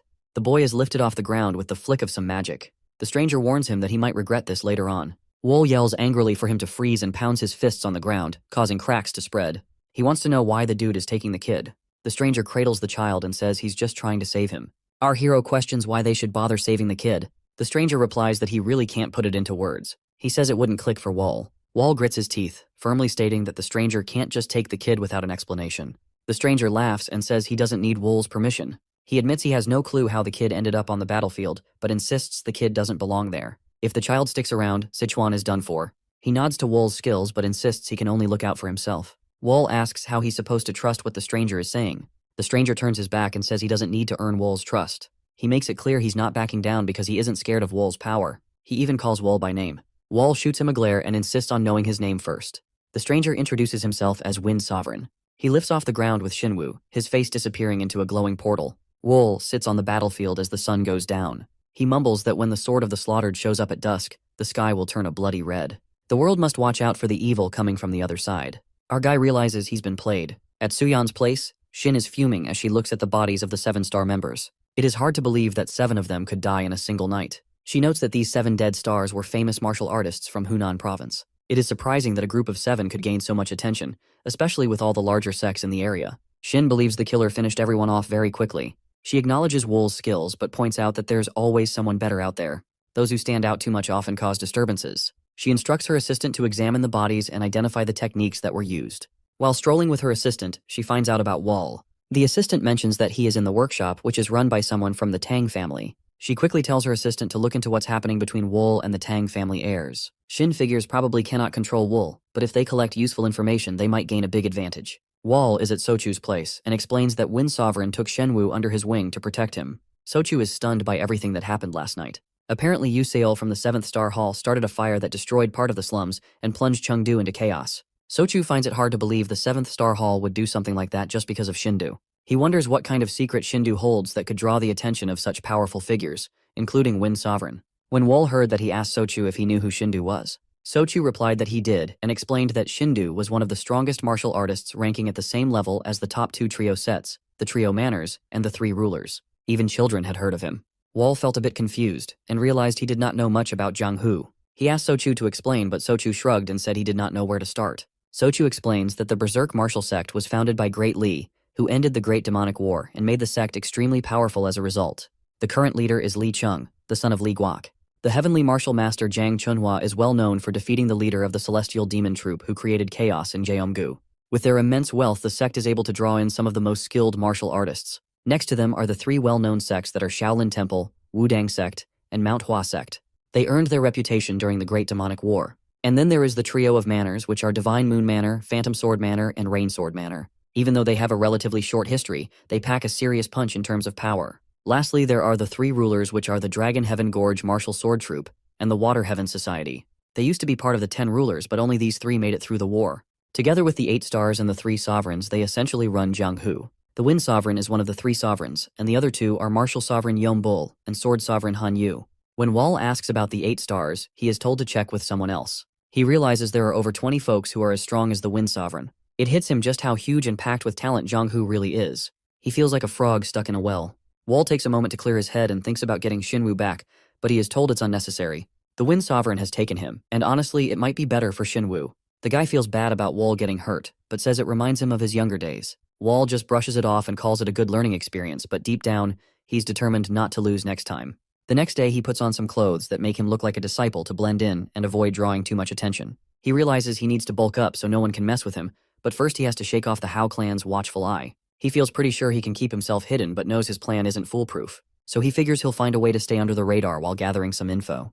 Thinking out loud or having a conversation with his memories. Alter the sentence in such a way that does not need any commas and dashes. He walks into Ezru Wind Manor mumbling about a secret stash of cash and throwing shade at the leader of a shadowy group. It feels like he's either thinking out loud or having a conversation with his memories. Wall strolls along the bushes when a stranger walks by and mentions that there's a well in that direction. As he keeps walking, he thinks about his friends. He can see their spirits having a blast by the well, splashing water on him while another buddy lays back on the grass. Wall remembers how his friend used to stand right behind him. He's standing in front of his imaginary girlfriend, just taking it all in. As he strolls past some bushes covered in cobwebs, he glances around the old building and figures no one really cares about it anymore, especially after the Blood Shadow group went down. He reminds himself that the whole reason he came here is somewhere inside. Wall remembered how obsessed his boss was with money. Resting his hand on a box, he wondered if the head had used secret assassins to stack up all that cash. Looking up at the ceiling, he recalled there had to be jewelry stashed away in places where tomb robbers wouldn't look. He shot his threads into the ceiling and tore out a chunk of it. Spotting the hole, Wall jumped right into the dark space. A red chest sat there just waiting for him. Slowly he opened it and pulled out a book from inside, feeling convinced he had seen it before. A little stranger strolls by Wall, humming away. He stops by the door and spots a guy sitting on a throne in front of him. Wall calls him by name. Chiang freaks out and dashes away from the seated Wall, shouting that he has no clue who this guy is. He yells outside to see if anyone's around. Wall just laughs and says no one's coming. Meanwhile, the tired Fatsu stands there among a bunch of hanging corpses, totally lost about what's going on. Wall looks pretty pleased and tells him he's got a ton of wealth now. Chiang kneels down in front of Wool and asks if he's the Dark Moon. Chiang falls into his lap and tells him he hasn't heard anything about Wool in ages. He asks Wool to forgive him. The assistant starts crying, feeling like Wool's interest has faded away. He can't figure out why the Dark Moon has shown up again after not being seen for 7 years. He bows to Wool and insists he's never forgotten the kindness he received back in the day. Chiang mentions they've gathered a bunch of riches to hand over to him. He glances at the bars and realizes Wool has dipped out. Wool is up on the roof of the village, and Chiang can't believe his eyes, saying he'll have to cough up a ransom for him every single year. Wool thinks about how the tricky rabbit has a bunch of hideouts. He knows Jiang has split everyone up to cover different spots. Looking out over the city at night, he figures he's going to be busy chasing down cash. Back at the burnt houses in Jianghu, Han is frustrated with himself for not stopping the 7-star haul. Soha tries to comfort him, saying it's not his fault. Going up against the 7 stars without knowing their moves is tough. She respects her uncle's honor and the old man's straightforwardness. Han glances at the workers and says he's sticking around in Chengdu to figure out Wool's abilities and see if Wool poses a threat to Jianghu. Soha looks shocked and pushes back, not getting why he's sending her away. The old man tells her to take his advice. He insists she shouldn't be picky because Wool is really dangerous. He's firm about not wanting to put her in harm's way. Soha seems a bit down but says she'll take his advice. The old guy says sorry for not showing her Jianghu, and she tells him that next time she'll see everything. She mentions she's heading home but promises to come back, says goodbye, and tells him to take care. He nods, and then Shin jumps in, saying he'll look after himself. A group of guys makes their way up the steps, each carrying a coffin. They walk through the Thunder Temple archway and set the coffins down.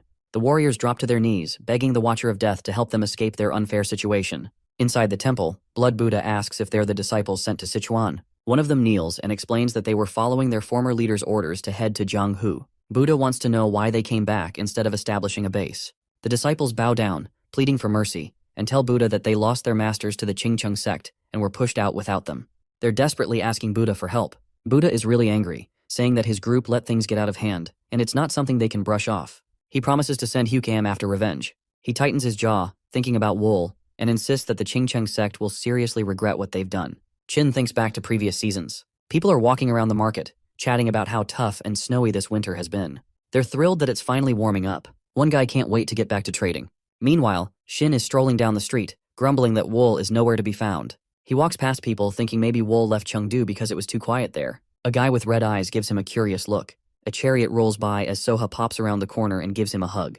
He's caught off guard and asks her how she's been. Soha tells him she came to find him since it's been a while, and she's just really glad he's okay. Shin asks how she managed to get through the snowy roads. She explains that she was with a friend, who steps out of their cart. Won Gayung introduces herself, and Shin wonders how she knows his niece. He realizes that his niece's friend is a disciple of the Sword Sovereign, the direct student of Han Yu. She looks at her uncle and insists that she's known his niece for a long time, adding that this is their first time traveling such a distance together. Shin stands in front of them and says she's there because of his niece. He apologizes to her friend for the trouble he caused. One shrugs it off, saying it was no big deal since they needed to get there anyway. She mentions that the Golden Heaven clan meeting is happening there. Shin looks surprised to hear that a bunch of young practitioners are gathering in Chengdu. Soha says she will be too busy to have dinner with Shin because there will be so many people. Meanwhile, a guy watches them meet. The story then moves to a bar where a guy named Pyong sits in a chair and calls out to Soha and Won.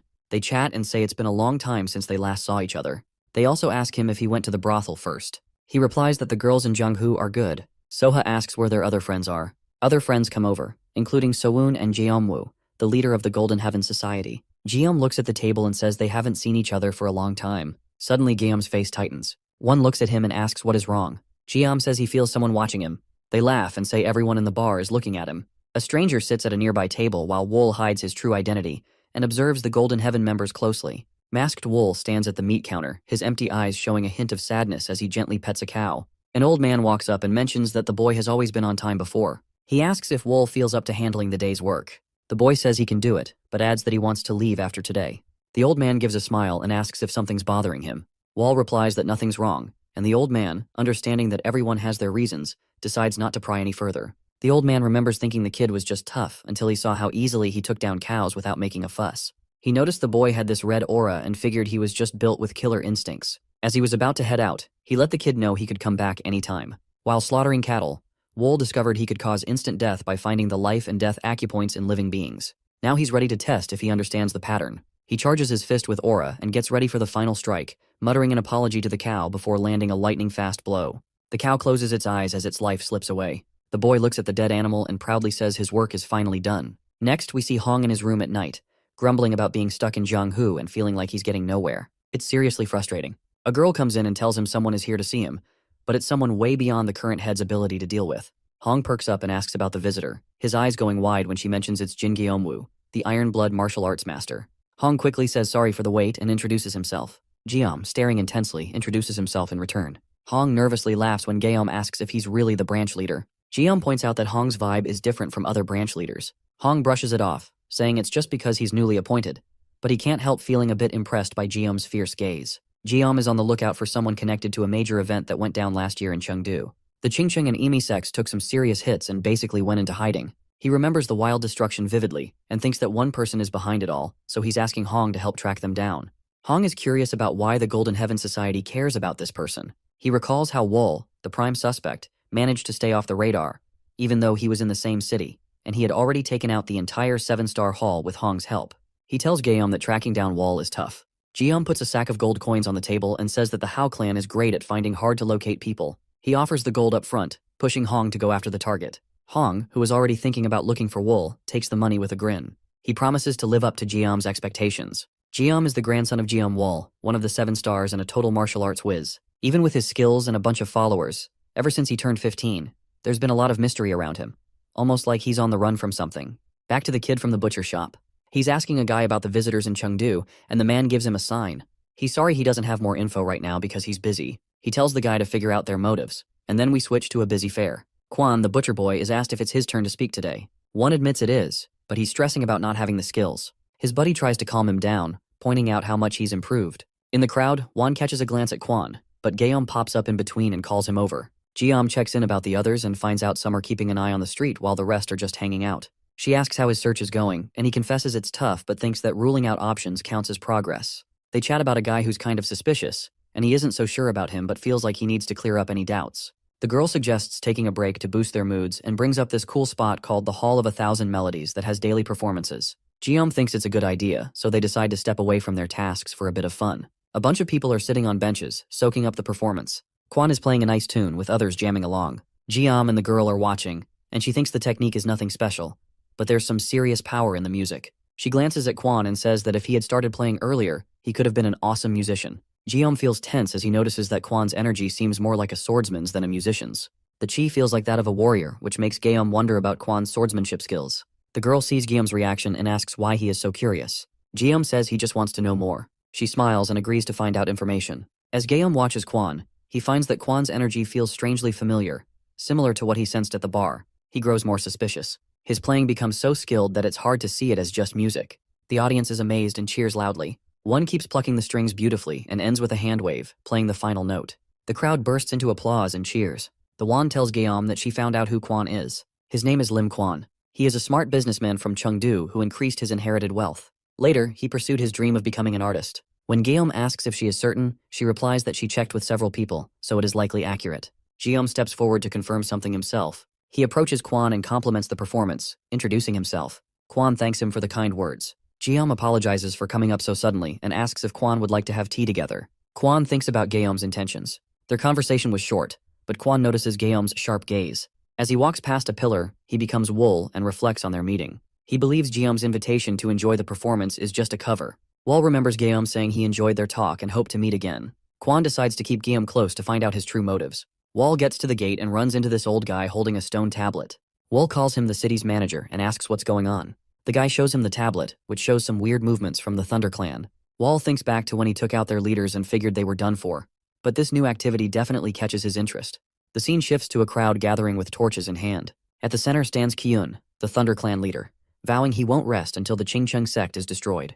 Haunted by his past, he remembers the shame of failing to give his clan's head a proper funeral and the bitter years he spent imprisoned by the Qingcheng sect. The fact that they never apologized still eats at him. With tears in his eyes and his teeth bared, he swears to get his revenge. He looks away and remembers why he called a man to Jianghu. Hyuk stands in front of him, marked by battle, and tells Kyun to meet him at Kang Mountain in 3 days. Kyun is shocked and asks if it will only be the two of them. Hyuk walks away and doesn't explain his plans. Another clan member runs over and calls out to Hyuk for being so unclear. Hyuk's anger is clear as he vanishes in an instant and reappears behind the shouting man. Grabbing the man's head, his glowing eyes make the other freeze in terror.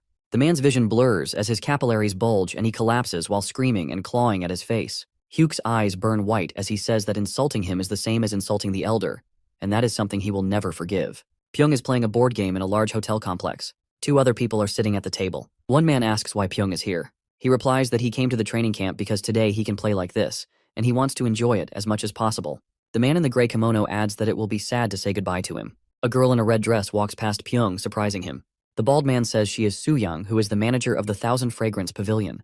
Pyong stands up and grabs Soo-young's hand, which makes her nervous. With a nasty smile, he asks if she is the manager. Soo-young confirms this while still looking frightened. Pyong steps closer and tells her she is different from the others, and very beautiful. She reluctantly thanks him for the compliment, but asks him to let her go. He ignores her request and invites her to drink with him, but she says no. His eyes glow white as he tells her that he treats his allies well and his enemies cruelly. Soo-young replies that his words won't change her mind, and asks to leave. His expression turns wild as he warns her that if she rejects him, it will be the last day for the pavilion. Soo-young looks scared, struggling to understand his madness and what to do. Suddenly, Wool approaches and calls out to her. Pyong lets her go after hearing from her that the owner of the pavilion is calling for her. Soo-young hides behind him while Pyong asks about the owner's name. Wool tells him it's none of his business. Pyong gets very angry and says no one has upset him like this in a long time. He starts using magic to float objects in the building and claims he will show the difference between their powers. Our boy just watches calmly as Pyong charges at him with his fist raised. Pyong's fist goes right through Wool and he stops when he realizes he felt nothing. Wool appears behind him and mocks him for trying to destroy someone else's property. Wool asks Pyong if he is ready to risk his life. Pyong panics and begs Wool not to do it, but Wool doesn't back down. He punches Pyong in the stomach, sending him crashing through the wall. Pyong lies injured as Wool approaches and plants a foot on his back. Terrified, Pyong realizes how powerless he is. Wool wraps him in silver threads and snaps his bones with a flick of his wrist. He orders his men to take Pyong away and walks off, leaving him broken. The scene changes to a small house by a pond. Soo-young takes off a mask from Wool's face and thanks him for saving her last night. As Wool rests on her lap, she worries about Pyong's friends causing more trouble. Wool agrees and says they have visitors who should be let in. Meanwhile, Won walks up to the guards and says she is a friend of the slacker who was recently embarrassed. With a big smile, she asks to meet the owner of the pavilion. When Won enters Wool's room, his confident invitation to come in catches her off guard. She pushes the door open and stares at him in stunned silence. Wool looks back at her and that is when she sees the gigantic white snake looming behind him. She asks him if he owns the pavilion. Wool explains that Soo-young runs the place and is helping her. She introduces herself and asks if he has heard of her. Wool says he is not. She smiles and remarks that she needs to spread her name more because she thought she was well known in Jianghu, but not everyone seems to know her. He has never left Sichuan, but his skills are so impressive that he easily puts Shimen in this situation. This surprises her especially after what happened in Chengdu. She asks if she can know his name. Wool looks at her and begins to say Knight, but stops. Remembering Seong's advice, he tells her to call him the Night Master. She says she is not there because of one clueless person, but because of the entire group. She then asks if he is the same killer from the Sichuan tragedy. Wool wants to know why she is looking for him, and she explains that she has something to ask the killer. When Wool asks what's on her mind, she replies that she will only ask when they meet face to face. Wool says there is nothing more to say. Before leaving, she says they might cross paths again someday. At Qingcheng sect, a man runs into the main hall shouting that something terrible is happening. The sect leader asks why he is freaking out. The man explains that the Thunder Clan is outside.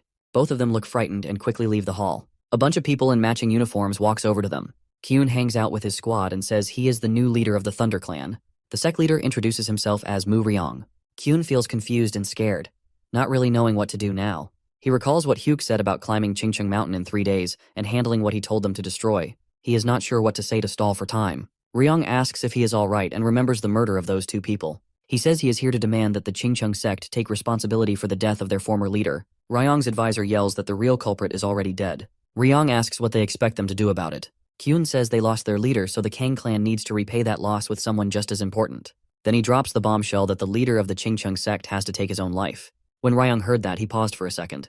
The members of the Qingcheng sect were really fired up, yelling that it was disrespectful to their elders. Kyun started to panic, feeling unsure and scared. He thought about Hyuk's promise to take care of things while they created a distraction, but now he was totally lost on what to do next. Suddenly, a man steps in and tells everyone to stop. He introduces himself as Lee Pyong, the head of the High Heavens Martial Academy. Ryong is surprised and wonders why Mr. Lee is here, thinking it must be pretty embarrassing for him to see this mess. Ryong figures Lee stepped in because the Qingcheng clan and the academy have been closed for a long time. He thinks Lee could not just stand by and watch them handle these demands even if they messed up. Lee grins like a maniac and says the Thunder Clan leader's request makes total sense. Ryong is shocked and does not know what to say. Suddenly, another guy in the crowd yells out that he's Lu from the clan of True Warriors and backs up what Lee said. Kyun is watching all of this with fear, as the two of them push for the Qingcheng sect leader to take responsibility by ending his own life. Ryong feels completely crushed inside after hearing that. Under the bright midday sky, ruined buildings with shattered windows stand tall. Hong and a monk stare ahead at the wrecked village surrounded by lifeless bodies. Hong asks what happened. The main street is covered in corpses with blood soaking the ground and tools scattered everywhere. Hong scrunches down to check the pulse of a body and asks if there are any survivors. The monk in black says there aren't any. Curiously, Hong asks who did this. The monk explains they found the scene this morning but still don't know who the culprit is. Looking a bit anxious, he adds that they might never figure out who was behind it. The monk points out that all the dead are holding weapons, and it looks like the villagers turned on each other. Hong stares at the dead body and is shocked. He wonders out loud if the villagers fought each other, and that nobody made it out alive. He jumps up, unable to wrap his head around what went wrong here. The scene jumps back to a flashback just moments before the deadly fight, where one of the sect leaders is pushing Ryong to end his own life. Behind Ryong, a guy with dark hair is chatting with his brother about how weird the sect leaders are acting. Ryong chimes in and agrees that he has noticed something off too. Chung pushes through the crowd, yelling that he has something important to say. Ryong wants to know what's going on with him. Chung is shaking and Ryong really takes a good look at him. Suddenly some spit drips from Chung's mouth and he lowers his head. Out of nowhere, a sharp knife slips out of his sleeve. Chung swiftly grips the knife and plunges it into Ryong's stomach with force. Ryong coughs up blood and looks at Chung in shock and terror. The mustachioed man catches Ryong as he collapses and panics at him. Ryong's hands tremble as he starts to pull the knife out. The mustachioed man yells at Chung in a rage and demands an explanation. Chung looks just as wild as everyone else and keeps repeating that mistakes have consequences. The group of armed monks moves forward while chanting in unison. The man with the mustache carefully places their injured leader on the ground. He watches the wild crowd with a nervous expression. The monks stand together in a line to protect their leader. The enchanted crowd suddenly rushes forward with red eyes and yells loudly. A young monk steps up with a sword, ready to face his uncle and determined to keep the leader safe. Ryong starts to fade in and out. The leader of another sect is watching the whole thing closely. Along with the other commanders, the High Heaven sect leader orders his disciples to attack the Qingcheng sect. The crowd works up a frenzy and charges forward with weapons ready. Kyun shakes his head, struggling to understand the mess. He spots a dark figure of a guy chilling on a rooftop. Hook is just sitting there, quietly watching the Thunder Clan. Hyuk remarks that fighting among themselves can take down even the most popular sect. He points out that the Qingcheng sect isn't any different. Ryong and his brother are watching the chaos unfold, unaware of the weird energy coming from Hyuk that's messing with all their opponents. The group of warriors is watching the weird behavior of the birds. Jin spots it and suddenly gets a bad vibe. He says it's time to rush over and see if something's up. They take off running toward the castle behind the forest. In the heat of the battle, the monks block the attacks and shout at everyone to calm down. Mustachio clenches his teeth as he realizes he is wrong to assume that only other groups are acting strangely. If this is some form of witchcraft, they might be under its influence too, which he finds hard to believe. Their followers are not used to fighting for their lives, and he fears they will not survive if this continues. The warriors suddenly swoop down over him and crash onto the tiles with a loud thud, knocking everyone back. A group of knights lands hard next to the Qingcheng sect leader. Jin turns to the sect leader's brother and introduces himself, saying that the whole scene seemed a bit off, so he decided to jump in and apologize for coming off as rude. Mustachio looks at him in shock and thanks him for the help. Jin asks what went down and the mustachioed man says he is not sure either. Ryong slowly shuts his eyes, looking pretty glum, while the mustachioed man adds that they seem to have fallen into some kind of magic, but have no idea who did it or why. Jin glances around, carefully mumbling something about magic. Ning crouches to take a closer look at the fallen enemy. She notices the dark blue veins swelling on their temples and says it's Juyuang poison. Mustachio's face twists in horror as he hears about Gu's poison. It's a deadly toxin from South China that is made by forcing venomous creatures to fight until only one survives and is packed with concentrated venom. He pauses before asking if everyone is affected by it. Kyun looks around at the people near the sect leader and his eyes widen as he wonders how this could even be possible. Ning thinks she might be onto something. If she is right, someone nearby must control everything. They need to track down and stop the sorcerer. She looks at Jin and tells him not to worry. They will handle things while he goes to find the sorcerer. Jin agrees with Ning and starts using his magical energy to look for the sorcerer. A wave of energy spreads out, turning everything around him into weird negative colors. A moment later, Jin notices something and shoots into the sky for a better look. He flies over thick bushes and stops above a small clearing where he pulls out his sword. With a powerful swing, he chops down the treetops, revealing a dark space below. Red glowing eyes and a shadowy figure start to appear. Hyuk asks how Jin tracked him down. Jin lifts his sword and wants to know what Hyuk is up to. Heck chuckles softly and says he has no clue. Jin tells Hyuk he will break the curse by force if he does not get an answer. He spreads his arms wide and creates an intense wind before grabbing his glowing sword and swinging it with full force. A massive red wave of energy blasts toward Hyuk, but Hyuk does not move or react. The attack crashes into a rock behind him, leaving Jin completely stunned. Before Jin can act, Hyuk appears behind him with smoke coming from his eye and says it is not too bad. Jin turns quickly to strike again, but Hyuk transforms into a spirit and vanishes into the sky. Jin lowers his sword and looks at the empty sky, frustrated that he has lost him again. Jin figures out what he needs to do. He faces the city and remembers this guy Kyun, realizing there are still a few things left to take care of. He takes Kyun to Mustachioed, who is sure there's poison involved. Kyun is sweating and staring at the ground, looking scared. Jiam glowers at him and tells him to spill who put him up to this. Kyun yells that he doesn't even know. Jiam presses him, asking if he's really that clueless, and warns him this is the last time he's gonna ask. Kyun, clearly freaked out, finally admits that the sorcerer is from the Thunder Temple. Jeom thinks that the Minor Thunder Temple could be where the Thunder Clan originated from. If that's true, then it's likely that the person who used the Juyuang poison is a martial artist from that clan. When Won asks about what the sorcerer looks like, Gaeom recalls Huek's look but says it's tricky to describe since he was all wrapped up in black cloth. However, he's pretty sure the sorcerer comes from the Thunder Temple. Moments later, Kyun's veins swell and turn purple as his eyes glow. He screams loudly, and everyone watches in horror. He coughs up blood before falling to the ground and begging for help. After he says that, he collapses to the ground. Won rushes over to him and checks for a pulse, but soon realizes he's dead. As she looks at the Thunder Clan guy's body, it hits her that she can't trust anyone, not even her own people. Tracking down the killer is going to be tough. She mentions they need to make sure he's really from the Thunder Temple before they reach out to other sects for help. Mustachioed says his group is too weak to fight right now. His monks are knocked out, and the ones who are still standing are pretty banged up. He's not sure how long it'll take for everyone to heal. He asks for forgiveness, admitting he won't get involved. This takes Gaeom by surprise, but Mustachioed reminds them that it's never too late for revenge. He emphasizes that for the Thunder Sect, even if it takes 100 years, it'll still be worth it. They'll take their time to recover, and at some point, they'll get back at those who humiliated them. Jeom suddenly bows and says that if that's what he wants, there's nothing more to say. He then wishes him good luck with bringing the Qingcheng sect back. Mustachioed thanked him for it. As the three warriors head down the stairs, Gaeom mentions they need to find the sorcerer, who's a serious threat since he can control other people's powers.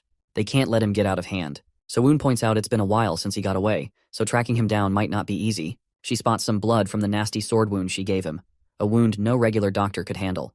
They figure he'll likely go to Chengdu to seek help from the top-notch physicians there, so they decide to reach out to the Hao clan for backup. Sowoon says she will take care of that, while Won adds that she will inform Soha and Sir Shin, hoping they will help as well. Jeom believes everything is settled, but the others feel it is too much work for too little reward. They think Jeom is stubborn, yet they still respect his strong sense of justice, even if it has dragged them into this situation. Su Yang wishes Wool a safe trip as he walks down the empty quiet street. Suddenly, Wool gives Gaeom a suspicious look before Jeom smiles and introduces himself. He asks Wool if he owns the fragrance pavilion. Wool responds by asking if Gaeom needs anything. Jeom says he's looking for some help, and all of a sudden, the protagonist's eyes start glowing red. Jeom feels like they've met before, but he remembers the face looking different back then. He realizes he's not sure which face is the real one since there are so many. So he just asks Wool to show his true self. Wool asks Gaeom what he thinks he is. Jeom says that before he got here, he heard a wild story about a killer who took out all the clans in Sichuan province by himself. He admits he didn't really believe it at first because it sounded too crazy. Then Wool asks why Gaeom is even looking for him. He says he's on the right track. Wool rudely questions why he is needed at all. Jeom mentions he's been keeping tabs on a group for a while now and wonders if Wool might be part of it. Wool then asks what Jeom would do if he is indeed connected to that group. Jeom replies that he'll fight him until the end to get to the bottom of it. Jeom wants to know if he can answer now. He asks if he's the musician Quan from the Fragrance Pavilion or the killer who caused all that mess in Sichuan. Jeom is serious, wanting to get to the bottom of his true identity. Wool removes his hat to reveal his identity and asks if Gaeom is ready to talk since the person he has been searching for is standing right in front of him. Jeom flicks a coin with a smirk and agrees. Wool catches it in midair and runs his fingers over the dragon design. Jeom leans in, asking if he's heard of the 9 dragons. Wool asks what's going on. Jeom explains that a bunch of people using the same sign was recently found. He points out that even though there's no real link between them, they all have the same symbol. They show up everywhere, messing with different areas of interest. This group is nothing like the usual organizations. They don't care about their reputation and are only out for themselves. Wool thinks of it as a trading or organization. Jeom points out that they differ in who has the real power. He then asks if Wool is part of this organization. Wool says no and wonders if Gaeom believes him. Jeom responds that he does because he can read it in Wool's eyes. He reintroduces himself as Jin Jeomwoo and asks for Wool's actual name. For the first time in a long while, Wool finally shares his name with someone. Jeom makes a sarcastic comment about wanting to be friends, saying that real friendships can happen no matter who you are. Wool dismisses him rudely, walking by and acting like Gaeom thinks he knows everything about him. Jeom responds that he might not know a lot, but he trusts his instincts. He believes Wool's a good guy, and surprisingly asks him for some help. He remembers Hyuk and mentions that there's a dangerous guy hiding out in the capital. People believe he is linked to the Thunder Temple, and if they fail to handle it properly, things might spiral out of control. He asks for help to track this guy down. After they wrap things up, they should catch up and chat to get to know each other better. Wool responds, saying it all sounds like just talk. Jeom can't help but think about the bloodshed incident. It's crazy how everyone knows about it, but not many bothered to find out why it happened. From what he figured out, Wool was actually the one who got hurt in all this. Jeom thinks about how Wool has a reputation for the brutal massacre he caused in Sichuan, and he's aware that a lot of people are curious about what really drove him to do it. He comes to the conclusion that Wool isn't actually evil at his core. As he heads out, he calls out that they'll cross paths again. The scene shifts to a room covered in blood with a candle casting Hyuk's shadow on the floor. He sits on a pile of bodies and growls how dare he and vows to make him regret it. Pyong sits at the table, his face all tensed up with anger as he thinks about his fight with Wool. He can't wait to get back at him once he's feeling better. He yells at the waiter to hurry up with his drink and accuses him of making fun of him, then turns away in frustration. Out of nowhere, Hyuk shows up next to him, clearly not impressed. He grabs Pyong by the hair, and Pyong has to struggle to pull his arm away, yelling to find out who this guy is. Hyuk spits out a black clot from his mouth. Everyone around stays unaware of the masked man in strange clothes. Hyuk pushes the clot into Pyong's mouth as he struggles but swallows it in the end. The villain speaks in a strange language and Pyong clenches his teeth while drooling. His eyes turn purple and veins swell on his temples.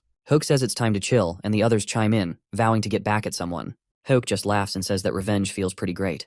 The next morning, there's a bunch of cries for help. A crowd with violet eyes is rampaging through the city, wrecking everything in sight. One guy steps up and tries to stop them, yelling out to ask what they've done wrong and pleading for some kind of explanation. The crazy guy stops and says it's too noisy. The man drops to the ground, screaming and trying to protect himself. The madman picks up a wooden club, shouting at him to stay out of this. He swings hard and knocks the guy out cold. Out of nowhere, Jium shows up behind the attacker. He can't believe what's going down and figures it has to be Hyuk. Poison-crazed people attack civilians and bite their necks as a mob armed with clubs rushes toward screaming women. Jium looks at the unconscious victims and blames Hyuk, accusing him of not being satisfied with harming the Qingcheng sect and now throwing Chengdu into chaos. Sowol is curious about why Hyuk decided to make a move now after keeping quiet for so long. Jium thinks all this chaos isn't really what Hyuk is after and believes Hyuk is just acting out of frustration because they're starting to corner him. One rushes over and tells him that Pyong headed to the Divine Fragrance Pavilion. The squad hears shouts about a fire and sees a huge blaze at the far end of the city. Someone screams that it's the Hall of Divine Aroma. The whole place is engulfed in flames, and smoke is billowing into the sky. People are freaking out, yelling for water and running everywhere. A girl is staring at the fire, shouting that Su Yang is still inside. The room is thick with smoke and flames. Pyong is hunched over dead Su Yang, coughing and shouting in anger, demanding to know why she turned him down. His friends burst in, shocked, as Pyong turns to them with drool hanging from his mouth and wild eyes. Jium quickly figures out that the Juyuang poison has a grip on Pyong too. One yells at Guillaume to focus on saving Pyong before the fire spreads. Jium spots the dagger sticking out of the girl's chest and figures she's already gone. He decides to help Pyong first and tells him to ditch the girl and come over. Pyong yells that it's all Wool's fault. He goes off about how everyone looks down on him, feeling like it's all his mess. Jium and the crew can't believe their eyes when the main character steps out of the burning room. Wool glares at Pyong and walks toward him. Wool moves swiftly as his deadly threads wrap around Pyong's neck in an instant. His head is cut off and hits the ground with blood gushing non-stop from his neck. Jium watches from a distance as Wool beheads Pyong in an instant. The three of them stare in shock, unable to recognize him. So-woon, furious, demands to know who he is and how he dared to kill Pyong. Wool ignores their questions and kneels beside Su Yang, lost in memories of their time together. He remembers lying on her lap while she asked if he had achieved what he wanted. She mentioned how he always fulfilled others' wishes but never his own. Wool tells her about his dream of creating a world free from darkness and asks about hers, pointing out that she never seems to want anything for herself. She reluctantly admits that her dream is out of reach. Even though it won't happen, she thinks it's enough just to look at him. Trying to shake off those painful thoughts, Wool wraps his arms around Su Yang and says that while she was doing her best to help him reach the dream he wanted, she was also trying to make the world better. Wool suddenly bursts out in anger, insisting that she won't just die here all alone. The Geom group stands there looking indifferent, but Geom feels a chill run through him. Out of nowhere, one pulls out two katanas and gets ready to fight. One kicks in his power White Moon 18 strike. In response, Wool sends a ton of blades flying at him. One swipes them away with his sword and zooms forward like a bullet. A few blades barely miss his back, but he manages to dodge most of them and keeps charging ahead. One sees the situation and immediately rushes in to help, leaving Guillaume behind, who's in a tough spot. She cuts through anything that gets in her way. One goes after Wool with everything she's got, but Wool manages to block every hit. She's really trying to keep up with those fast and tricky blade moves, but it's tough to predict what they'll do next. Wool is just sitting there calmly in the flames, holding the Su Yang. So-woon charges in for one last attack, arms wide open and swords blazing with energy. Wind starts swirling around her as she strikes, but Wool just stays put, saying his silent goodbyes to her. No matter how hard she tries, her attacks just bounce off because Wool's energy is protecting him. One throws a dagger to help, but So-woon panics and shouts for everyone to fall back immediately. One fights hard against the blade attacks. She turns, fear flashing in her eyes for a moment, as blood sprays across the room. A dagger cuts through Wan's shoulder and she screams in pain. Wool's thread suddenly wraps around So-woon's neck. Someone wrapped up Wan's neck, which just made her feel more scared and hurt. So-woon was fuming but felt totally helpless to do anything. Wall tied our hero's hands with his threads, leaving them stuck. They couldn't wrap their heads around how Wool had caught them without even moving, just using his blades. One was frustrated because they had easily lost to someone who just stood there. A blade inches toward Wan and So-woon's face, ready to cut through their eyes. Out of nowhere, Guillaume pulls out his sword, sending out red waves that shimmer around him as his eyes blaze with a fierce light. He goes for his 9-ring heavenly sword and launches the third move, Soul Blinding Blow. A bright red beam shoots towards Wool, so hot that Won and Sewon flinch, and her injured shoulder starts to throb even more. However, Wool stays indifferent and keeps holding the girl right before them. Won grabs his sword, realizing he could have lost his eye or even his life without Guillaume. He's never faced such a strong opponent but knows he can't give up. Guillaume suddenly interrupts, saying this must end and needs to retreat. Sewon protests angrily, insisting they must avenge Pyong. Won urges them to listen to Guillaume, surprising Sewon, who looks at Won in disbelief. Won quietly says they have already seen enough and are no match for Wool. Sewon turns away from her, thinking about her reputation as a disciple of the Supreme Sword Han, known for her skill and resilience. He is shocked that she now suggests retreating. Sewon falls to his knees as he gives up too. Guillaume suggests putting their fight on hold. Wool asks why he should bother. Guillaume explains that Pyong started it but wasn't bold enough to go this far. He adds that the real culprit is someone controlling others, as shown by signs in past victims. He further suggests that this recent incident is a mere distraction, and insists they must catch the real villain. He warns that the perpetrator may have already left Chengdu, potentially causing more harm elsewhere. Wool asks what happens if he refuses. Guillaume replies that he will fight Wool with everything he has. He adds that if Wool fights him, he will never catch the true killer of Su Young. He asks if Wool is willing to accept that. Wool turns and leaves the burning building. Moments later, the house collapses, charred by flames. Su Hyang lies on a cloth, surrounded by grieving people who call her name in disbelief. Wool turns to one of the girls and lets her know he'll be gone for a bit, leaving the fragrance pavilion in her hands. He asks her to make sure Su Young gets a nice, sunny spot for her burial. The girl promises she'll handle everything. Without saying much more, Wool walks off. Guillaume asks Wool if he's ready to track down the real culprit. Wool says he's not interested in helping. Guillaume insists it wouldn't be too hard to find the bad guy, but he's more focused on finding the one who's really behind all of this. Guillaume grips his sword and gets ready for a fight, but Wool brushes off the idea and mentions the Minor Thunder Temple as a possible lead. A girl moves quickly between the houses, her mind racing about Guillaume meeting Wool and Sewon handling Pyong's schemes. Lost in thought, she accidentally bumps into a man and quickly apologizes. But when she looks up, it's Hook, whose piercing gaze sends chills down her spine. Hook reaches out his hand and uses his magic to put her to sleep. Before long, Won falls under his spell and drops to the ground. He scoops up the girl, calling her a great catch, and says he's taking her to the Minor Thunder Temple to turn her into the strongest puppet. Black smoke swirls around them as they teleport away, with Hook excitedly shouting that he can't wait to see Guillaume's tears. Meanwhile, Wool tells Sochu to grab some stuff he needs for a trip to Tibet. Sochu is taken aback and points out that it'll take a month to get there. He asks if this is about what went down at Fragrance Pavilion, and Wool just nods. Sochu hands Wool a suitcase and explains it's got a windbreaker in there that's been treated with some special oil to keep water out and handle a bit of fire. Then he pulls out a small bag tied with string. Inside is a bit of white phosphorus fire, a cool creation from the Tang clan that makes a candle burn forever. He warns that there's only a tiny amount and tells Wool not to use it unless he really has to. As dawn breaks, Guillaume tells Wool that his friend Won is missing. He insists that Won wouldn't just disappear after hurting Wool.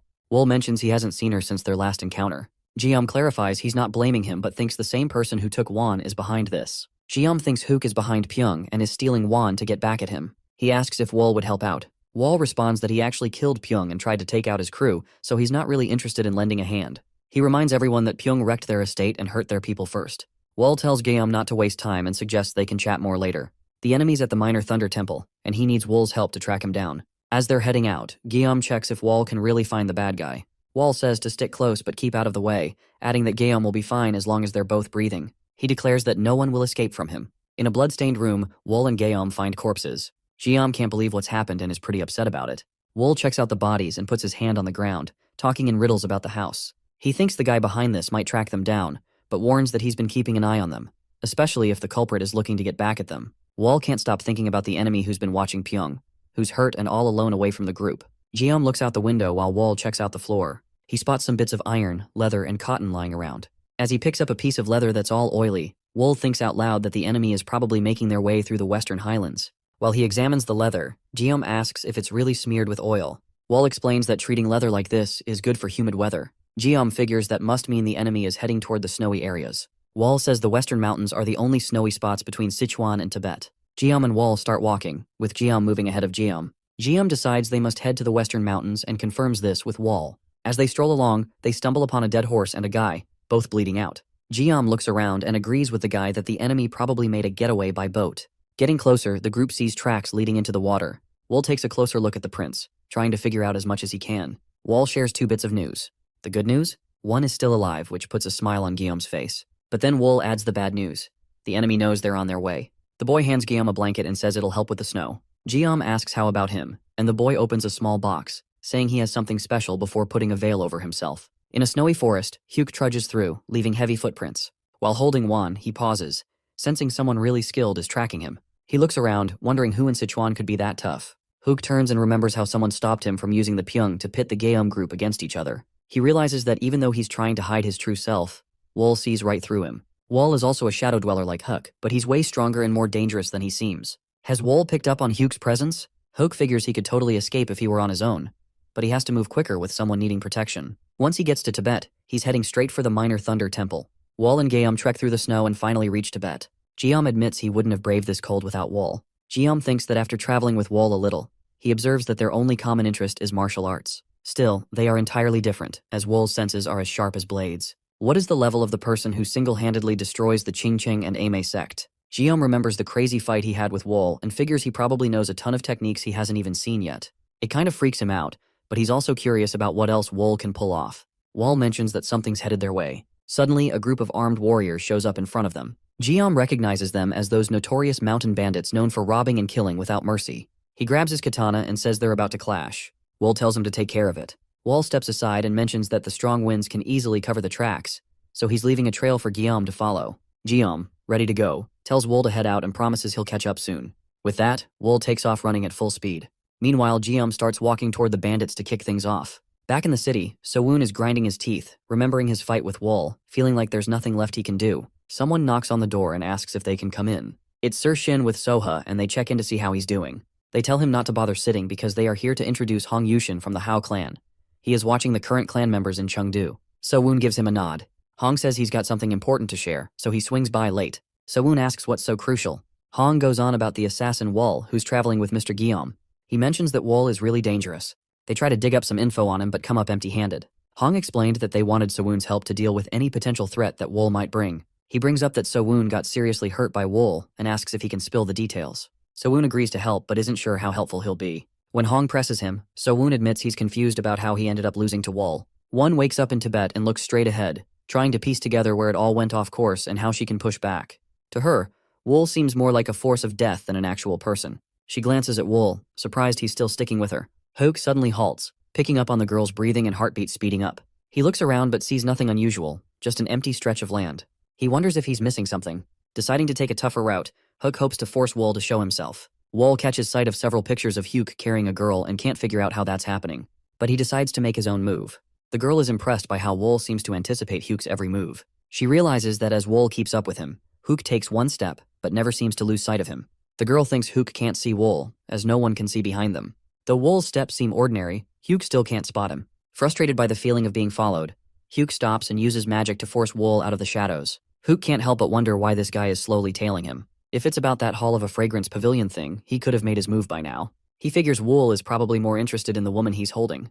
Hyuk tosses her up and, seeing the fear in her eyes, gathers energy in his hands. He yells that they'll find out how long Wol can stay hidden, then prepares to unleash a demonic fire palm strike. Suddenly, a sharp blade cuts through his hands and blood pours out. He didn't even realize where the daggers came and went. The girl collapses in the snow, and Hyuk looks down at his bloody hands, feeling a wave of fear as he realizes the situation is serious. He knows he needs to act fast and takes off running toward the Thunder Temple through the snow. Wol walks over to the girl and takes the bandage off her mouth, noticing how exhausted she seems. She asks why he's there, and Wol isn't sure if she'll last until Guillaume shows up. He apologizes before leaning in to kiss her. A rush of energy passes between them as she pulls back, confused and warm, asking what he's doing. The girl tumbles into the snow, and Wol mentions that he shares some of his energy. It's supposed to hold her over until Guillaume shows up. She looks at Wol, curious about who he is and why he's here. Meanwhile, Hyuk makes it to the big tower and stands at the gate. A voice calls out from inside asking who's there. He answers that he's from the Minor Thunder Temple and has some info for the tower's owner. He drops the owner's name, Yul Mok, and asks again. The tower gates swing open, and a girl in a stunning dress with a fancy pendant steps out. She asks if he's really from the Little Temple of Thunder.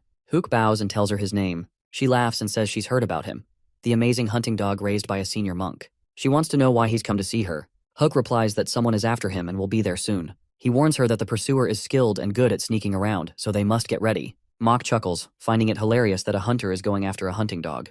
Hyuk reassures him that there's no need to stress. She mentions that even the senior monk who raised him couldn't make it through this tower without causing a mess. She jokes about doing him a little favor to keep him in her debt, then adds that a scared dog like Hyuk should hide out here.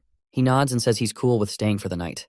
Later that night, Hook is lying in bed with his eyes shut. He notices 2 bloody bracelets next to him, and when he opens his eyes and sees them, he freaks out. He grabs the bracelets and remembers they used to belong to Mock. In a flashback, we see Wool standing in front of the tower. Someone inside calls out to see who's there, but no one replies. One guy looks through the gate, looking confused, while another asks if someone went by. The first guy insists he heard someone at the door, but there's nobody around. Suddenly, Wool emerges behind them and pulls off that creepy bloody bracelet.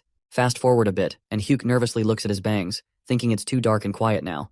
He can't see anything. As he tries to make his way out, he realizes the hallways feel way smaller than he remembers. Definitely not this cramped before. Hugh walks forward, holding a bloody bracelet in his hand, and tries to focus on finding its owner. Suddenly, his eyes widen in horror when he sees a smiling man in front of him who falls to the floor and bursts into flames. He sees men in the passage, all facing Wool as a circle starts to burn. Confused, he darts away from the flames closing in on him. All around he spots guys who look like they're just standing in line, but they're dead. It makes him think about the tower, and he can't shake the feeling that everyone there is gone too. Hook's eyes widen as he runs forward, confused by what happened. Bloody bracelets fall to the floor as he sees Mock's bloody body on the throne, surrounded by a pool of blood. He wonders why Wool killed everyone in the Crimson Tower but left Mock's bracelets for him. Why not just kill him? What does Wool gain from toying with him? UK jumps from the burning Crimson Tower, thinking it's about to come down. Wool throws a dagger, hitting Hugh in the shoulder as he runs for it. Hook doesn't notice the injury and keeps charging ahead, convinced that his only chance to survive is to reach the Minor Thunder Temple. Wool just stands on the tower, watching Hugh dash away. The scene shifts to the forest, where Hugh strolls among the trees, holding his bleeding shoulder, and starts laughing. Wool is sneaking behind him, curious about where he's headed. Hook slipped away right before Wool could grab him. He could feel Hugh's breath and warmth just a moment ago, but now he vanished. Wool picks up on some weird vibes and starts wondering if this is a setup, or if he's been in this place before. Eventually, he turns around and admits he lost him. Wool stands by the forest's edge but decides to avoid it.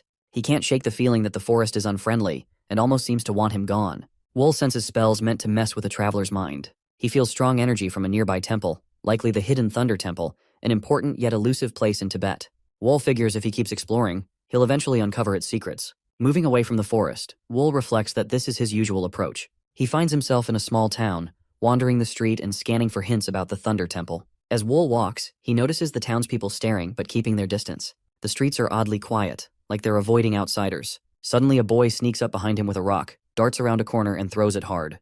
Without even looking, Wool catches it effortlessly. The boy yells at him to leave their town. A crowd gathers behind the boy, yelling for their friend Myung. A man rushes forward and kneels while bowing his head, asking Wool to forgive his son. Everyone in town gets down on their knees begging for mercy from Wool. The boy lifts his head and shouts that he's not scared of Wool. Wool tells his son to chill out and that he doesn't have to prove anything like his brother did.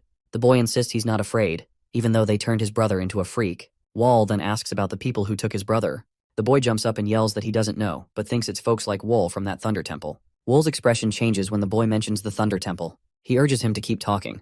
The boy accuses Wool of coming to take his family, saying he might as well just take him. Wool steps closer and promises he won't, but the boy calls him a liar. Wool responds that he never intends to kidnap anyone, but he prefers to kill outright if necessary. The terrified kid asks Wool if he's from the Thunder Temple. Wool calmly says no. When the kid asks again, Wool warns that if they keep asking, he'll kill them all. The townspeople are really sorry about what's happened because of the Thunder Temple. One guy talks about how their lively town turned into a ghost town. Even though they live close to the Thunder Temple, it's not like they had anything to do with it. He remembers a time when the streets were safe and full of life. Then one day, the monks came along and took all the kids without even saying why. Only his son Myung was left behind because he was out of town that day. Years later, the kids returned, but the townspeople uncovered a horrifying truth. Wool revealed that the temple forced the kids into deadly fights, threatening to kill their parents if they disobeyed. Worse, the families of those who lost were also slaughtered. Wool goes on to explain how the temple broke the children, turning them into unrecognizable monsters who didn't even know their parents anymore. While weeping, he confesses that his own son went so far as to cut off his arm. Our hero asks why they're still hanging around this place. The guy explains that their kids are here too, and if they try to leave, they could end up in serious trouble. He adds that their kids don't even recognize them anymore. Then, the guy why Wool is so interested in the Thunder Temple. Wool just glares at him and says he's there to destroy it. The guy looks totally confused at that. He then promises to share everything he knows about the Thunder Temple. The guy talks about the Thunder Temple's leader, the sage monk, known as Blood Buddha. He's a martial arts master, said to have perfected the legendary Heavenly Dragon arts. Blood Buddha commands 10 top fighters, the 10 Blood Thunder monks, and around 300 demon blood monks who make up the temple's main force. There are other groups involved too. The kidnapped kids are being trained as weapons for various purposes. The guy admits he doesn't know exactly where the temple is, but believes Wool will find it. Wool notes how much the man knows for someone who's never been there. The man says it's just the instinct of a father searching for his child. Wall reflects on how the temple uses these kids, finding it disturbingly familiar. He realizes if he hesitates, the temple will prepare for him, so he decides to act quickly. Myung nervously walks up to Wool and pleads with him to save the kids if he comes across them. He admits he couldn't do it himself. That day haunts him as he can still hear the screams of the children being taken. Hiding in an alley, he felt afraid as he listened to his brother's cries. He shares how his brother Soma was calling out to him, but he was too scared to budge. His dad tries to comfort him and tells him that it's not his fault for being afraid in such a terrifying moment. He reminds Myung that it would have ended badly if he had been caught too. As the boy starts to cry, Wool suddenly cuts in and says he can't promise to help them out. Shocked, Myung asks why not. Wall explains that he can't know what's happening inside the temple. He mentions that there's no way to get in through the front and admits he is there for a completely different reason, which is not to save anyone. But then Wall makes them a deal. He'll kill every bad guy in the temple. Next we jump to a dark forest. Wall strolls by a river while scanning the area. He thinks the magical setup around him is working perfectly. He realizes that even the best magic can't hide everything, like how the water flows. He studies it closely and figures it would be tough to fake how it feels. Suddenly, he spots a lot of fish in the river. Seeing so many, he guesses the area must be polluted with food and waste. As the water rushes past his feet, he finds a drain pipe. He notices a dark aura from the pipe, spreading throughout the forest. He realizes that his eyes have tricked him, but this time he's sure he's on the right path. He takes a few steps forward and stops trusting what he sees, focusing instead on the stream's flow and how things feel. He follows the stream until he spots something ahead. A big grate, and the dark energy behind it feels even stronger. He can see the Thunder Temple beyond that, realizing he's at the edge of their base. Our boy pushes through the strong current and grabs one of the grate bars. He then steps toward the temple, and someone warns that nobody approaches their headquarters without an invite. Wall stands firm, overhearing a couple of monks chatting at the entrance. One talks about how their headquarters has a history of keeping outsiders out. Just then, their commander shows up and urges them to stay alert, and the monks nod nervously. In a tall tower, Sage Monk questions Hook about being chased by an assassin. Hook, keeping his head down, apologizes. The sect leader gives Hook a hard time about his failure, saying he should have spotted the assassin's face. Hook begs for another chance, promising he can take care of it if given more time. A monk jumps in to back Hook up, saying he deserves another shot. He suggests they send out hunting dogs or start some patrols, but others brush off the threat, thinking anyone could unlikely reach their headquarters. Hook disagrees as he figures he can't depend on anyone else and resolves to deal with the situation alone. The story shifts towards three monks who are having a chat. They're wondering if there's anything to discover and keep saying they haven't seen anything. One of them figures it's pointless to keep searching the forest and thinks Hook might have steered them wrong. The second monk grumbles that Hook always acts so superior. The third monk jokes about how Hook ran like ghosts were after him. The first one then suggests they head back to discuss what to do next. Two of them start walking back toward the temple, but the first monk hangs back in the clearing, watching them go. A few days earlier, that monk from the temple came home and crawled into bed. He then wondered how they'd track down an invisible assassin. He accused Hook of having no clue about what they went through all day. Through the haze, Wool appears on the ceiling, watching him. He unleashes his soul, reaping threads that start to pierce through the monk's body. Wool completely paralyzes his body. Terrified, the monk stares at Wool. Wool leans in, and the monk calls Wool a monster. He realizes too late that Hook was right. Now that monk is going up the stairs from the woods to the temple. Two other monks spot him, wondering if it's senior disciple Young Mok and what he's doing back from the forest. They ask if he's done with the search. Young Mok says this is the last place to check out. He thinks there's nothing special to report and he's just here to share the news properly. The monks bow as he moves further into the temple. Young Mok catches a whiff of a strong, bad smell that seems to be coming from somewhere specific. He figures this must be some kind of research area. He ends up at a particularly foul wall. When he takes a closer look, he finds a gap. This is where the stench is coming from. Wool, disguised as Young Mok, finds this stench familiar and wonders if it is poison. He then forces open a hidden door that leads down into a green mist. In this secret lab, a gray-haired man is experimenting over a guy tied to a chair who is breathing heavily. He walks over to them and says he's just finished a tricky concoction. He takes off the gag and warns the prisoner not to drink too much, mentioning that just one drop is all it takes. He pours a single drop into the prisoner's mouth. Wool writhes in agony, coughing blood. He screams in pain before collapsing lifelessly. The gray-haired man beams, thrilled by his success, and marvels at the poison's strength, saying one drop could kill 10 men. Young Mok steps out of the shadows, startling the alchemist, who asks why he's there. Young Mok asks about the poison, and the man proudly explains it's so deadly that even skilled fighters wouldn't make it past 7 steps. Young Mok suggests naming it 7-step soul-destroying poison. The alchemist agrees, laughing at the aptness of the name. Young Mok extends his glowing finger, and energy threads ensnare the alchemist. Blood sprays across the room as the alchemist collapses. Dead. Young Mok declares he now has a useful weapon. Inside the temple, the sect leader rages as he learns all the mad blood monks have been killed. The assistant leader nervously reports that the murderer is likely hiding within the temple. The sect leader demands to know how the killer bypassed their defenses. The assistant leader reveals that Young Mok's body is missing. They search the entire area, but neither Young Mok nor his body could be found. He suggests the killer might be Young Mok himself. The sect leader slams his fist into a sofa and destroys it. He orders his monks to capture young Mok before further harm befalls the disciples. The sect leader growls that he will personally tear the intruder limb from limb. In the temple, the monks are packing up the bodies of their fallen comrades. They can't believe that one assassin managed to take down so many of them without getting caught or killed. The assistant is furious about how their temple has been brought to this state by just one guy. He starts thinking about how to report this disaster to their leader, Blood Buddha. When he asks about Hook, someone tells him Hook has locked himself in a room and hasn't come out. This makes the assistant even angrier that Hook is hiding away when he's the one who brought the assassin into their midst. Furious, he orders someone to drag Hook out and bring him to the leader. When Hook finally gets dragged in front of the sect leader, he claims he has a plan to handle the assassin. The sect leader isn't impressed. He's angry that Hook was missing while their monks were being slaughtered. But curiosity gets the better of him, and he asks about Huck's plan. Hook explains that he has gone to great lengths to lift the restrictions placed on the orangs. These are children taken from a village and trained in the corrupt Guanyin demonic arts. This technique is a twisted version of the Shaolin Temple's sacred arts, designed as an experiment. The problem with this demonic art is that while it gives the user unlimited potential, unleashing its full power causes the brain to start melting. To protect itself, the brain imposes a limit and restricts the user from fully tapping into the art's abilities. Hook is really good at messing with people's minds. He says he's figured out how to lift the restrictions, and the results are impressive. He's totally convinced these kids can take down the assassin, but the sect leader isn't so sure. He reminds Hook that he's got a lot at stake, especially since he's already messed up before. Feeling a bit humbled, Hook can't shake off the embarrassment of being chased by the assassin. He vows to give it his all this time and asks the sect leader to bring everyone together. After thinking it over, the sect leader agrees and calls all the disciples to meet at the lunar pavilion. Once everyone is gathered, Hook introduces 3 kids from the village named Gui-an, Yun-yo, and Soma. He thinks the assassin is hiding in plain sight, disguised as one of them, and he feels pretty sure the assassin is among the gathered crowd. With all the disciples present, Hook believes they can take him down with the help of their martial masters. The sect leader asks how Hook plans to find Wall. Hook explains what the kids can do. Gui can see energy flows, so she can spot anyone who doesn't have the usual energy from martial arts. On the other hand, Yun might be blind, but her other senses are super sharp and enables her to sense lies. The sect leader is pretty happy. With Gui and Yun on the job, they can finally figure out Wool's disguise. Then he asks about Soma's skills. Hook admits he's not totally sure but says Soma has this crazy bloodlust and really loves to kill. Even though Soma's made it through the lifting of restrictions, Hook doesn't have a clue what his real abilities are. The sect leader brushes off Soma's bloodlust as nothing special since every member of the Thunder Temple has it. Still, he thinks Soma might have something more to offer and tells him to help find the assassin. However, Soma doesn't seem to be interested in anything. Meanwhile, Gui and Un start looking for Wall. Gui checks out all the disciples but can't spot Wall anywhere. This surprises everyone, especially Hook, who can't believe his plan is falling apart. The other disciples are just as shocked. The sect leader gets really mad and asks Hook if he can guarantee they'll catch Wall.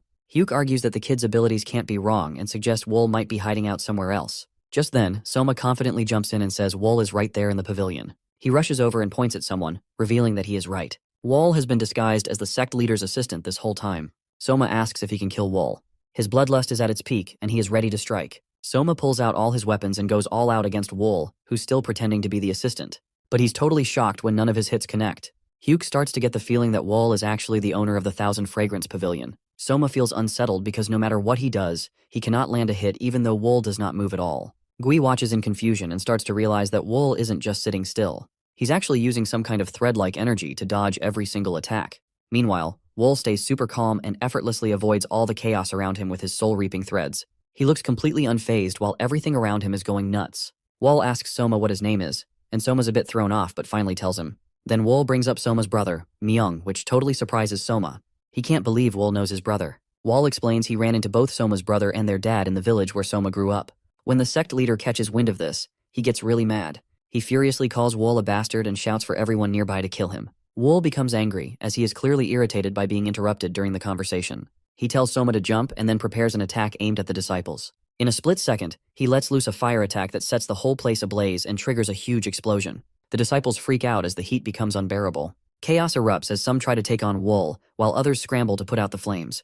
The sect leader yells at them to douse the fire, totally overwhelmed by the heat. He can't believe how Wall managed to pull off such an insane fire trick. He curses himself for letting Wall stay right under his nose. Soma is super excited to hear from Wall that his parents are still alive. Suddenly, a flood of memories strikes him as he recalls the moment his dad lost his arm. He thinks about how his dad toughened it out through the pain and acted like he was dead so he wouldn't worry Soma. Soma gets that his dad only lost his arm because the monks would have killed him otherwise. Soma asks Wall how he plans to get out of here, but Wall makes it clear that he isn't trying to escape or save Soma. Instead, he is here to kill all of them. At first, Soma feels a bit lost because there are so many people around.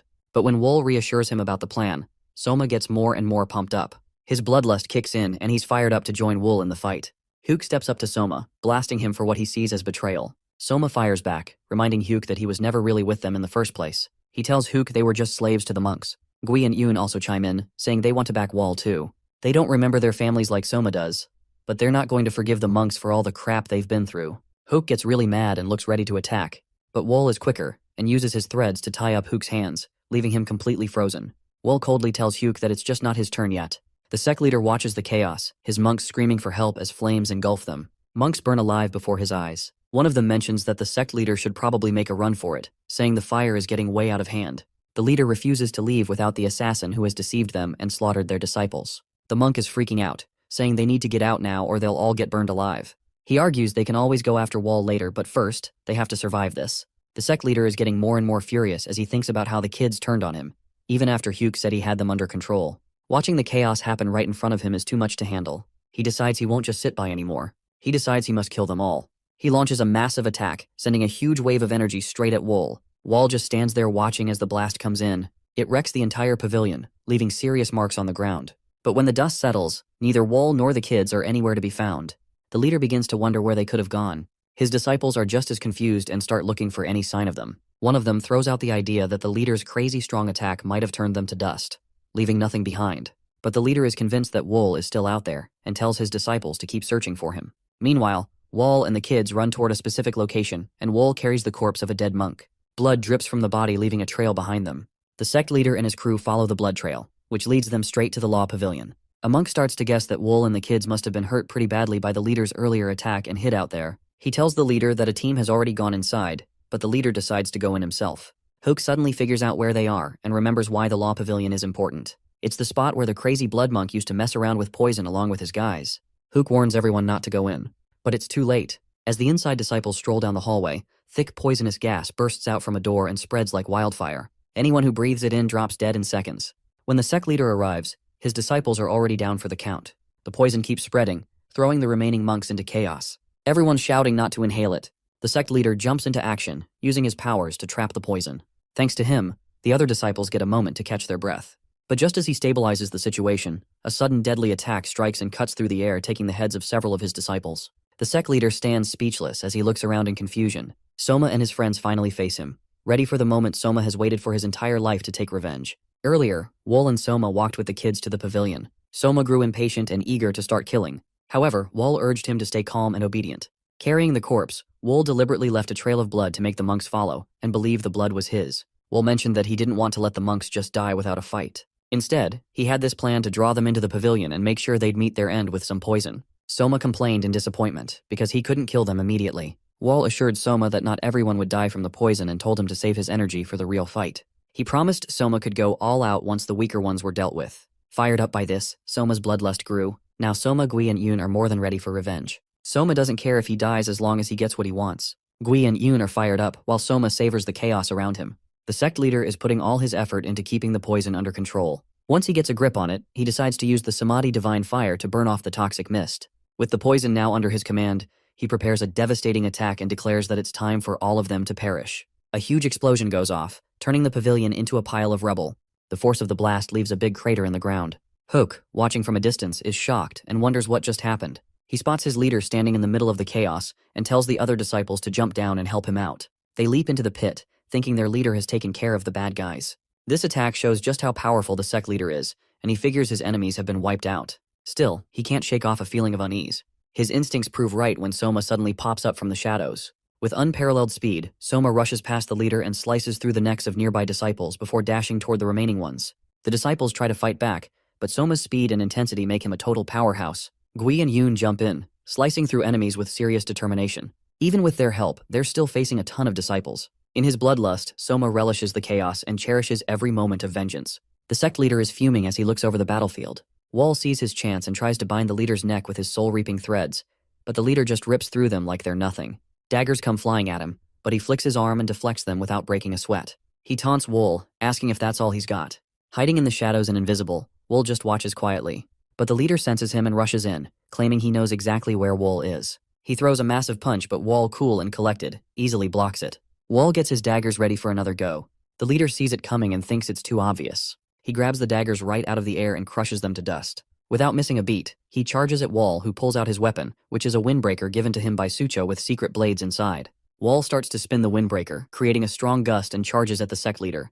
The weapon whirls out in a deadly move, but the leader holds his ground, deflecting Wall's attack and hitting back hard. In one smooth motion, Wall breaks the windbreaker into pieces and launches his counterattack. Wall shows off his skill with the Ching Cheng secret art, specifically the 72 sword waves. He unleashes a powerful storm of razor-sharp waves aimed straight at the sect leader. Even with this intense attack, the sect leader stands his ground and is ready to take on every hit. When the dust clears, he comes out unscathed and reveals his true form. He's impressed by Wall's strength but doesn't back down. He gets ready to take on Wall in his prime. Wall gathers himself for the fight. Both warriors launch at each other at the same time, moving so fast it's hard to keep up. Finally, Wall has met a worthy opponent. Wall starts by thinking about the Wind Sovereign, this incredible fighter he had to face once. The skills he picked up so far just didn't cut it against someone so tough. To take down an opponent like that, he needed to come up with a whole new approach. After a lot of hard work, he finally developed a new fighting style that perfectly suited assassins.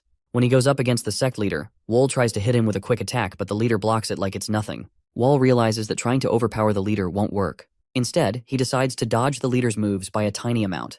This strategy lures the leader into bad positions.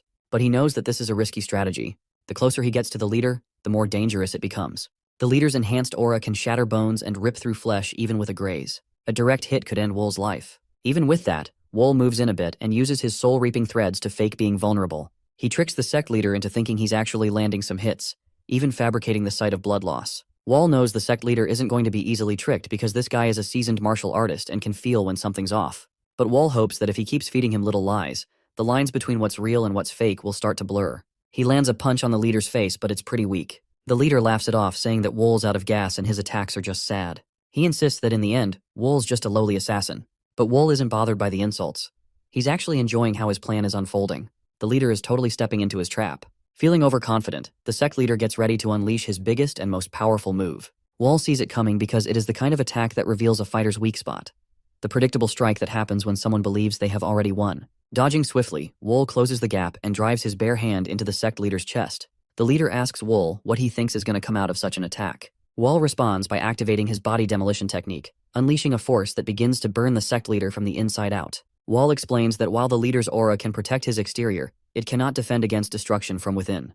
The flames consume the sect leader's body entirely. The powerful monk has finally been taken down, and his students are left in shock, unable to move. The silence ends quickly as they surge forward with the determination to kill Wall in their leader's place, because they believe he is too exhausted to defend himself. Soma is pumped and yells out, asking where everyone thinks they're headed while clearly loving the chaos and itching for more action. Out of nowhere, a figure drops down from the sky and puts up a barrier that blocks the way for the disciples. It's Guillaume. He checks in on Wall, asking if he's okay. Wall looks a bit surprised and asks what he is doing there. Guillaume explains that it was tricky to track down Wall since his trail just disappeared out of nowhere. He only found him by following the tower and that huge explosion. Even though he wishes he could have gotten there sooner, he's glad he made it in time. He points out that while Wall has done a lot already, there are still some things he could help with. Guillaume turns to Wall and asks if he can still go for it. Even though he's wiped out, Wall says he owes Guillaume for having his back.